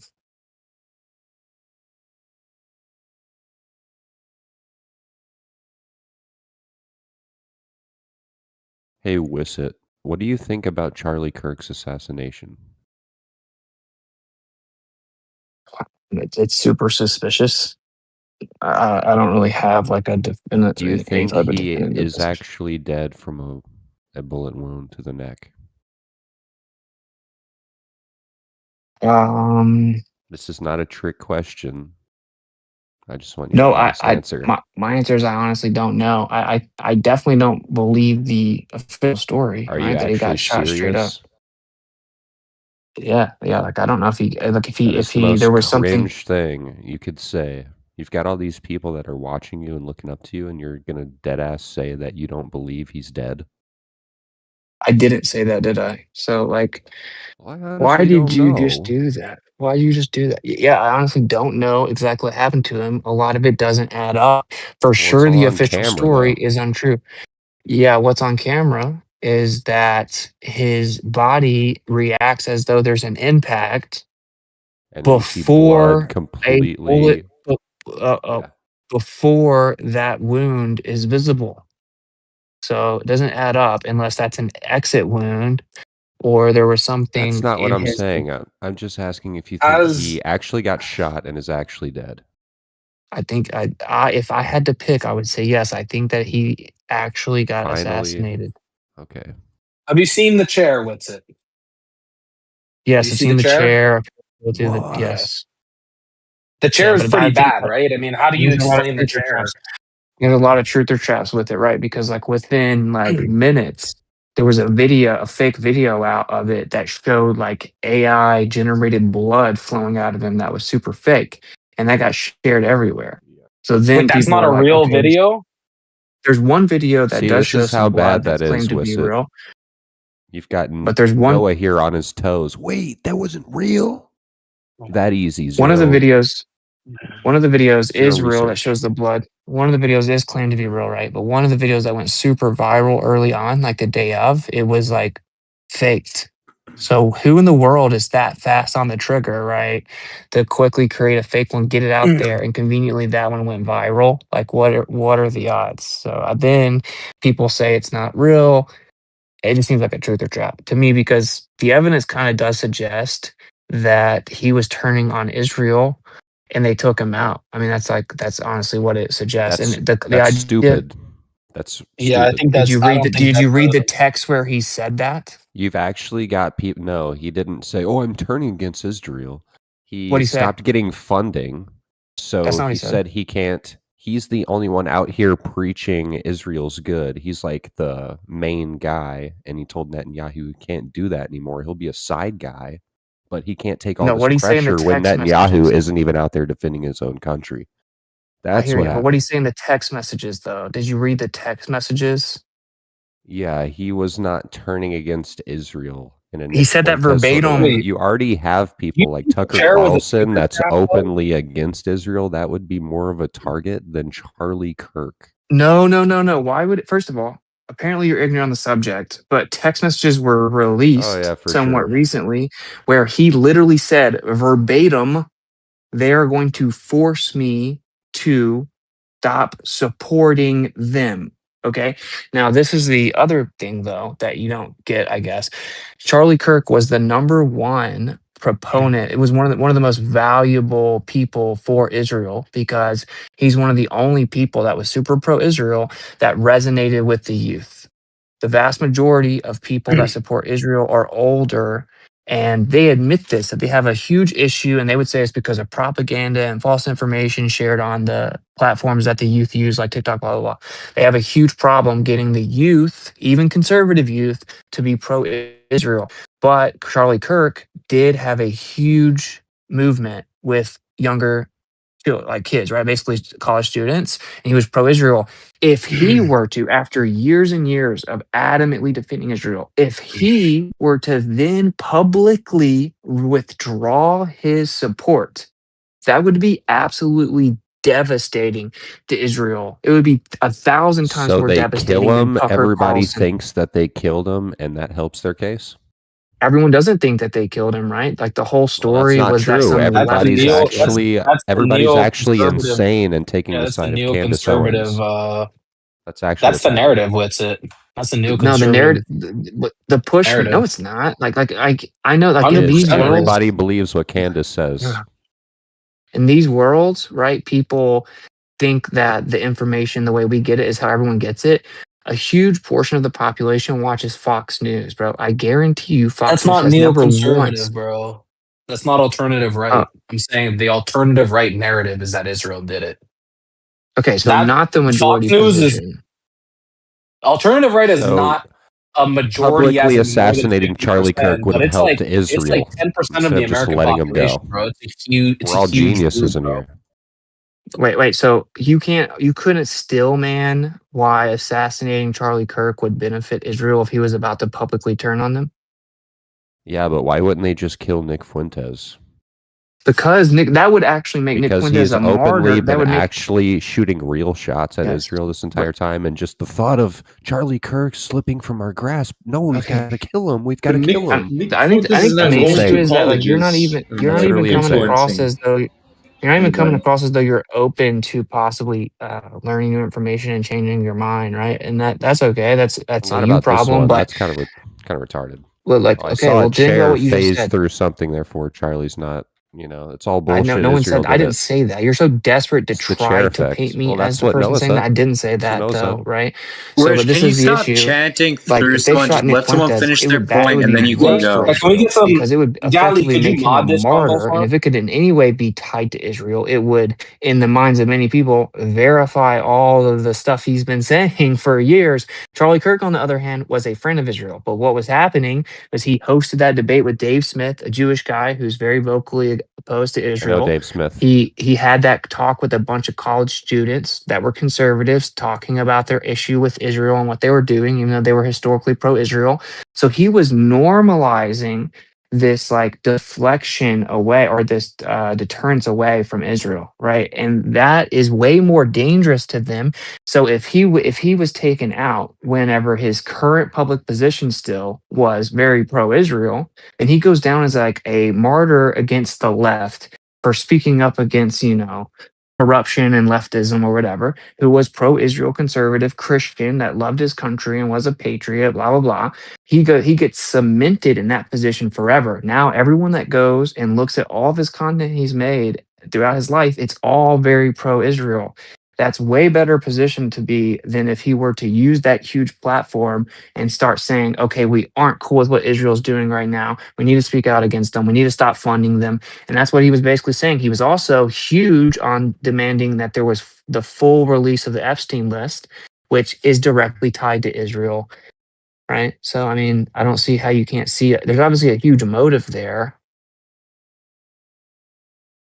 That's all I'm saying. What they were worried about is the vote of the young, right? He had, the way they put it is like this. He had all the campuses, all the people ready to go. Like if there would be a vote, he would have all set up. Like that's what they were. You guys have just completely lost your minds. No, he was being groomed for president, bro. You got to understand that. No, he was not. Yes, he was. He said he was going to run for president. Oh, just like Kanye did. Oh, you think so Charlie because Kirk you and run Kanye- for president, that means you're going to win.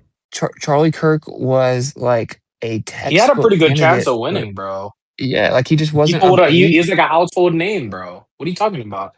He's like a Just he's like like a very Kanye. central guy. He's like a very central guy. Like it would have been like after, Joe Biden, Donald Trump, George Bush, Clinton, all these fucking crazy characters. Even Obama, in a way, kind of wasn't like whatever. This one guy would have been a very normal kind of milk and toast I mean, type pretty of much politician. I think he everyone- would have done very well. Pretty much everyone said that they would always refer to him as a future president, right? It was like a well-known thing. He had like a perfect clean record. He started a family. He was only 31. He wasn't old enough yet. He was incredibly influential in the political sphere. Like it was well known that he would have a political career at the least. But And he anyways, had Witsit, support of the Christians. Don't forget that. Another thing Witsit, I tried look to- at, right? Hold on, bro. Another very important thing, right? Why would Netanyahu come up and say that, oh, I'm sorry, and this and that, and why would Netanyahu do that? For what reason? Yeah, Jews feel guilt, so they have to apologize. I definitely believe that. If they An assassinated American him, guy- they would definitely apologize. Israel would definitely But you don't apologize find for that it. the least bit funny, Netanyahu I'm not sure what you're talking even about talking an about. Bro. American kid? Why? Wait, why not? Why not? He was very influential for Israeli support in America with the youth. Well, that's what I'm saying. Yeah, exactly that. What's it? That's the reason why So he did it. can I go back to what I was trying to ask kind of at the beginning of the conversation, but it kind of got bulldozed and ignored. Let's talk about the chair. You think the chair is a truther trap? Witsit? That's what you think? I think it's possible, yeah, because there's so much there's just been doctor footage, There's like the one shot. So you that think the in my opinion, chair? I don't You think the chair isn't a mistake on their part? You think that it's a third party causing it, essentially? Yeah. Another thing is like, okay, so this is anecdotal, but I know somebody that knows somebody that was there. So it's like two people disconnected. Like literally that was there, right? I was literally there too. Okay. It blows my fucking mind What that you is- guys think this guy wasn't shot in the neck, killed. Who was in there? front of Wish was there? multiple people. Yes. You were there? Hello. Yes. Hear the Okay. What did you see? What happened? We get your I was in testimony? like the far back row. I mean, pretty much anything or the same thing that the Twitter video shows, just out of range. I was just. But do you pretty agree the far back. official story is super sketchy? Yeah, I was there. I saw the fucking old man get pulled. He's screaming. People are Yeah, cheering. so, people like- are booing. People are freaking out. So that guy like was obviously It was had weird, some but foreknowledge, right? I didn't hear a shot come from right fucking above him or behind him though. It came from behind me. You did hear a sound come from behind you? I did. You hear a zip? Word. Because the Yeah, did you hear the bullet go over your head? No, I don't think so.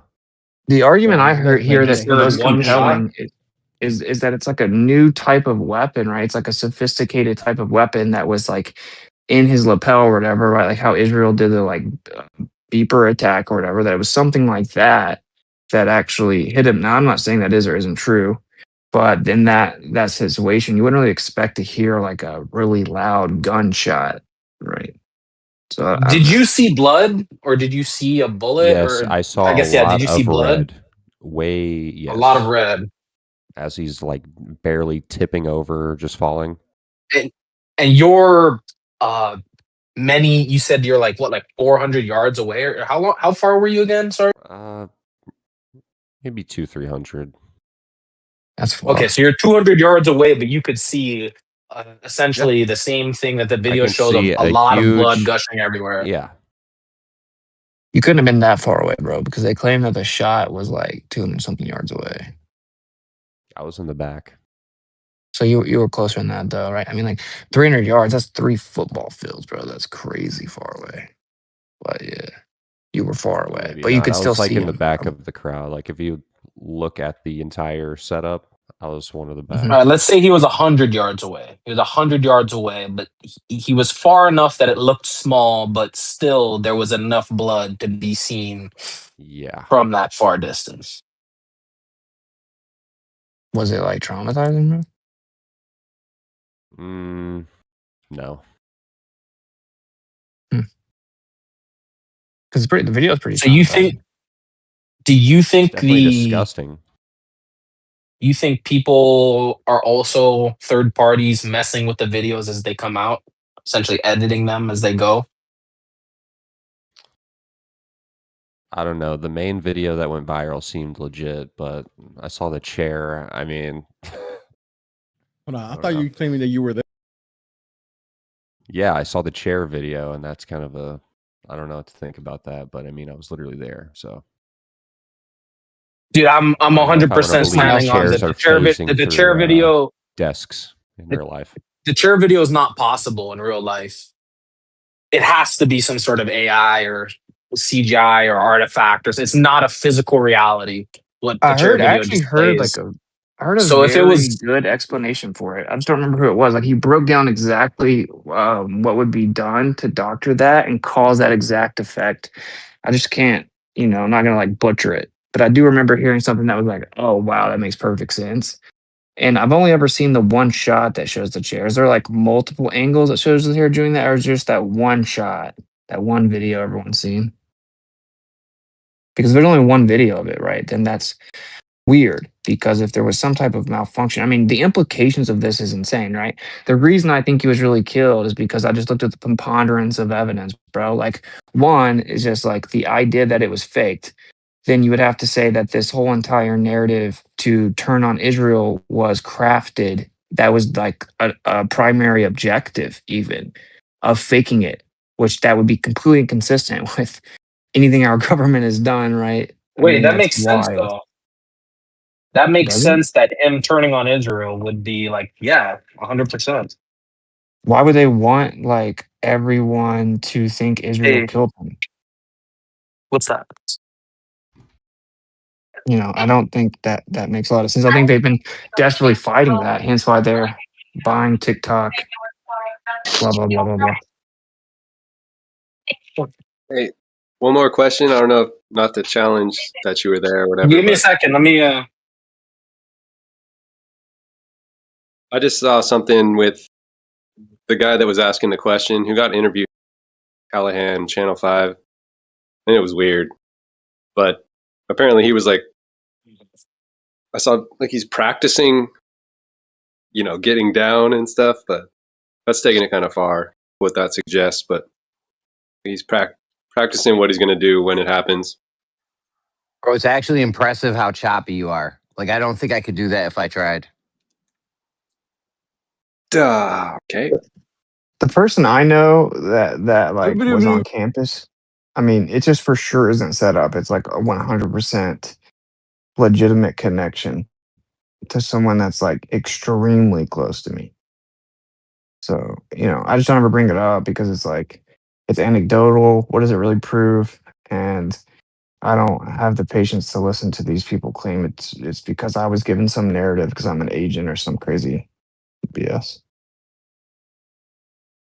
I'm also not going to reveal the source, so you know. But anyway, I mean, dude, the official story is complete nonsense. Like, if you look at the video that they put out, it's like the video would have caught him actually taking the shot. It would have also caught It him getting did. up on the roof. It did. Why are we not showing it though? It's because it's so with Thomas Matthew Crooks, they didn't have to convict the guy; they just had to kill him, right? So they didn't really have to prove anything. But since they got this guy alive, they actually have to keep that evidence for court and not for Twitter. Well, then, I mean, like they didn't even censor the main videos at all, right? And technically, that would all be considered evidence in a court But I mean, case. that camera definitely has the view. Like you can see the camera on the parking range or the parking garage, Yeah, that's what I'm right? saying. And it Like, if has it's the entire legit, range of that roof. it caught him getting on the roof and shooting him. But the other thing about the vid is like his shadow like totally changes and goes away once he gets on a different part of the roof. Like his shadow disappears. That's And what they then were like saying about TFE too. Just saying. okay, yeah, but like we could actually rebut all those, but there's also a person in the background that's walking and then they just disappear. And then let's just set that aside, right? Because I don't even know why they would have to fake the video. That part's sketchy. I've heard like testimony of people that were there that claim to have seen him or something like that. So like I'm not, or no, there are other videos that saw him in the background, right? There are other videos that see him in the background. Maybe that's what it is. So like setting all that aside, the whole story is ridiculous. They claim that he sat right around in the parking lot for like 6 hours and then texted a full confession to like his gay trainee lover or whatever. And then he comes home and he confesses to his dad, who then convinces him to turn himself in. They call their sheriff buddy over. He turns himself in. So the story is that he's confessed to it, confessed to his dad, and then turned himself in. His dad helped turn him in. And then the next thing we hear is he's being completely uncooperative and denying that he did it. What the? How does that make any sense? You know what I'm saying? Like, which one is it? It's like we know like whoever it was. I mean, you'd have to be pretty incompetent not to set up a patsy. Also, like with the old guy there, that was also called in a plane of 9/11 and called in a threat at Boston bombing. Right, for him to be there and immediately say that he did it as a Well, that's the distraction. thing, though. I mean, if I was Israel, I'd definitely put some obvious bullshit to where everybody knows Israel did it, right? Well, no, because that doesn't point to Israel specifically. Because the narrative kind of like even with Trump's assassination attempt, right? It was like the story didn't add up, but everyone just assumed it was like an inside job, like the government themselves were doing it, and they could claim the same thing, like the deep state was trying to go at Charlie Kirk because he was exposing them and helped Trump get elected or whatever. And then of course they immediately hit us with the whole like he was a leftist story, which is perfect. That's what they want, And then what a convenient narrative that all these shooters decide to like write political messages on their bullets and their mags now. It's just like kind of suspect. And then that guy that was there and claimed to do it, he immediately got brought up on child porn charges. So we can't hear from him because now he's like locked up for child porn. Well, yeah, I mean, he's Right? So going to we're tell the not. truth anyways, right? No, the point is though, like we just don't even get to hear his story. We also never hear from the guy's supposed like tranny lover or whatever. We haven't heard from that person either. And so I guess in your world, like you're saying, Candace Owens is like completely crazy, and all of her sources are just complete BS. Well, she's proved that many of times. I think she just speculates. She speculates a lot, but I think she kind of like denotes it as such when she does that because she's the one that released the picture of him at Wendy's. That's the only way we got that picture. and people have since gone to that Wendy's and it's shut down. Are you talking about the Dairy Queen or? Oh yeah, Dairy Queen. Okay. I'm just saying, like Candace Owens released that, and then, like I will say, like I don't live in this world where a lot of the truthers do. So I think I would agree with you on this, where like quote unquote truthers, they swear everything is fake, and they would say that Candace Owens is for sure an agent, blah blah blah. But like the closer I ever get to any of these figures, like whether Alex Jones or other people on Infowars or Candace Owens, no, dude, it's not some big elaborate like esoteric like conspiracy. I know the people, a person. Well, he went on the trip. He went on the trip to Antarctica, and I talked to him a lot. It's just a real guy. The guy that like is one of the main producers for Candace Owens. Bro is just a real guy. He really helps Candace Owens. She streams out of her house. And the same with, I know, like the top producer from Infowars. It's like that's just a real girl. She's cool. She's a flat earther. The rest of the office like messes with her because of it. And she says like, she answers my questions about Alex Jones, and like I know some personal stuff about him. And he's got some issues, but it's not, seemingly not that it's just all fake. I don't think we do ourselves any good claiming to know that everything's fake. Anyone that has any notoriety is automatically an agent. I think that's wild. I You think mean, that's what I was doing? can we Or are all you can just we saying? all say No, that's not what that you're chair doing. is fake though? Like that chair is fake, independent of anything else being fake. Like For sure, the video with the chair is something weird. is fake.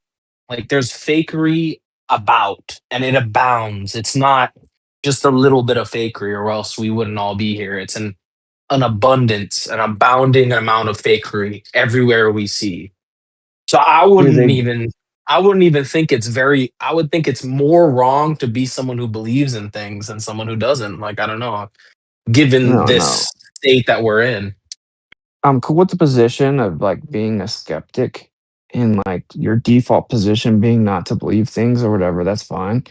It's actually the definitive claims to know that things are fake when they objectively don't know that. And I saw a ton of that with TFE, for example. I was freaking there, bro. People talking to me, swearing up and down they know for a fact they put it on their kids, all this crazy stuff. That we didn't actually go to Antarctica. We were in a studio and blah blah blah. It's like, okay, let's say hypothetically, I'm telling the full truth about it, and I was actually there. Imagine from my perspective what that sounds like. Like insane. You know what I'm saying?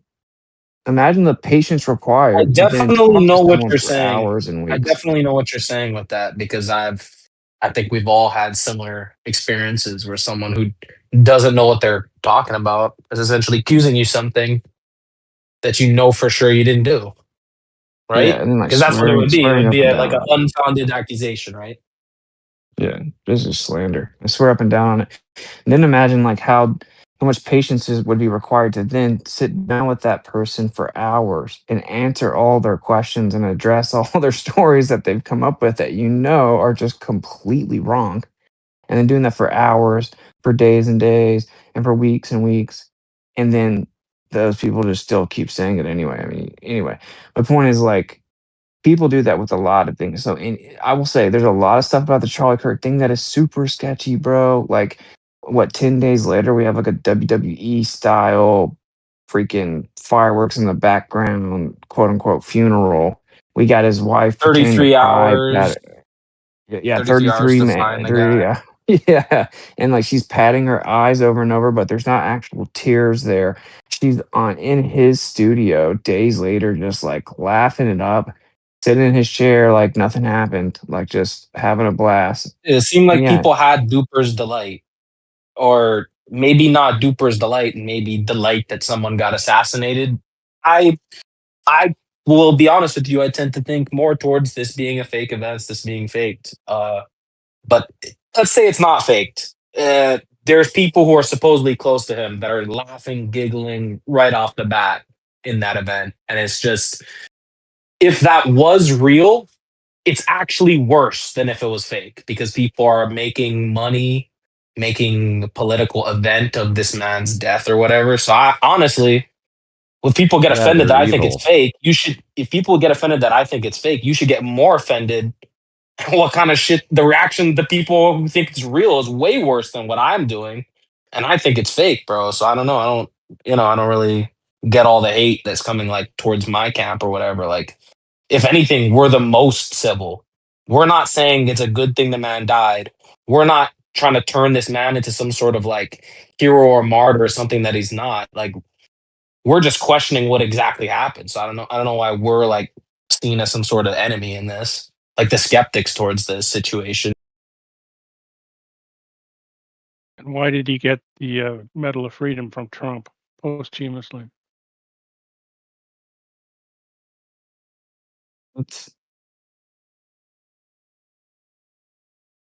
See, something else that's super sketchy is what they did to the crime scene, like right afterwards. Yeah, I've heard about that. I've also heard that they skipped like the nearest hospital Yeah. and they went to like a farther hospital and stuff. There's like, dude, I had a list. There was like a honestly, like I had a maybe like a 25 item list. Like, and this was about 2 weeks after the event happened because for the first 2 days I just believed it because I've just been working and shit, minding my business. Oh, rip the guy, rip the guy on YouTube. Like I believed it for the first 2 days, and then yeah, I had like a bunch of different red flags I was going through. Like something's fucked up about the situation. Him dying or not, there's a bunch of fingerprints on the whole situation that shouldn't be there. A bunch of signs, and they're the same signs we see in all the other events and stuff. So I just, it can't be ignored.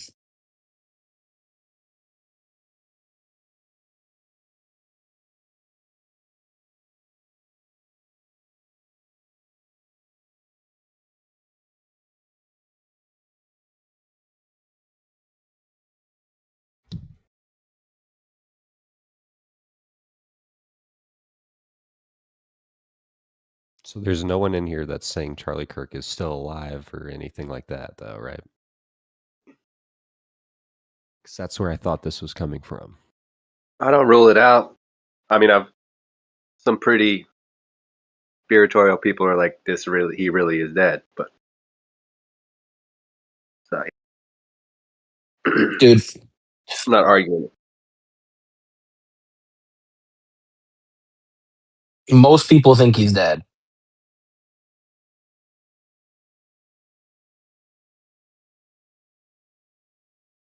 You'd have to be pretty crazy to think the latter. Well, there's been some people that died. You don't have to be crazy. They've faked shit even more ridiculous than this. So for this to be faked, what's so insane? That's like, it's not really an argument. Like, it's just an appeal to common sense. I think Bill that's a fallacy, actually. eyewitnesses. Appeal to common sense is a fallacy. I might not have the right Cool, word bro. for it, but there's a formal fallacy for that argument.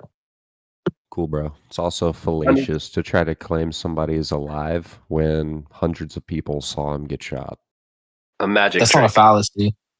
It's not a It's a fallacy. magic trick, yes. No, that's from like a bullet that stopped in his neck from that gun. I mean, you got to nail something down to say you saw what you saw. But I'm not going to challenge you. Whatever. I don't doubt that Wish seen what he's seen. I actually take it as good evidence that we actually have a witness testimony here that we now have more information to go on with the event. I actually think it's a good thing that we have this guy here to tell us what he's seen. Fake or not fake, just truth wise, having a witness is always a good thing.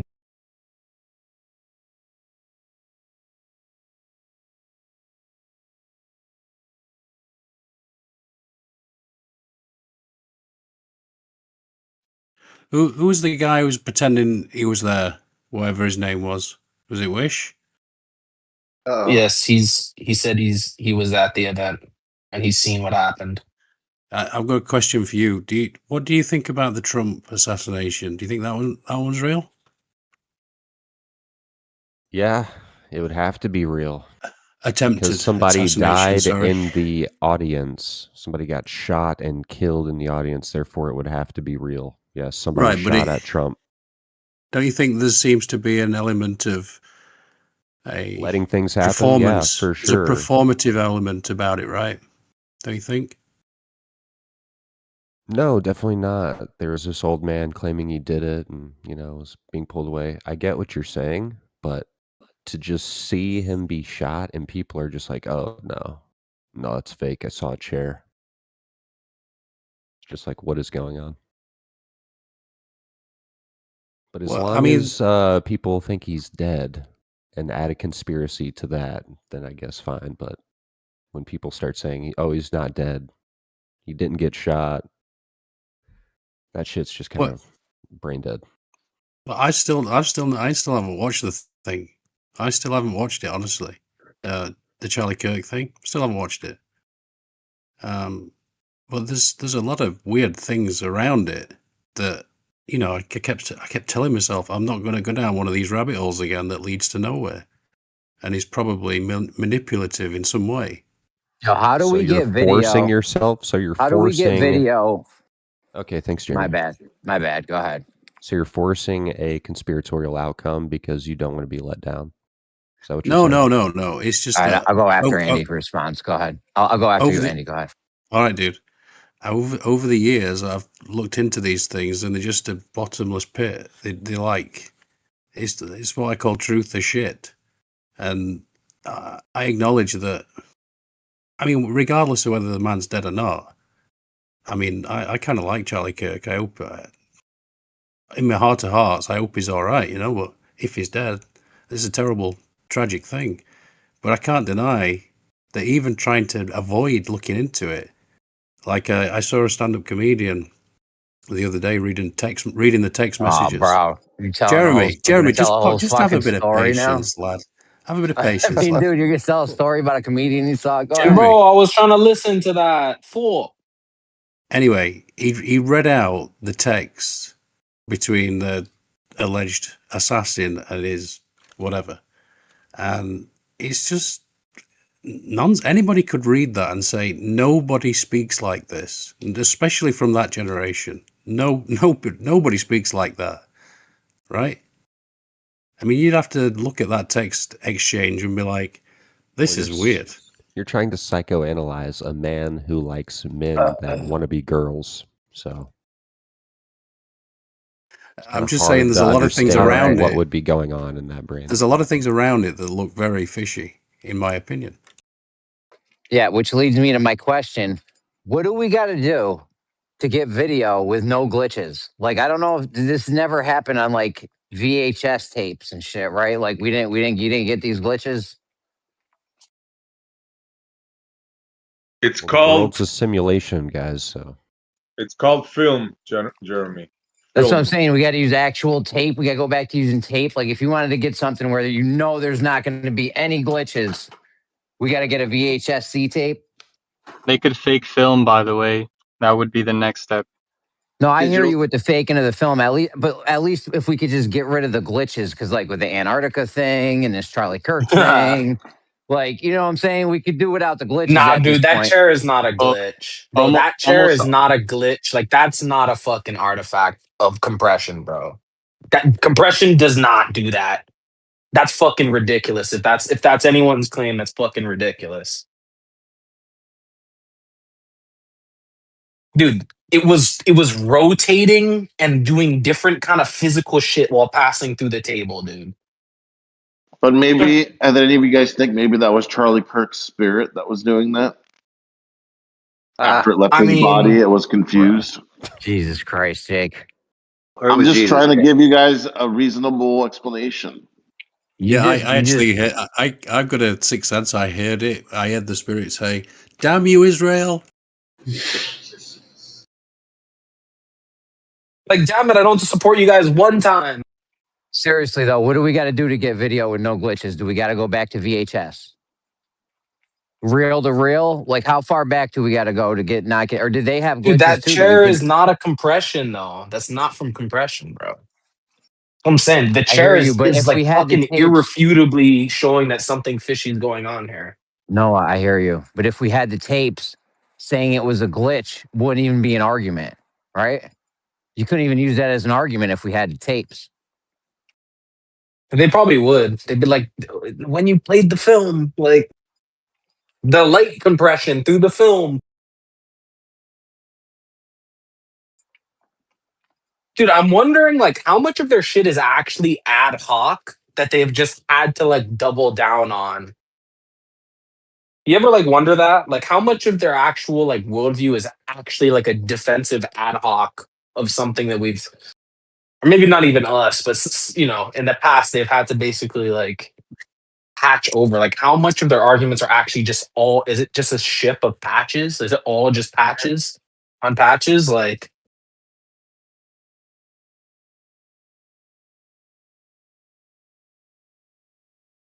I'm curious why you don't think compression does that kind of stuff, though. did you see the chair video? Yeah. I'm not sure you did. Does it make you think everything's fake? Well, you want to repost the one I should watch? Because I mean, I've seen one, but I don't know if it's the specific one you're talking about. Sure, yeah.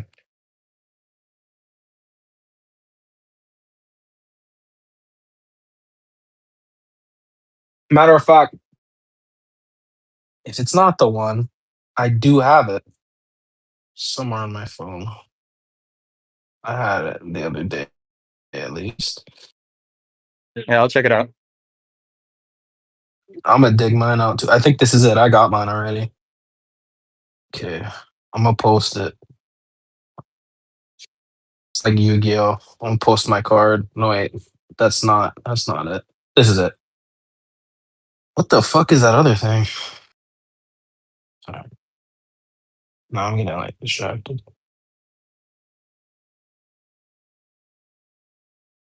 Okay, I can have the ability to do that, bro. That's Came from a normal ridiculous. family. Dude, no, it's way more plausible that like it's just a spiritual thing, right? Like Like a that these demon weird, or something. yeah, like it's like demonic influence on these coincidences, That's right? what I It's like it's considered, bro. yeah.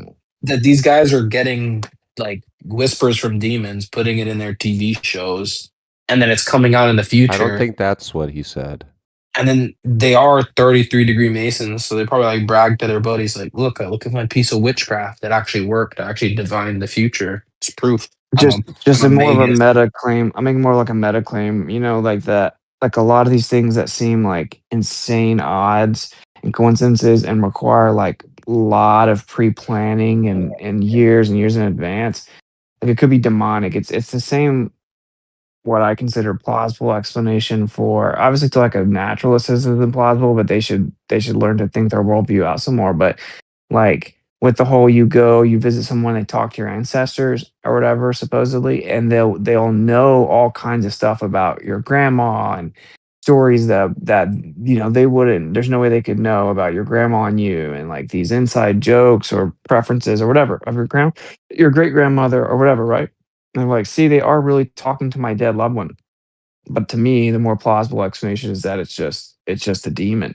And the demons were there, you know, they've been around for like thousands of years, right? So they're like, they were there, you know, and they're able to like trick you by because they are actually connecting to these people that are trying to communicate with them. I mean, if you go from a biblical worldview, then the demons are the spirits, the disembodied spirits of the Nephilim, because you know they were used to having a body, so now they roam around looking for another body. Like the fallen ones in the biblical story, like they never had like a physical body that their spirit went in. They were immortal and they can take different forms. So anyway, my point is like I just think that there can be demonic influence and demonic oppression.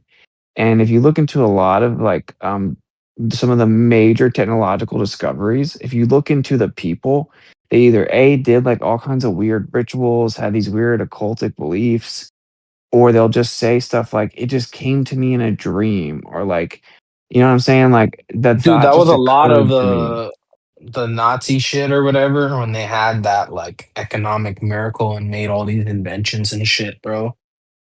And all of the Yeah. high level like guys were all like pagan occultists and stuff, like directly, like not even like not like a conspiracy. No, like you can go read their biography, go read books about them. And they like directly admit it. Like it's part of their like public, I don't know, like thing, you know what I mean? Like it's just public, you know what I mean? So I just yeah, I'm definitely on that wave. I mean, that's how NASA was, right? Like the people involved with the foundation of NASA, there's like a sex cult. Jack Parsons was like into the religion founded by Aleister Crowley. It's called like the Dilemma or whatever.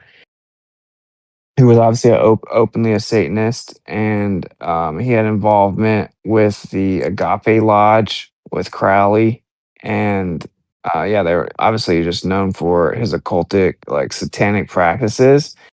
And Jack Parsons is like like the one of the main guys in like American rockets.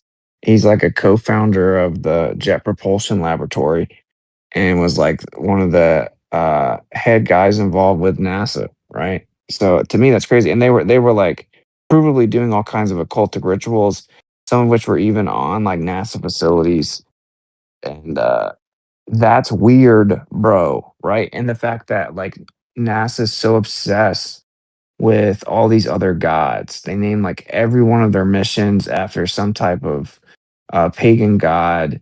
And if you look at some of their that like patches, they're just like overtly demonic. If you look at like NASA and the military badges, we have badges like in our government that are blatantly satanic, like blatantly satanic. So I just think that some of the stuff is a little deeper than people realize. The people involved are just kind of like being, used. They're being led around.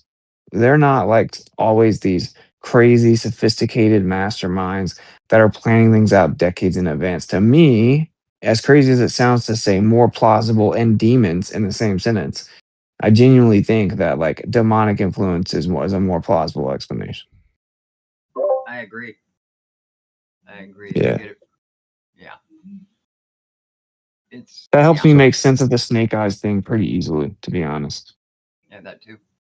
Following up on that, do you think that there was a guy who shot real bullets at Trump and killed somebody Yeah. in the stands? Yeah. Like whether or not the bullets were actually shot at Trump or intended to hit him, that's a different thing. But there were absolutely like real bullets shot and killed real people, in my opinion. Very nice. And but the rest of it is sketchy. Like they roll these photographers kind of in place to get shots. He stands up and like his primary focus in the moment is to get like this perfect photo op that's like, The this thing about iconic it, though, photo. is if it was staged, the Secret Service people would have known about it, right? That's why they're going around Mhm. him, and they're worried about him getting his shoes, right? And if they were informed on the situation, they would have known that, wait, they gotta wait, we gotta get this moment, we gotta get the pictures, we can't rush him out and worry about his shoes, because that's what they were trying to do. They were just trying to rush him out. They're like, oh, your shoes. He's like, no, wait. You hear him say that? Maybe because I heard another Secret Service guy do an interview where he's like, "This is not protocol, right? Like they would have fully covered him until they were 100% cleared, and they get him to stand up where he's not even covered, like almost immediately." They said that that's like That's on not what Trump, they would though. do. Maybe, yeah, and like, have you seen like the famous picture that caught the one of the bullets? Like the shutter speed required to catch that is like insanely high, and the And they official caught it. story is that his official story is that he had that camera on that setting. But if he was going to take pictures of that, whatever they're called, rally, like he would have filled up his capacity for pictures like almost immediately. It would have been the most insane thing ever to take pictures like that. So I mean, it could have been coincidence. It's like the same guy that got a Pulitzer or whatever for that caught something else. Like I guess either George Bush having the shoe thrown at him or something like that.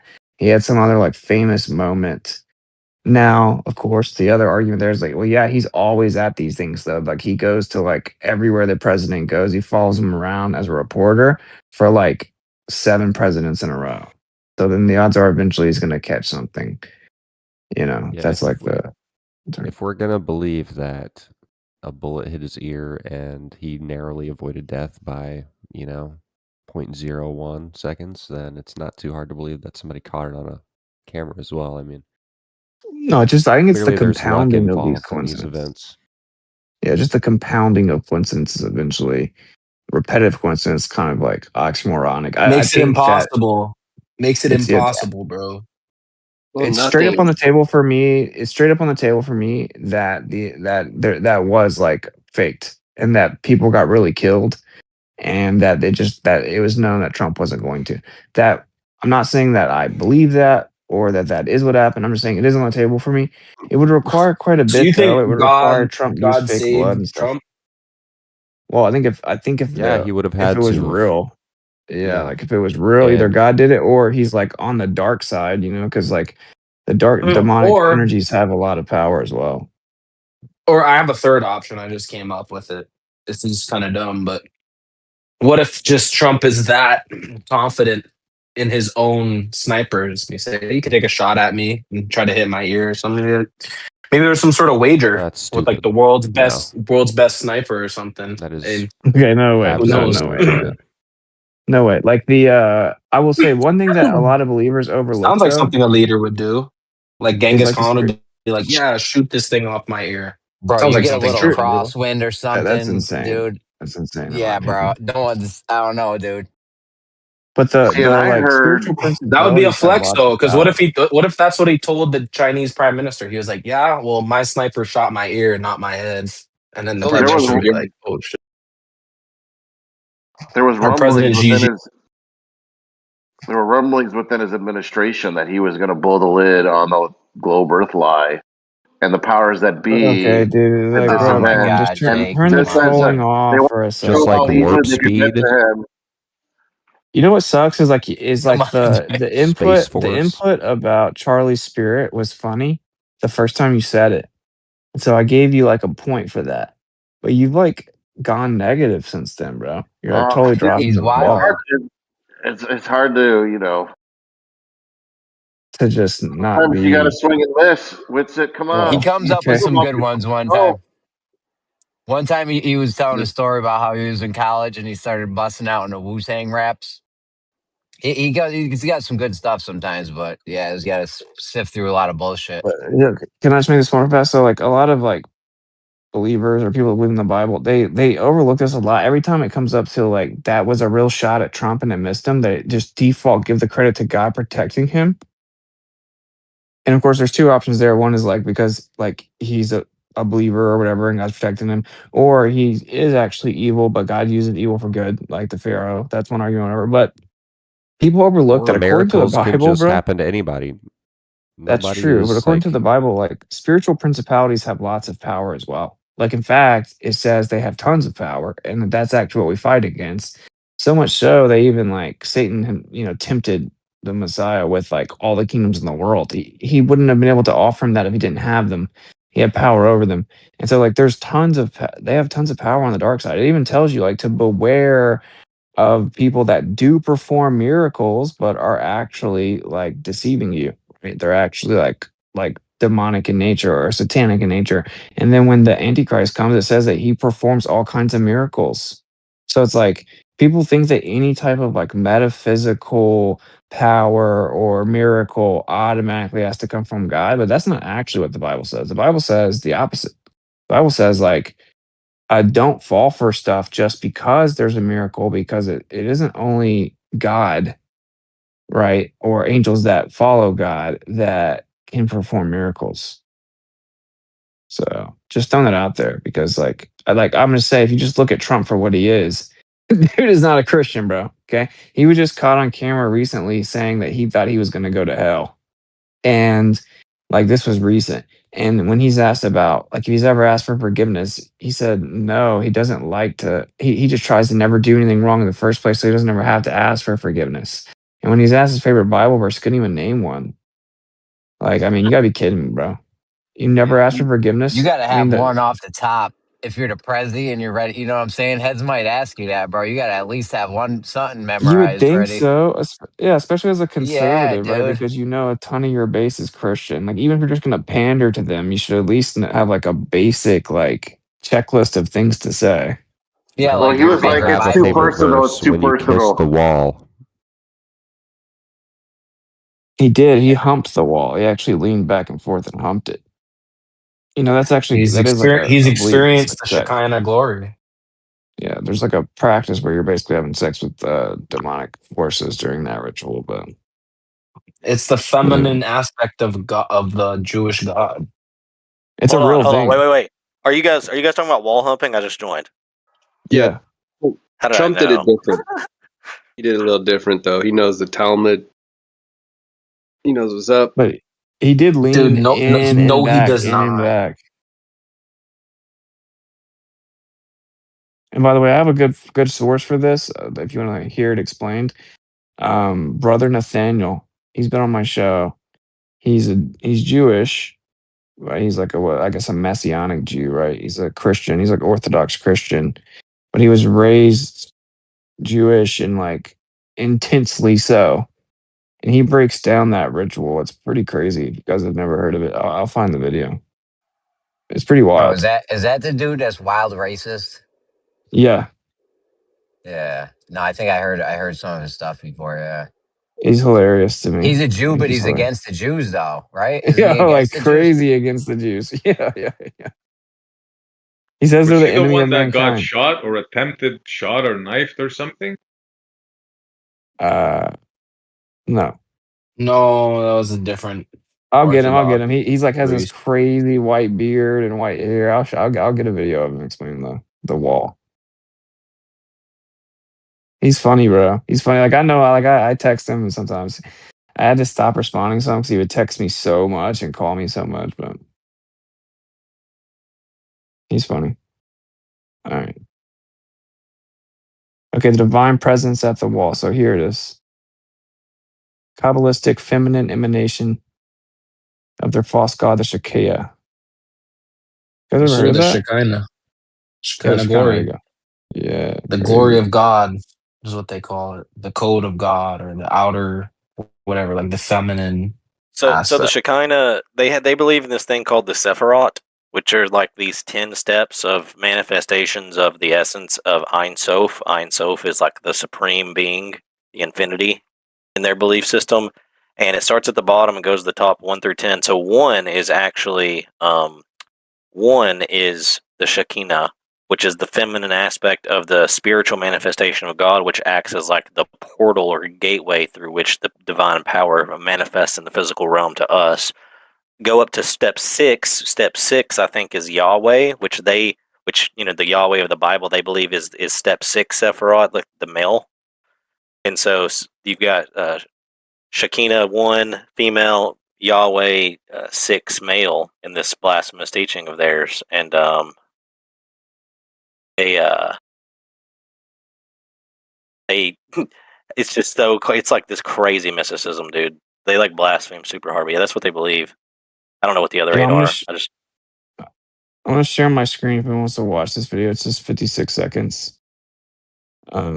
It's pretty crazy though, bro. Like I did not know this was actually a thing.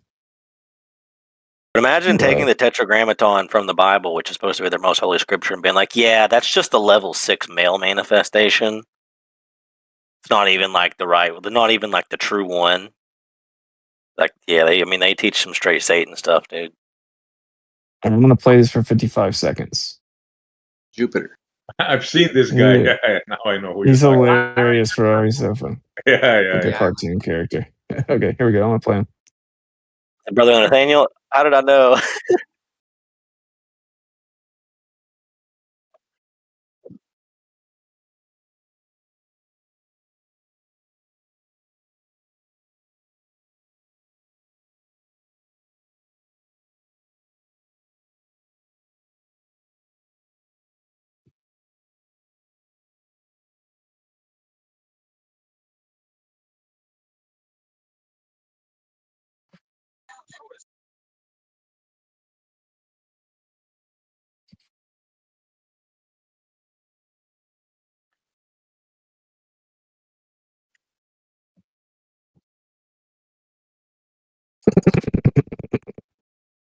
They're gonna Never really liked that on the phone.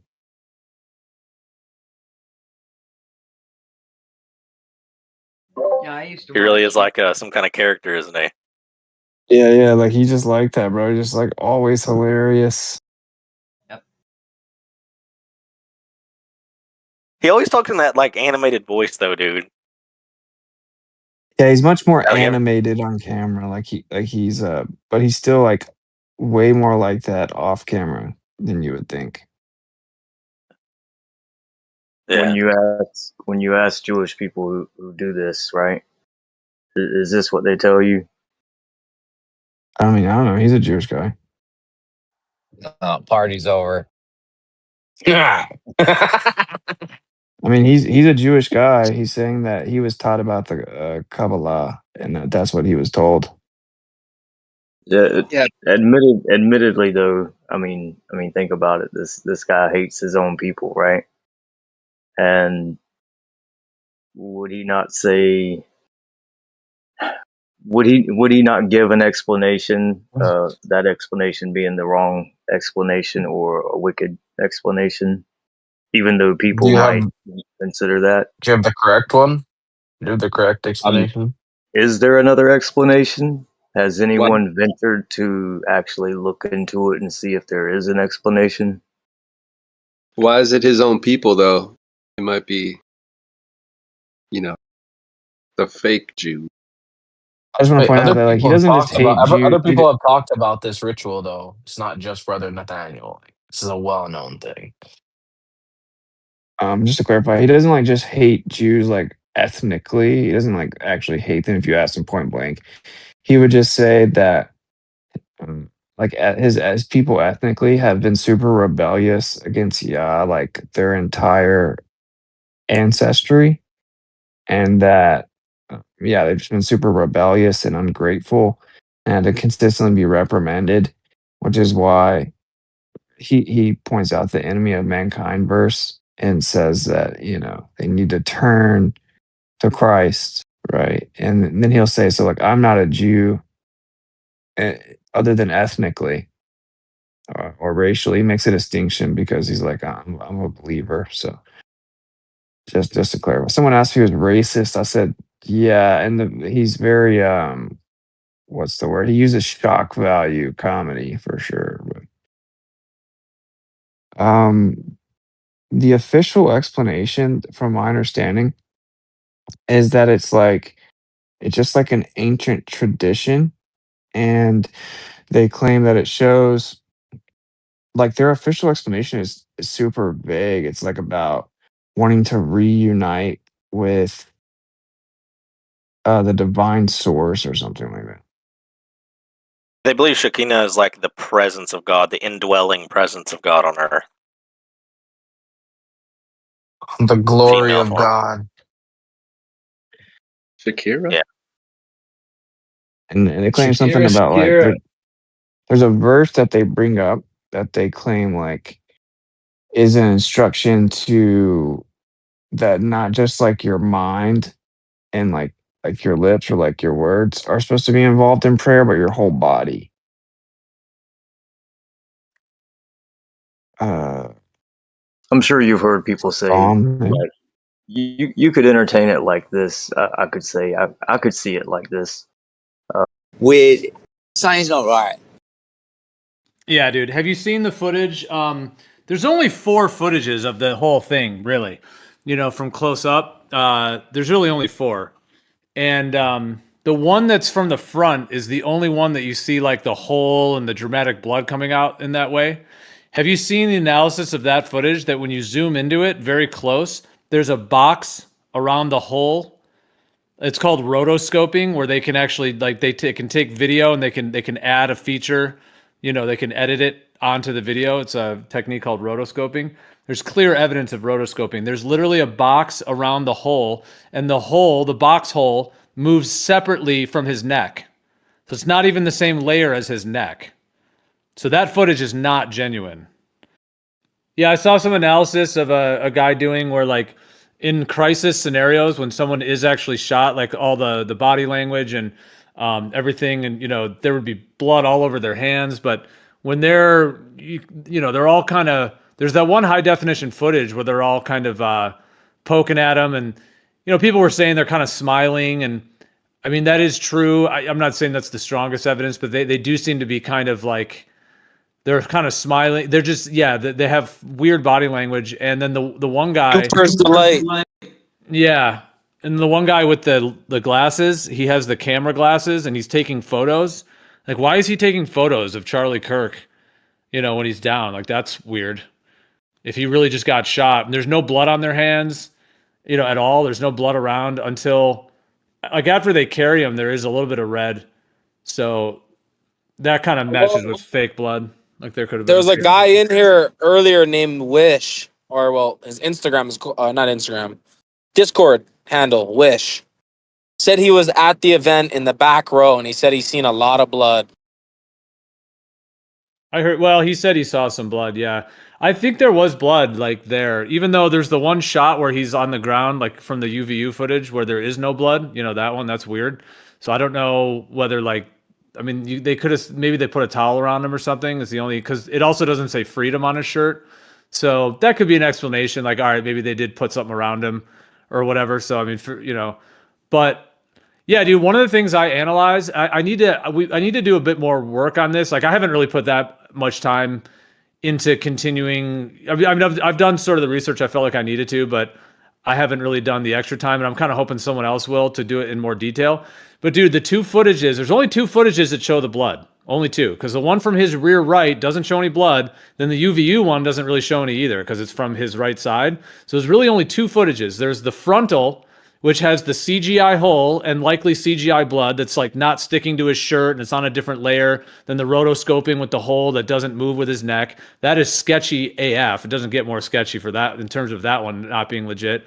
And that one shows a certain blood pattern. And then the other one to his left, there's that footage. Now that one pans away pretty quickly. Like the shot thing happens, the blood kind of starts to go onto his shirt, and then it just quickly pans away. So you don't really get more footage of that one. Now whether that was purposely panned away or whether the guy was, that's a whole question. But nonetheless, it pans away. But dude, like I said, I would like to see someone go through like frame by frame, and I could do it if I have the time, but I did do it briefly. Like, I zoomed in and just kind of looked at it, and it does look like the blood pattern is different. Like on the one to his left, the blood more kind of looks like it's coming from his neck, but it is hard to tell. You don't see the hole, and then the blood kind of like almost like kind of dribbles, like kind of like almost like a baby spitting up on a shirt or something. It kind of just like it just kind of blurs, it just kind of pours out a little bit. Whereas the frontal one is like gushing and it's like a different actual blood pattern. Now, like I said, I'd like to see someone really go frame by frame and show that it is different. But that would be pretty intense, and that could indicate that he did have kind of a blood pack, a blood tube, Hollywood style thing, and that the people there did actually see some blood come out, onto his shirt. But that would have been the one from his left that might have been what people actually saw. Whereas the frontal one looks like they added a CGI hole and CGI blood to make it more dramatic. And to maybe cover up that it's actually a blood tube, to make it look more kind of, intense and like frozen in people's minds. So yeah, if we can show for sure the blood pattern is different in those two videos, even more so, then that would be another big one to show that probably the one on his left is what people actually saw. And maybe if that guy wished trolls a lot. Who knows if he's even being genuine, but if he really was there, people may have seen some red stuff, come out onto his shirt, but did they really see what that frontal one shows? And then did he really get shot? Those are the questions.